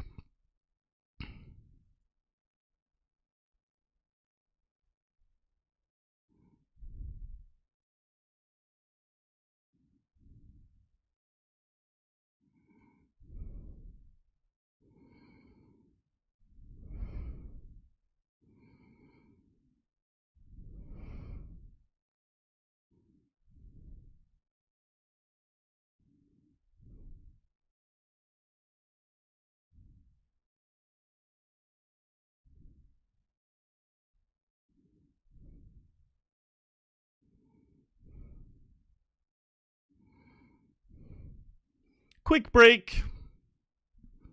Guys, let's take this fucker down. We're in a 6 spot now.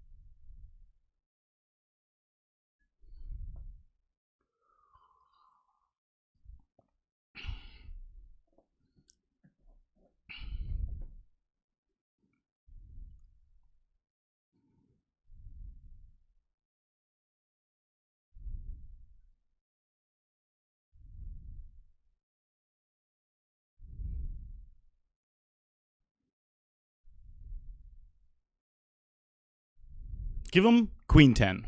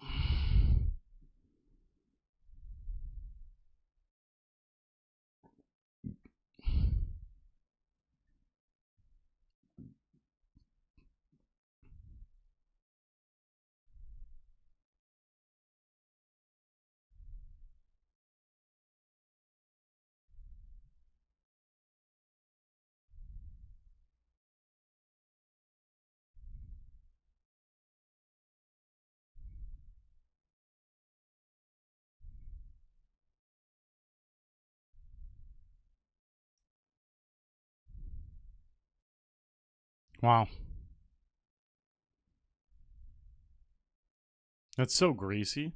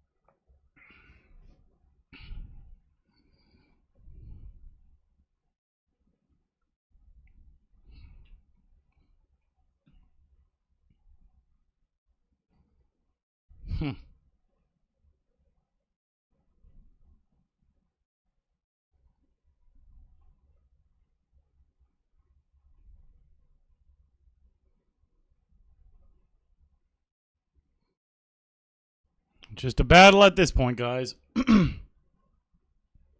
think I'm going to change how I'm playing. This isn't like an angry punt. This is fine.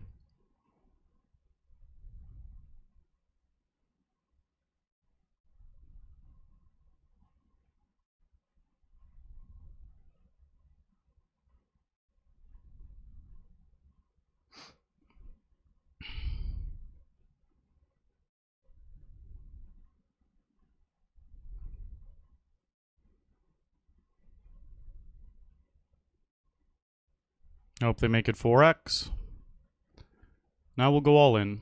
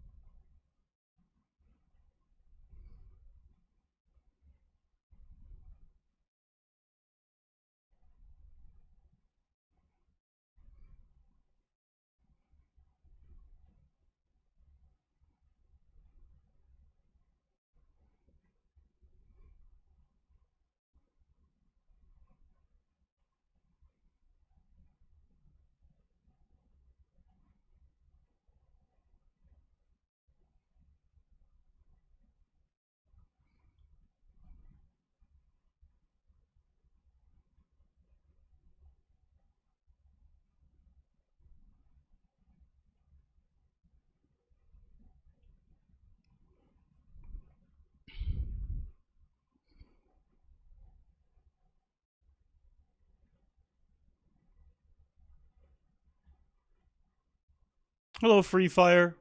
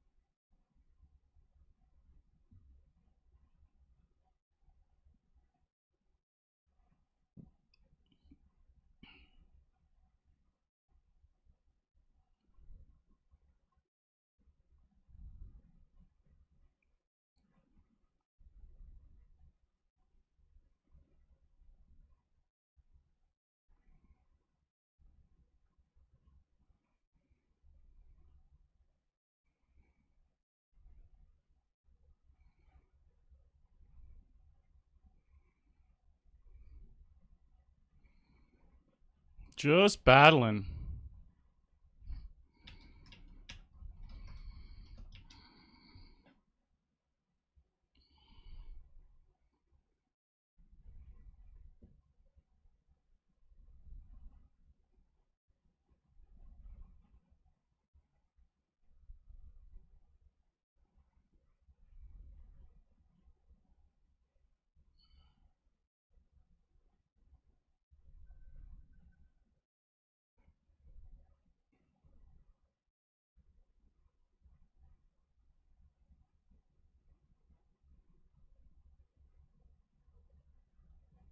Greg Dean, I don't really sell action. I just take it all myself.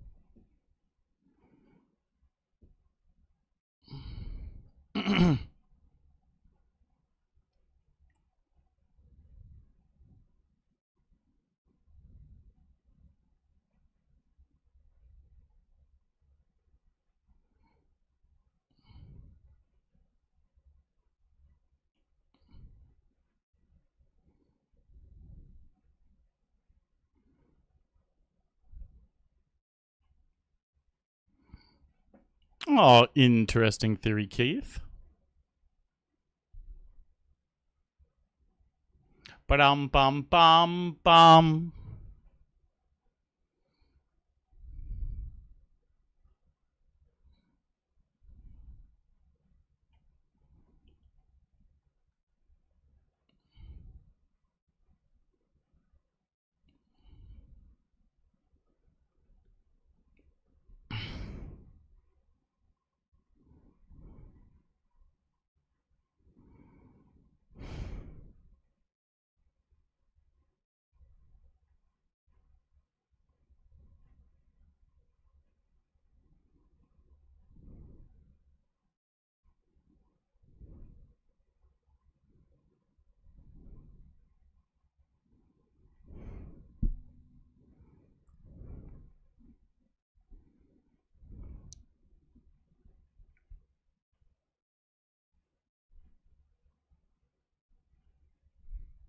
Let me take him out.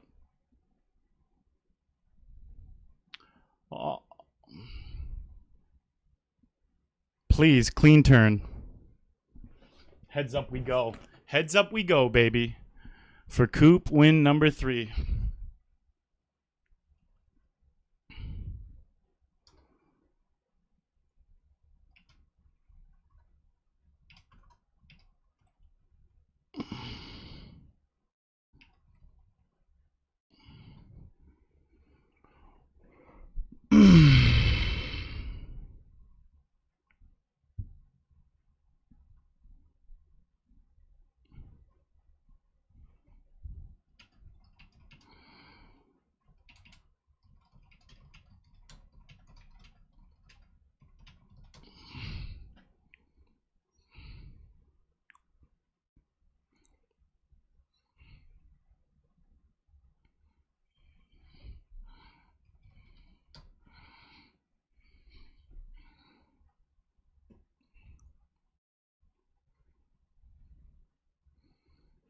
This guy is a good player. I remember thinking he wasn't for a while. He was one of the guys he was one of the guys I had tagged incorrectly as a recreational.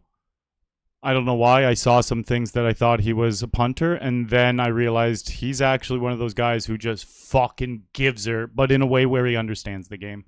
All in here with pocket deuces. He's in snap call, so we know for sure he doesn't have a pocket pair. That's great. Like 3s plus is snap calling. So we're just laughing here, knowing that it's either a flip or like ace deuce pretty much. Everything else flips unless he has a deuce in his hand.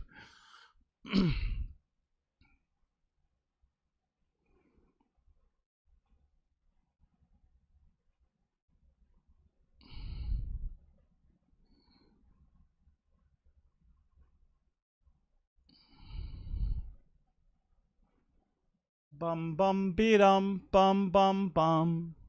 Ba-dum bum bum bum. What a flop. I hope he gets squirrely here. If I go 3. I hope he plays that good, hard, aggressive. The ace isn't in his range. It's in mine. So it's going to be hard to get really paid here. I'm just trying to decide to raise or not now.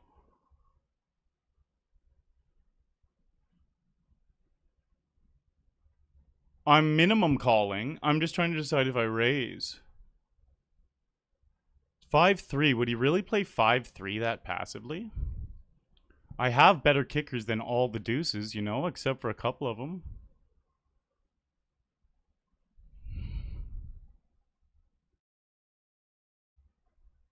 Five, 3.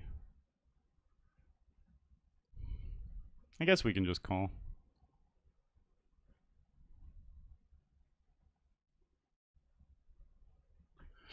Yes, yes, yes.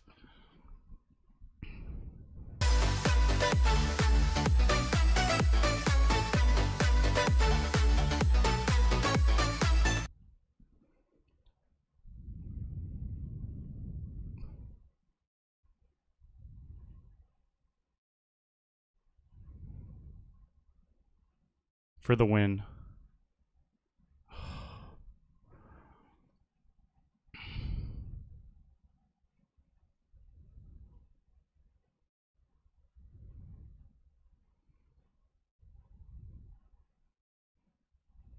Let's end it right here, guys. Can we win our third Coop with aces? Clean river.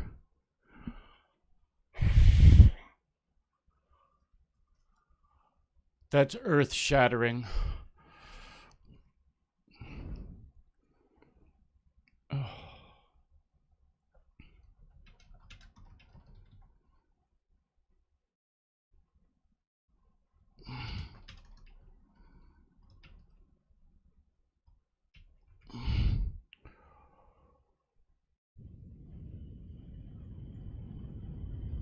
Fuck. Fuck. I saw the queen first. That's so sad. Ah, whatever. He started with a big lead. We got it in with literally 90%. You actually can't ask for any better than that.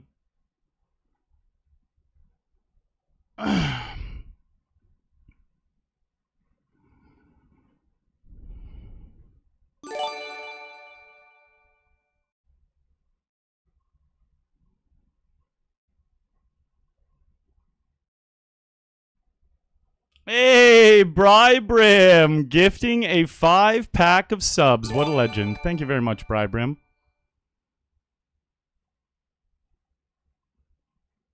How have you been, boss? One of the very first juggernauts of the channel.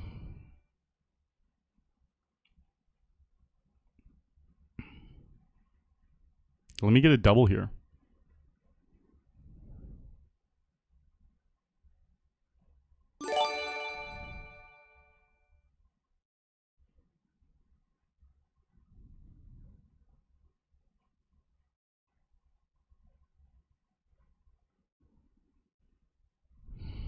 Hey, Kyle.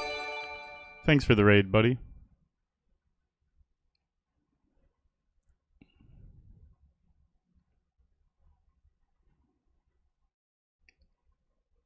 Danny boy, what up, dude?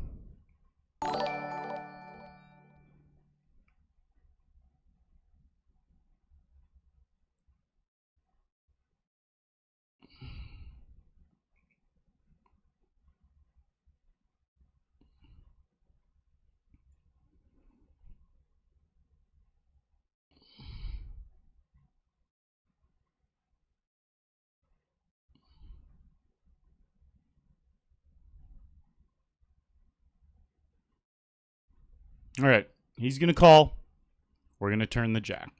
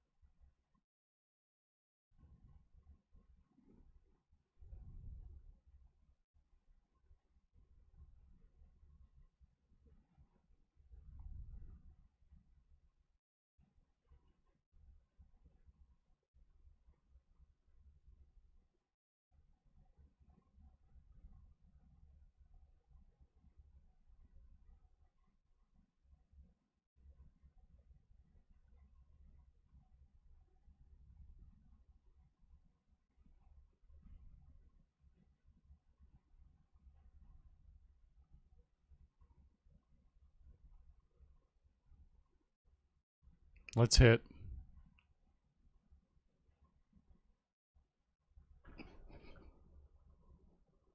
King 9 is how we won our other $50 heads up.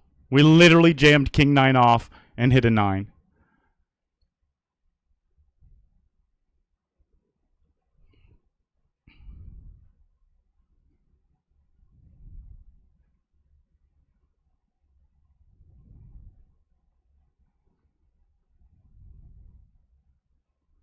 For the win.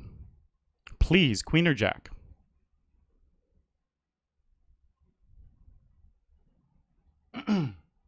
It's just a battle.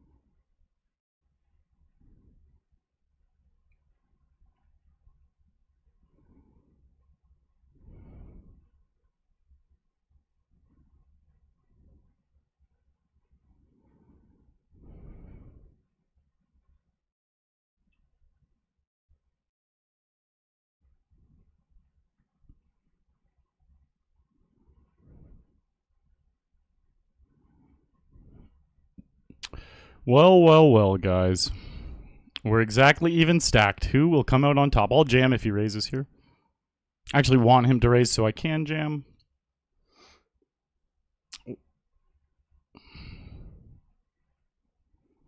A flip for the win. This will be who wins. Clean river, please. Yes! Holy fuck, yes! Holy fuck, yes! I didn't think I was going to win this one. He just kept fucking me up. Oh my god, imagine.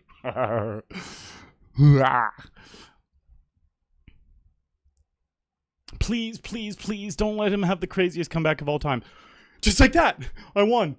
Oh my god, we got our third Coop W. We've won 3 towards the low leaderboard, guys. Oh, this was such a big win. Oh, I'm such a happy dude. Oh, come on. Coop 2025.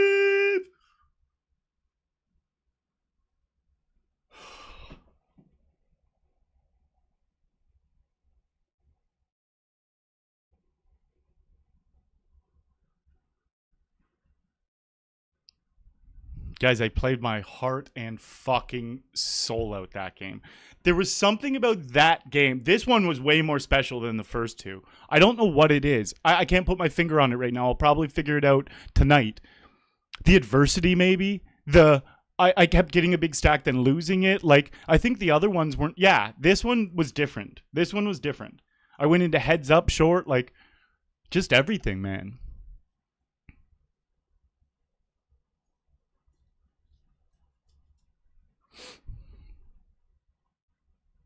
Nine corner pocket. You guys like that shit?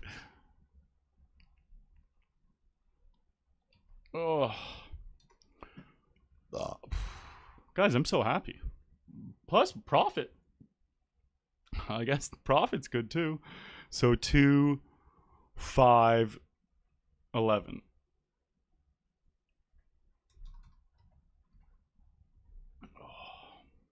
Yeah, it is a crazy back and forth heads up. Guys, I got my third though.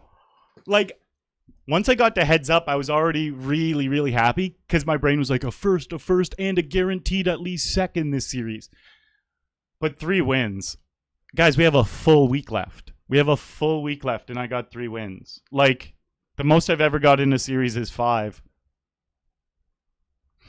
You think I got 3 more in me? I think I might. At this point, we just pumped everyone's face in that leaderboard, though. And honestly, I'll be pretty sad if in the next few days there's even a sweat. Like, someone would have to do more than just win a game, because I was already in first, and then I win a game. So someone would have to do more than win a game to even be close again. Let's actually take a peek. I haven't been showing this to stream much because it makes me nervous. The leaderboard race makes me nervous pervis, guys. There was only 2 games for the leaderboard today. We came really deep in one, and we won the other one. 475 points. I started today with 360 points and was already in first. You get 100 for the win. So this is it does this. It's weird sometimes it doesn't fully update yet. So see, I had 375 just before that win. Now the real number is 475. So this will be cleared out in an hour or so as it updates, because obviously the game just ended a few seconds ago, so it takes a second. Anyways, second place here is Bad NH, and then my boy Torbrew is in third. I definitely had my eye on Torbrew today.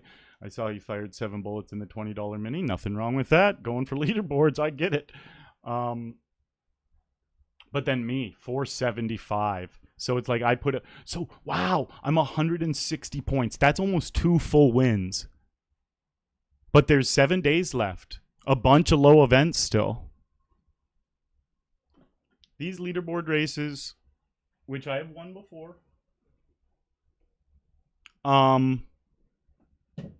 the most fucking intense thing ever, because you don't have control over whether you run good or not. That's the thing. You just don't know if you're going to run good.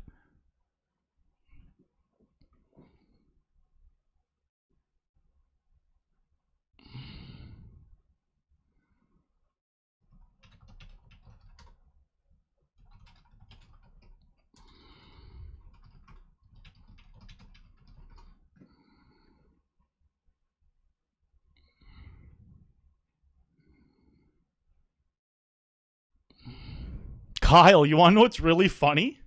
Kyle's pretty much my good luck charm. I won a Coop the day before my stream with Kyle and the day after my stream with Kyle. Kyle, come to me. Come to me, Kyle. Just fucking doing champ things, I guess. I don't normally talk like that. That's so funny, though. I actually am a goddamn Coop champion 2025. Won 3 of them now. Today's the first day I feel like I have a really good shot at the leaderboard. I get too nervous putting that out loud, you know? Definitely not by any means locked, guys. It just takes a lucky run for some of the guys in the top 5 to be nipping at my heels, and there's a lot of days left. You guys have watched me brick $7,000 worth of games in 4 days, so it's like I could easily brick these games for the rest of the series. Like, it's not up to me, you know? I could actually just run bad and get no more leaderboard points. That's how these work sometimes. So definitely not getting my house ahead of myself. Definitely don't even feel like I've had anywhere near locked. But I feel good now. Like, there's a good buffer. And if tomorrow there's still that same buffer and the next day there's still that same buffer, then you start getting a little bit more hope. But until literally the last 2 days, if you don't have a really big lead, anything can happen. There could be someone not even in the top 10 of the leaderboard that just wins 3 games quick, like I did, you know? There's really good players out there too. They could just win 3 games and the next thing you know, they're beating me.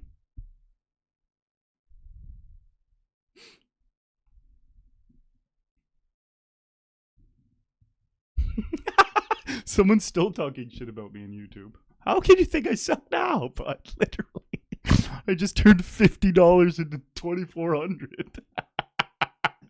I'm sure you do that every fucking Monday afternoon, though, don't you? Ugh.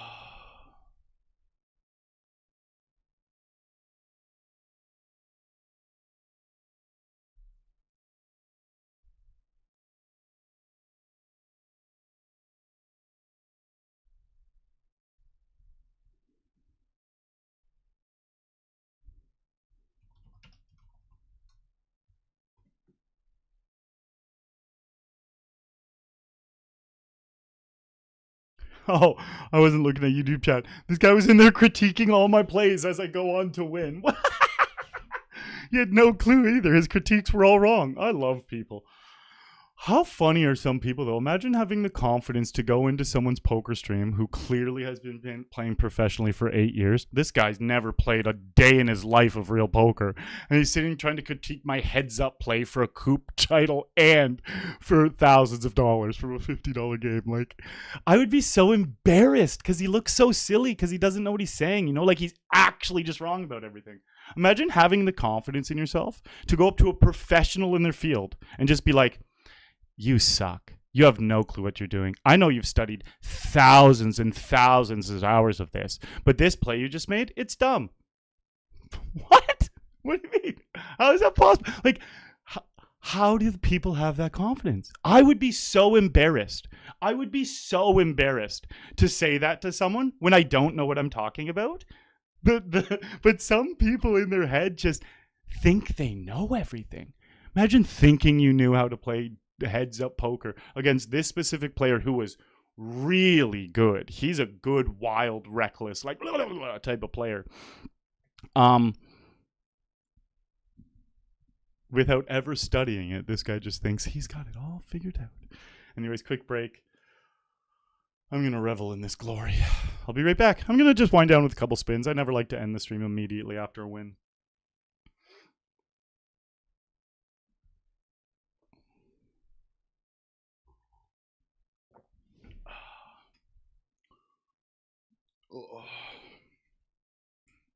Wait, one of my headphones fell out and I forgot. Oh, to win my third event, though, guys, I just can't even. I was so happy to have 1 W this Coop. 3? My editor's gonna fucking hate me. I keep messaging him at like 2 in the morning. Well, he's in New Zealand, so 2 in the morning for me, being like, "Do you want to do another quick one for me overnight?" Like,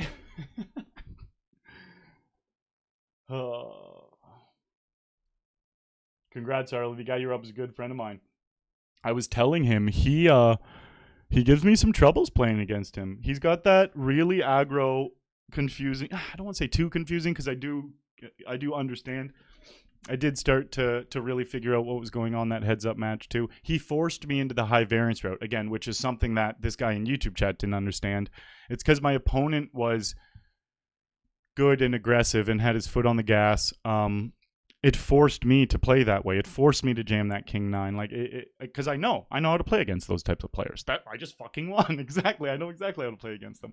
And then I did start to notice a couple pretty big leaks in the heads up, which I know I have my own leaks, you know, but I started noticing some that I could pick apart. And so you guys would have seen that I had 2 totally different ways of playing the heads up.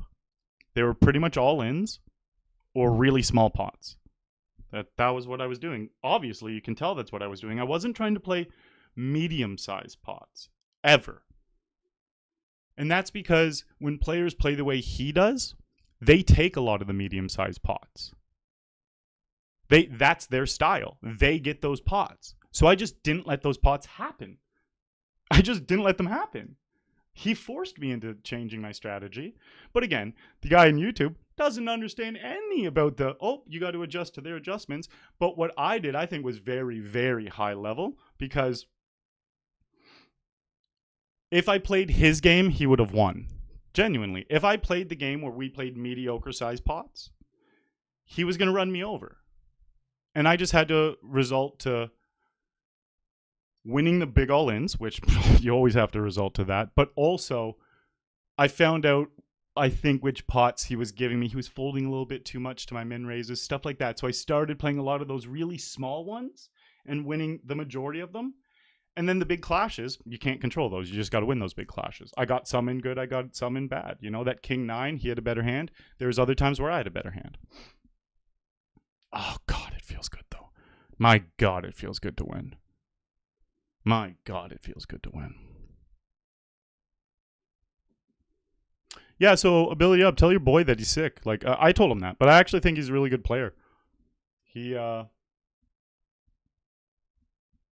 He He does he has an unorthodox, unusual style that is definitely still profitable, and I know he's a terror for a lot of people to play against. And then yeah, a little of it's too punty and leaky, but that, like, it's hard to play perfect. Like, I do think he should continue to print on this client with that style. I do. So tell your boy it was a pleasure to battle with him. I'm really fucking glad I beat him, though. I'm really fucking glad I beat him. All right, quick break, guys. I'm going to just wind down with a couple spins.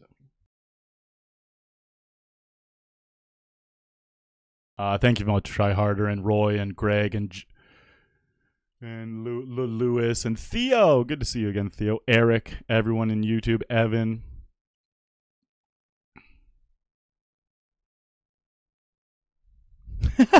YouTube's trying to break down. Look, YouTube's trying to break down what I'm doing. He's just check folding over and over and then randomly jamming King 9 20 effective. So literally that's exactly what I just said too. But they're acting like it's dumb. They're acting like there's something wrong with that. This is a different guy too. Here was the first guy. But this guy, it's like, what people should do is, Evan, I assume you're not here anymore, but this is what you should do, Evan. And I'm being so genuine. You should say, hey, Arlie, why are you just check folding all the time and then jamming random hands? Could you explain some of the logic behind that? And I was in the heat of heads up. I wasn't talking through too much shit. I also didn't want the guy to be watching and hear it. But after heads up, I've clearly just broken it all down. And I actually didn't see your message until after I explained it. But I just explained exactly that. So you are right. I was doing literally what you said. I was not playing mediocre pots. So I was check folding or going in big pots. And I smashed him. Because if we played the mediocre pots, he would have won with his style. And I know that. It feels so good. But the thing that you also have to remember, everyone, is there's a lot of luck in poker. So when you guys see me get lucky, it doesn't mean I've fucked up. You know, like you have to get lucky in poker sometimes. So, both me and my opponent for sure got lucky a million times to get to this heads up part. None of that stuff matters. The fact I got lucky in this heads up match, I didn't even really get that lucky, you know? Like the big, huge hand that we clashed in, the biggest all in, I had tripped deuces and he had a pair of aces. That's how I took the lead from him.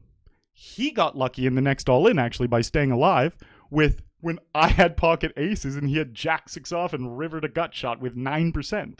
So like the more I'm replaying the heads up, he got fucking lucky against me, not vice versa. My King 9 hitting that 9 on the river was nothing in the luck department compared to his ace. My aces getting cracked. So it is also interesting how it's forgotten how unlucky I got, but it's always remembered when I get lucky. So yeah, this Evan guy in chat, it's like, and I used to do this too. It's actually a huge mistake if you're a poker player. If you see a high level player do something that you don't understand, don't just think it's stupid. Try to understand their thought process and why they're doing it. Because normally, if it's a good player, it's not just a random punt. It's almost never a random punt. It's like a well thought out strategic decision. And if it's too high level for you to immediately understand, you definitely shouldn't go and just think they're dumb. You should try to get to their level and understand their thought process. So one, you could use it in your own game, or two, you could understand how your opponents play and use it against them, even if you're not going to use it yourself. But people are so tunnel visioned with their own mind. They're like, oh, I'm right. He's wrong. I don't need to learn. He's an idiot. But that's not the way to go about life at all. At least not for me. Fuck it. People can go through life however they want. I'm a goddamn sponge trying to learn from people. Especially if it's like their thing. Like, I couldn't imagine, and I know the number would be 50 times more with like Spraggy and Lex and stuff, but I couldn't imagine how many people have come into my chat in the last 8 years and tried to explain to me how to play who have never studied. I hear the things they say. I'm like, what do you mean, buddy? That's embarrassing to say that out loud. But just imagine how often that happens to Spraggy and stuff. Like I watch his stream sometimes, and it's so. Well, I watch his stream a lot actually, but it's so fucking funny. They just give it to him all the time, and he's just making high level gangster plays, and then a bunch of literal bums that have never played high stakes in chat are just ripping him apart for punting off. I'm just like, it's quite the phenomena. Quick break.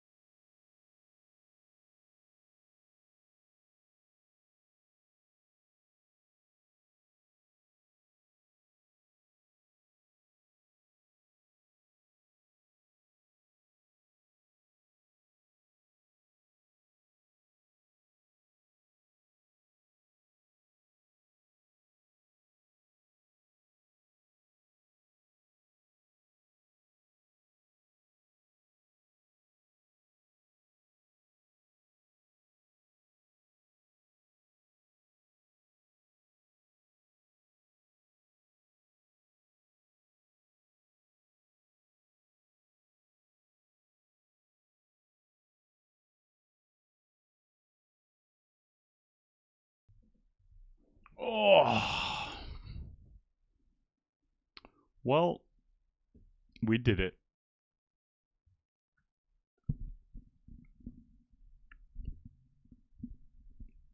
K-Sins.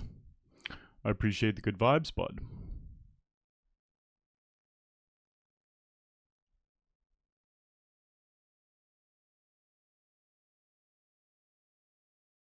The horse event is still going strong. Oh man, this is going to last a while.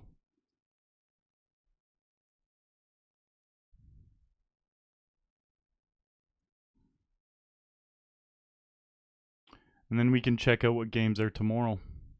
Guys, I was tired to start the stream today. To get a W on today is great. Part of me definitely thought about doing a couch grind today. And as you guys saw, especially who was over here a long time, I was extra chill today. I hope I have more energy tomorrow. I don't like doing low energy streams, but anyone who grinds these Poker Series hards understands what's going on, especially if you're doing content with it too. And adding the leaderboard race. Oh, it's getting to me, guys. It's getting to me.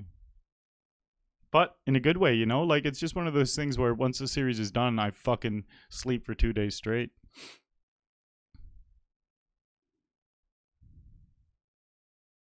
Nice, here we go. I actually just had such a good understanding of what I wanted to do at every step of that game, though. Like, I was so laser focused on the leaderboard. It's so funny that we ended up actually winning it. 271 people. I think that was on bullet 1 for me too, if I remember correctly, because that one, yep, bullet 1. It shows if you have extra bullets. Yeah, see that 2? 5 bullets there. No number beside my name. So this one was just 1 bullet. 1 and done.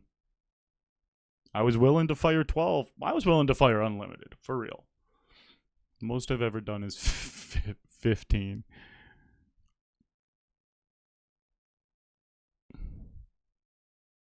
I almost just want to keep it up here. Fuck, I love staring at it. The confetti.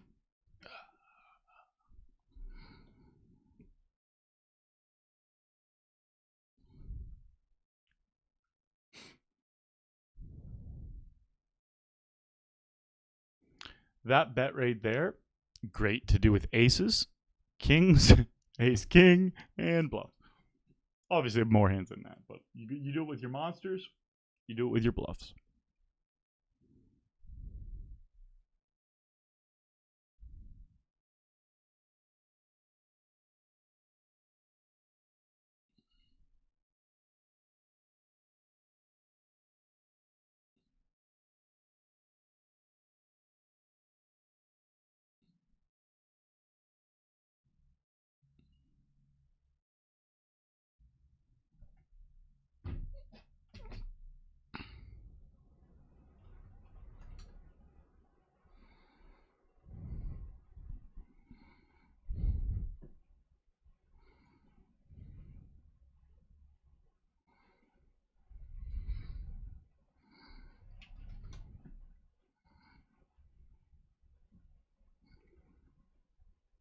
I was just farting around in the fridge and went to the bathroom. Just flexing in the mirror. No, not really. Just fucking pumped.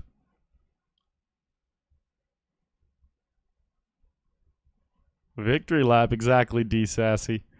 I really, really do appreciate all the good vibes from everyone in the channel, at Twitch and in YouTube. Really, really cool.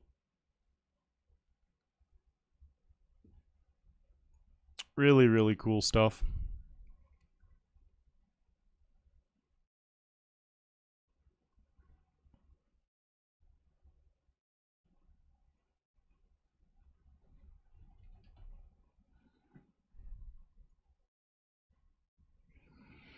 Errol. Oh, guys, I'm so happy. I'm so happy. 3 wins now. It makes me feel like I'm getting a 4th one because I'm gonna fucking win. Like I'm going to, just like I have the whole series. I'm gonna play hard for wins, but it's like the series is just over half done, and I've got 3. We should get a fourth one, right? No, you can never expect. Like, I'm going to do everything humanly fucking possible to win a fourth one. And then it'll have to come down to if that 9's going to peel off on the river for me. Or if that 6 is going to peel off on the river for them. The 6 is what they hit when they had aces. The 9 is what I hit when I had king 9. This is close. I can call here because it's a suited king. And they can jam hands like queen jack suited and stuff. So my suited king will do well enough. But... And it was only like 6 extra blinds on top of my min raise. It's not a spot we love, though. We would have rather them folded.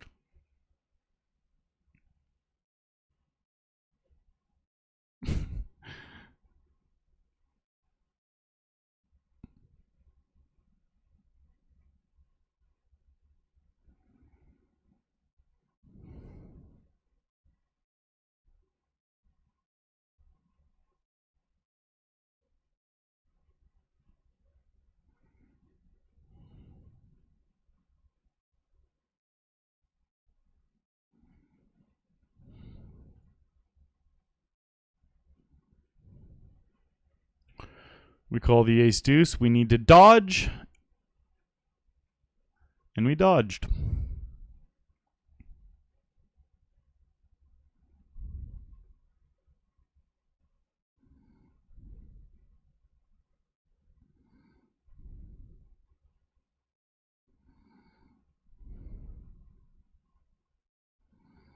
Gotta love the one and done. I do love it.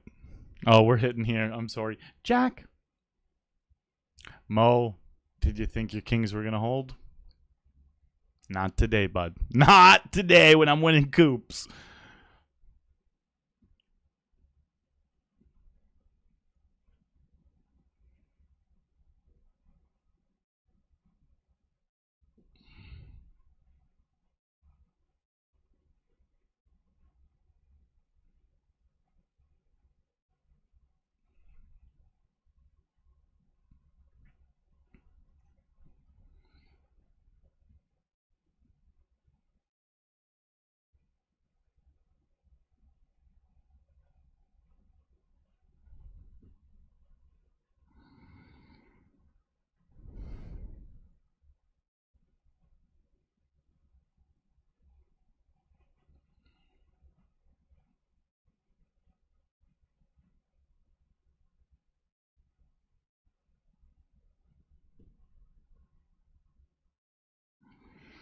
Such a beautiful lie to believe in.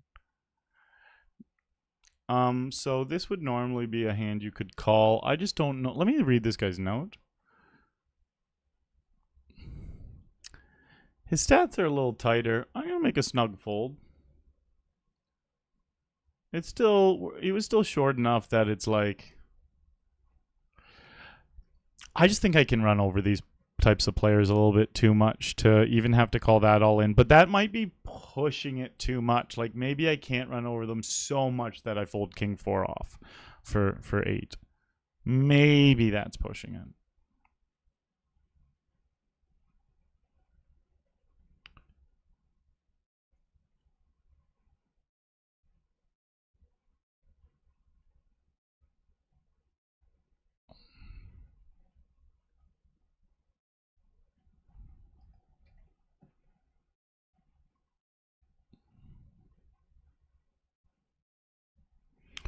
Such a beautiful lie to believe in.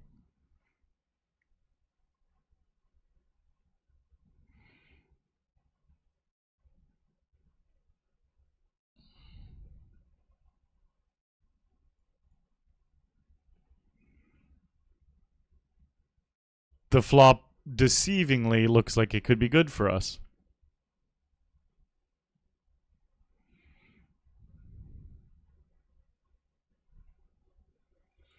What am I going to eat after? Oh, my meal delivery came today. I got 6 fresh meals. Gonna crush them over the next 3 days. Sometimes they leak into the 4th day. But yeah, I get 6. Well, you know what? I don't do this consistently anymore. I actually just reordered the meal program again for this series, and then I'm going to stop it after the series. I've been doing a lot of healthy home cookie lately, but what I used to do is every Monday I would have 6 fresh meals arrive, and then I'd crush them the first 3. Maybe they'd sneak into the 4th day, but I'd just try to hammer them 2 a day for the first half of the week, and then the second half of the week I kind of make my meals. I was doing that for a very long time, but I am more in just a stage where I'm just cooking it all now. But couldn't keep that up for the series. Really glad I planned ahead and ordered it. My second group of meals just came today. We had them last Monday as well. Really, really perfect for a series like this.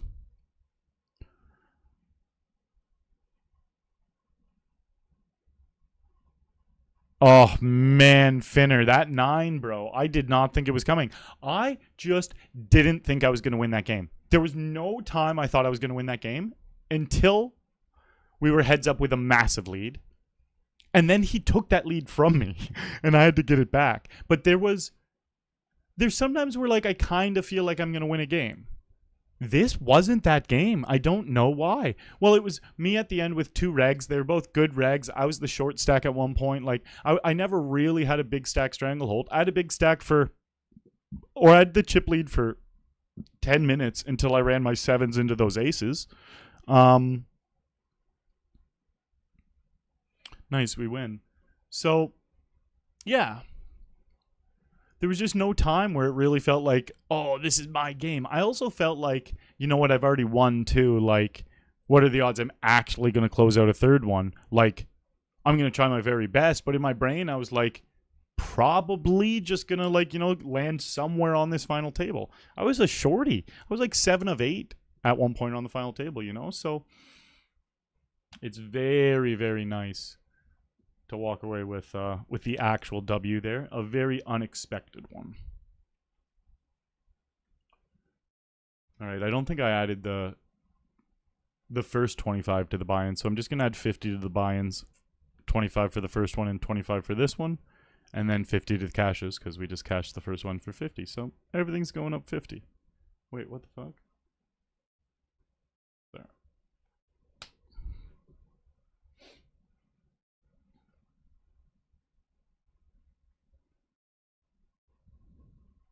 So my third Coop win. I might have to get some long form content on my YouTube channel about all this, eh? That's pretty hype stuff.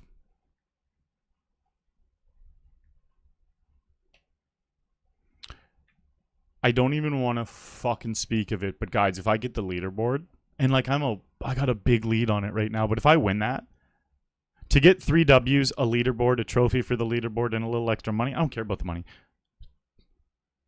To get a fucking leaderboard trophy and 3 W's in a series would just be so fucking cool. And the only thing left is to close out that leaderboard, and we have a nice lead on it, but we got a week left. We have no control over how the cards fall, so stressful, so exciting. All of it, Mentally taxing, but that's the best part. You want stuff that drains you mentally, because you're using your brain at such a high level that it exhausts you.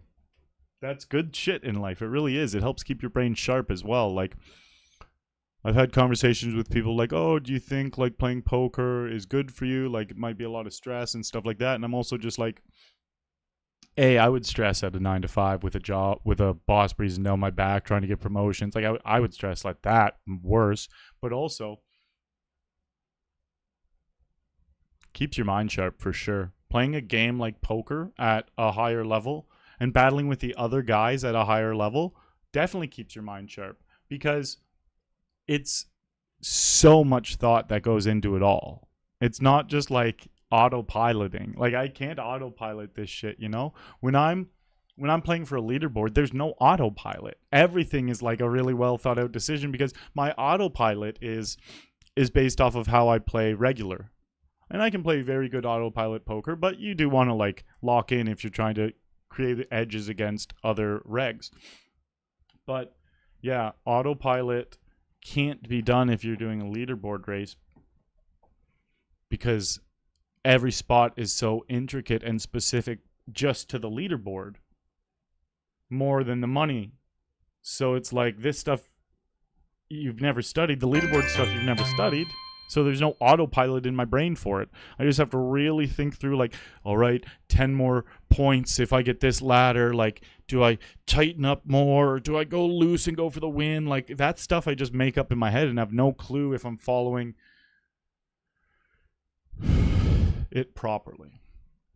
I think I kind of got it figured out, but you never really know. I could be making big mistakes. Even just when it comes to making correct decisions in the leaderboard hunt. Like maybe there's times when I'm either A, too passive or too aggressive. And I'll never know. That stuff you really will never know. But it's fun. My brain is going on overdrive because I'm not just streaming. I'm not just creating the content. I'm not just trying to win coops. I'm also like now I have this whole new leaderboard dynamic in there too.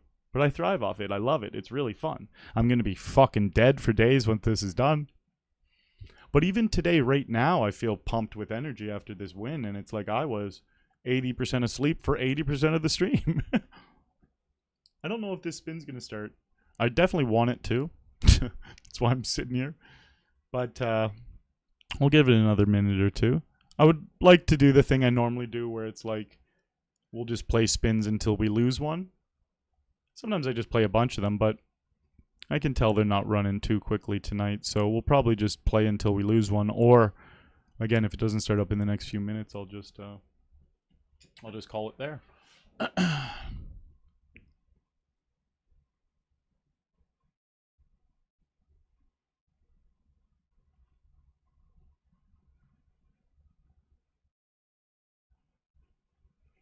Wait, why did Nightbot put out a message 2 times back to back? Oh, Nightbot, you're doing funky things, hey, buddy?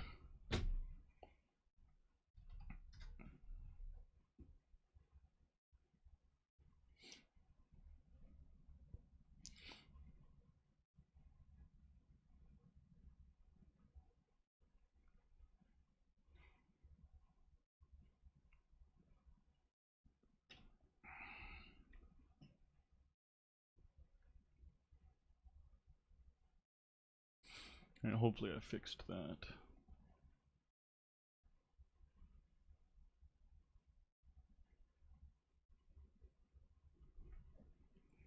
Oh, you know who didn't show up today? Keenan, that guy who does dot dash dot in YouTube chat every day. He did it, what, 4 or 5 days in a row? Because he did show up yesterday.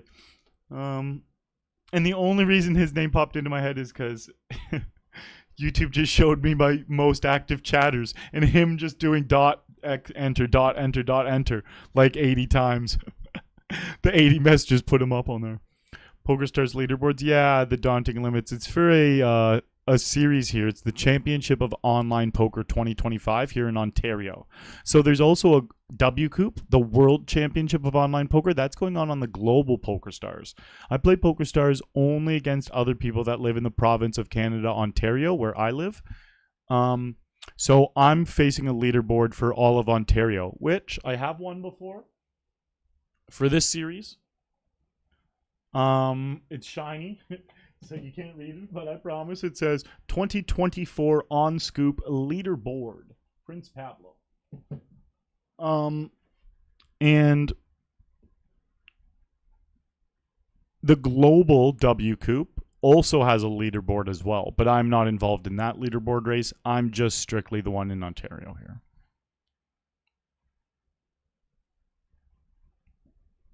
Hey, ability up.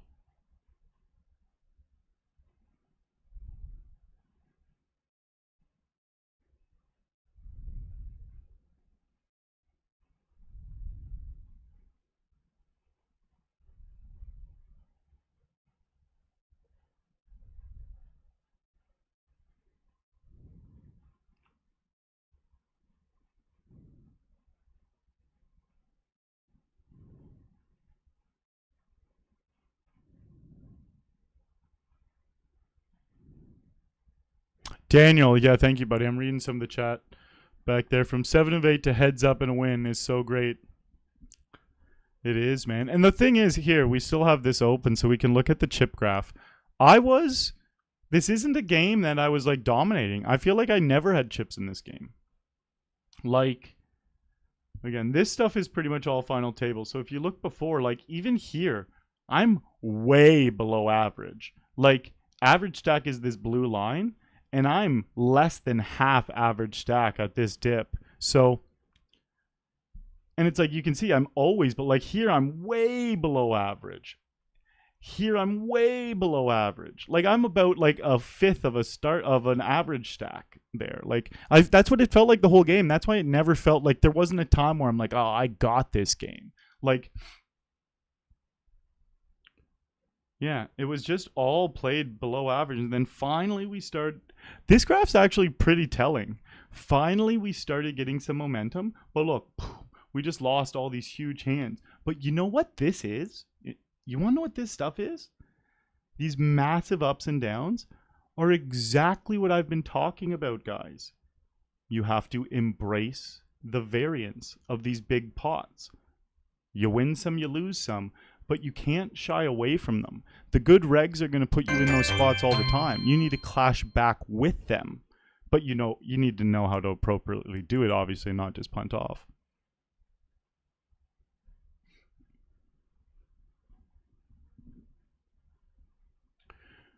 Do you not just play max volume for leaderboard ladders, or do you get points per bets and calls and folds? So it's for it's not the second thing you said, it's the first thing you said. It's for like how high you place. 7. Well, top 2 pair on a 4-liner.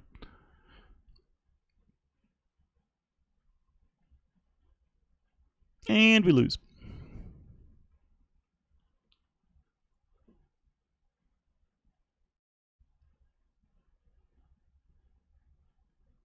When your heads up, I saw that guy call Jack 6 off. So actually, very, very close, Sir Bell. But yeah, he went all in with Jack 6 off as a bluff, and I called with my aces, and he had 9%, and he hit that on the river.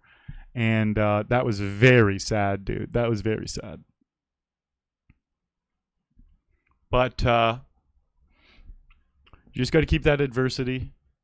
I increased the variance and won a big important all-in, and then I decreased the variance. Like I said, I actually just kept going back and forth between winning small pots and winning big ones. Very, very well thought out strategy to play against a good aggressive player. I'm actually so glad I know how to play against those players, though. I remember a few years ago, those guys would all fuck me up heads up. All of them. With that style. Now I just know exactly what to do. And I'm going to win probably like 60% of the heads up matches now, and they're going to win like 40%. Because I just know what to do now. Is that going to be it?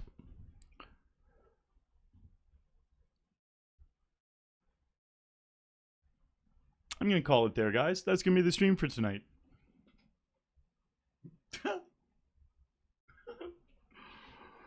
Third Coop W. I just feel really good about it.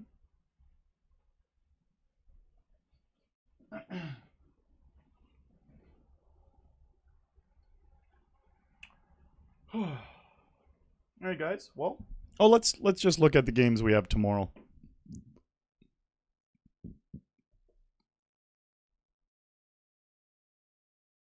There is a $1,000 trophy event, a $200 trophy event, and then a $100 deuce to 7 single draw. Fuck, that's interesting. I don't like single draw as much as I like double and triple draw. Single's a lot harder for my brain to... There's only one fucking draw. I almost never play single. Whatever, it's gonna be fun still. My brain's already trying to adjust to like, holy shit, should I study a little bit of single draw before stream tomorrow? Because I really, really want to win mixed games too. This isn't towards my leaderboard though. $100 plus is towards the high leaderboard.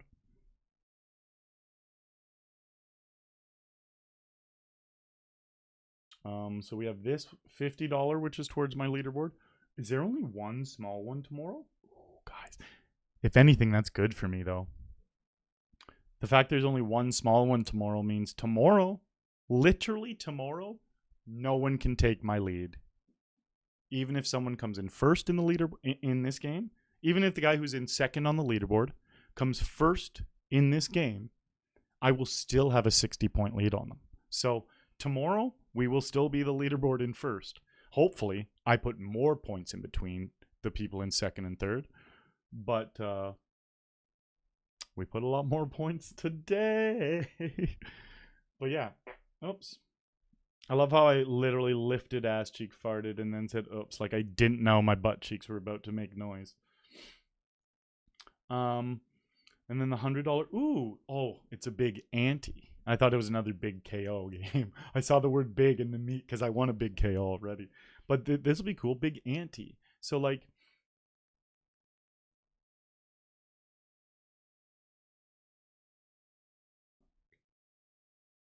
oh, that is a big ante. Holy shit. So the ante's half of the small blind, which is very substantial. Throughout the whole game, it's half of the small blind. Obviously, 2K ante, 4K small blind. That's cool to see.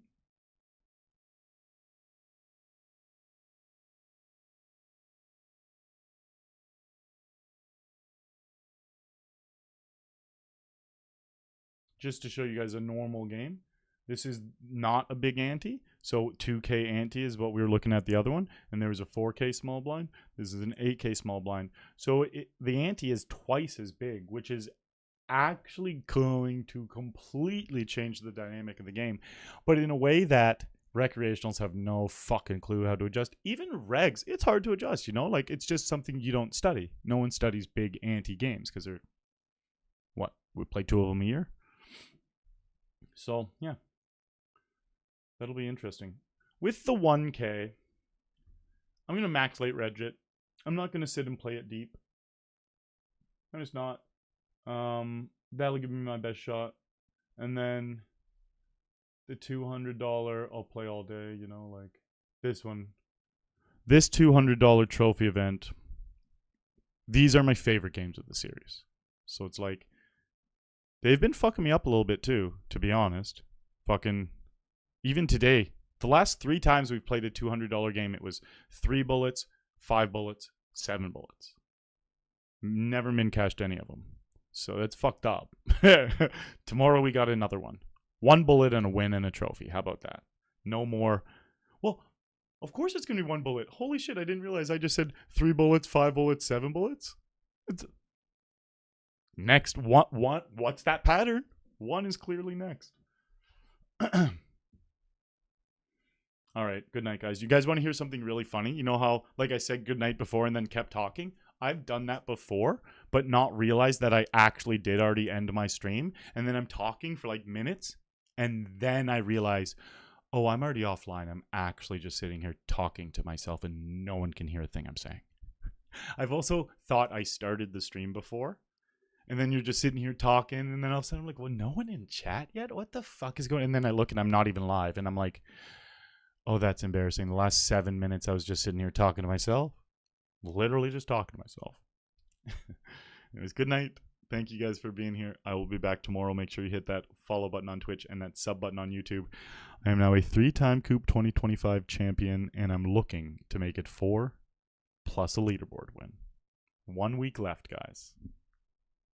See you tomorrow.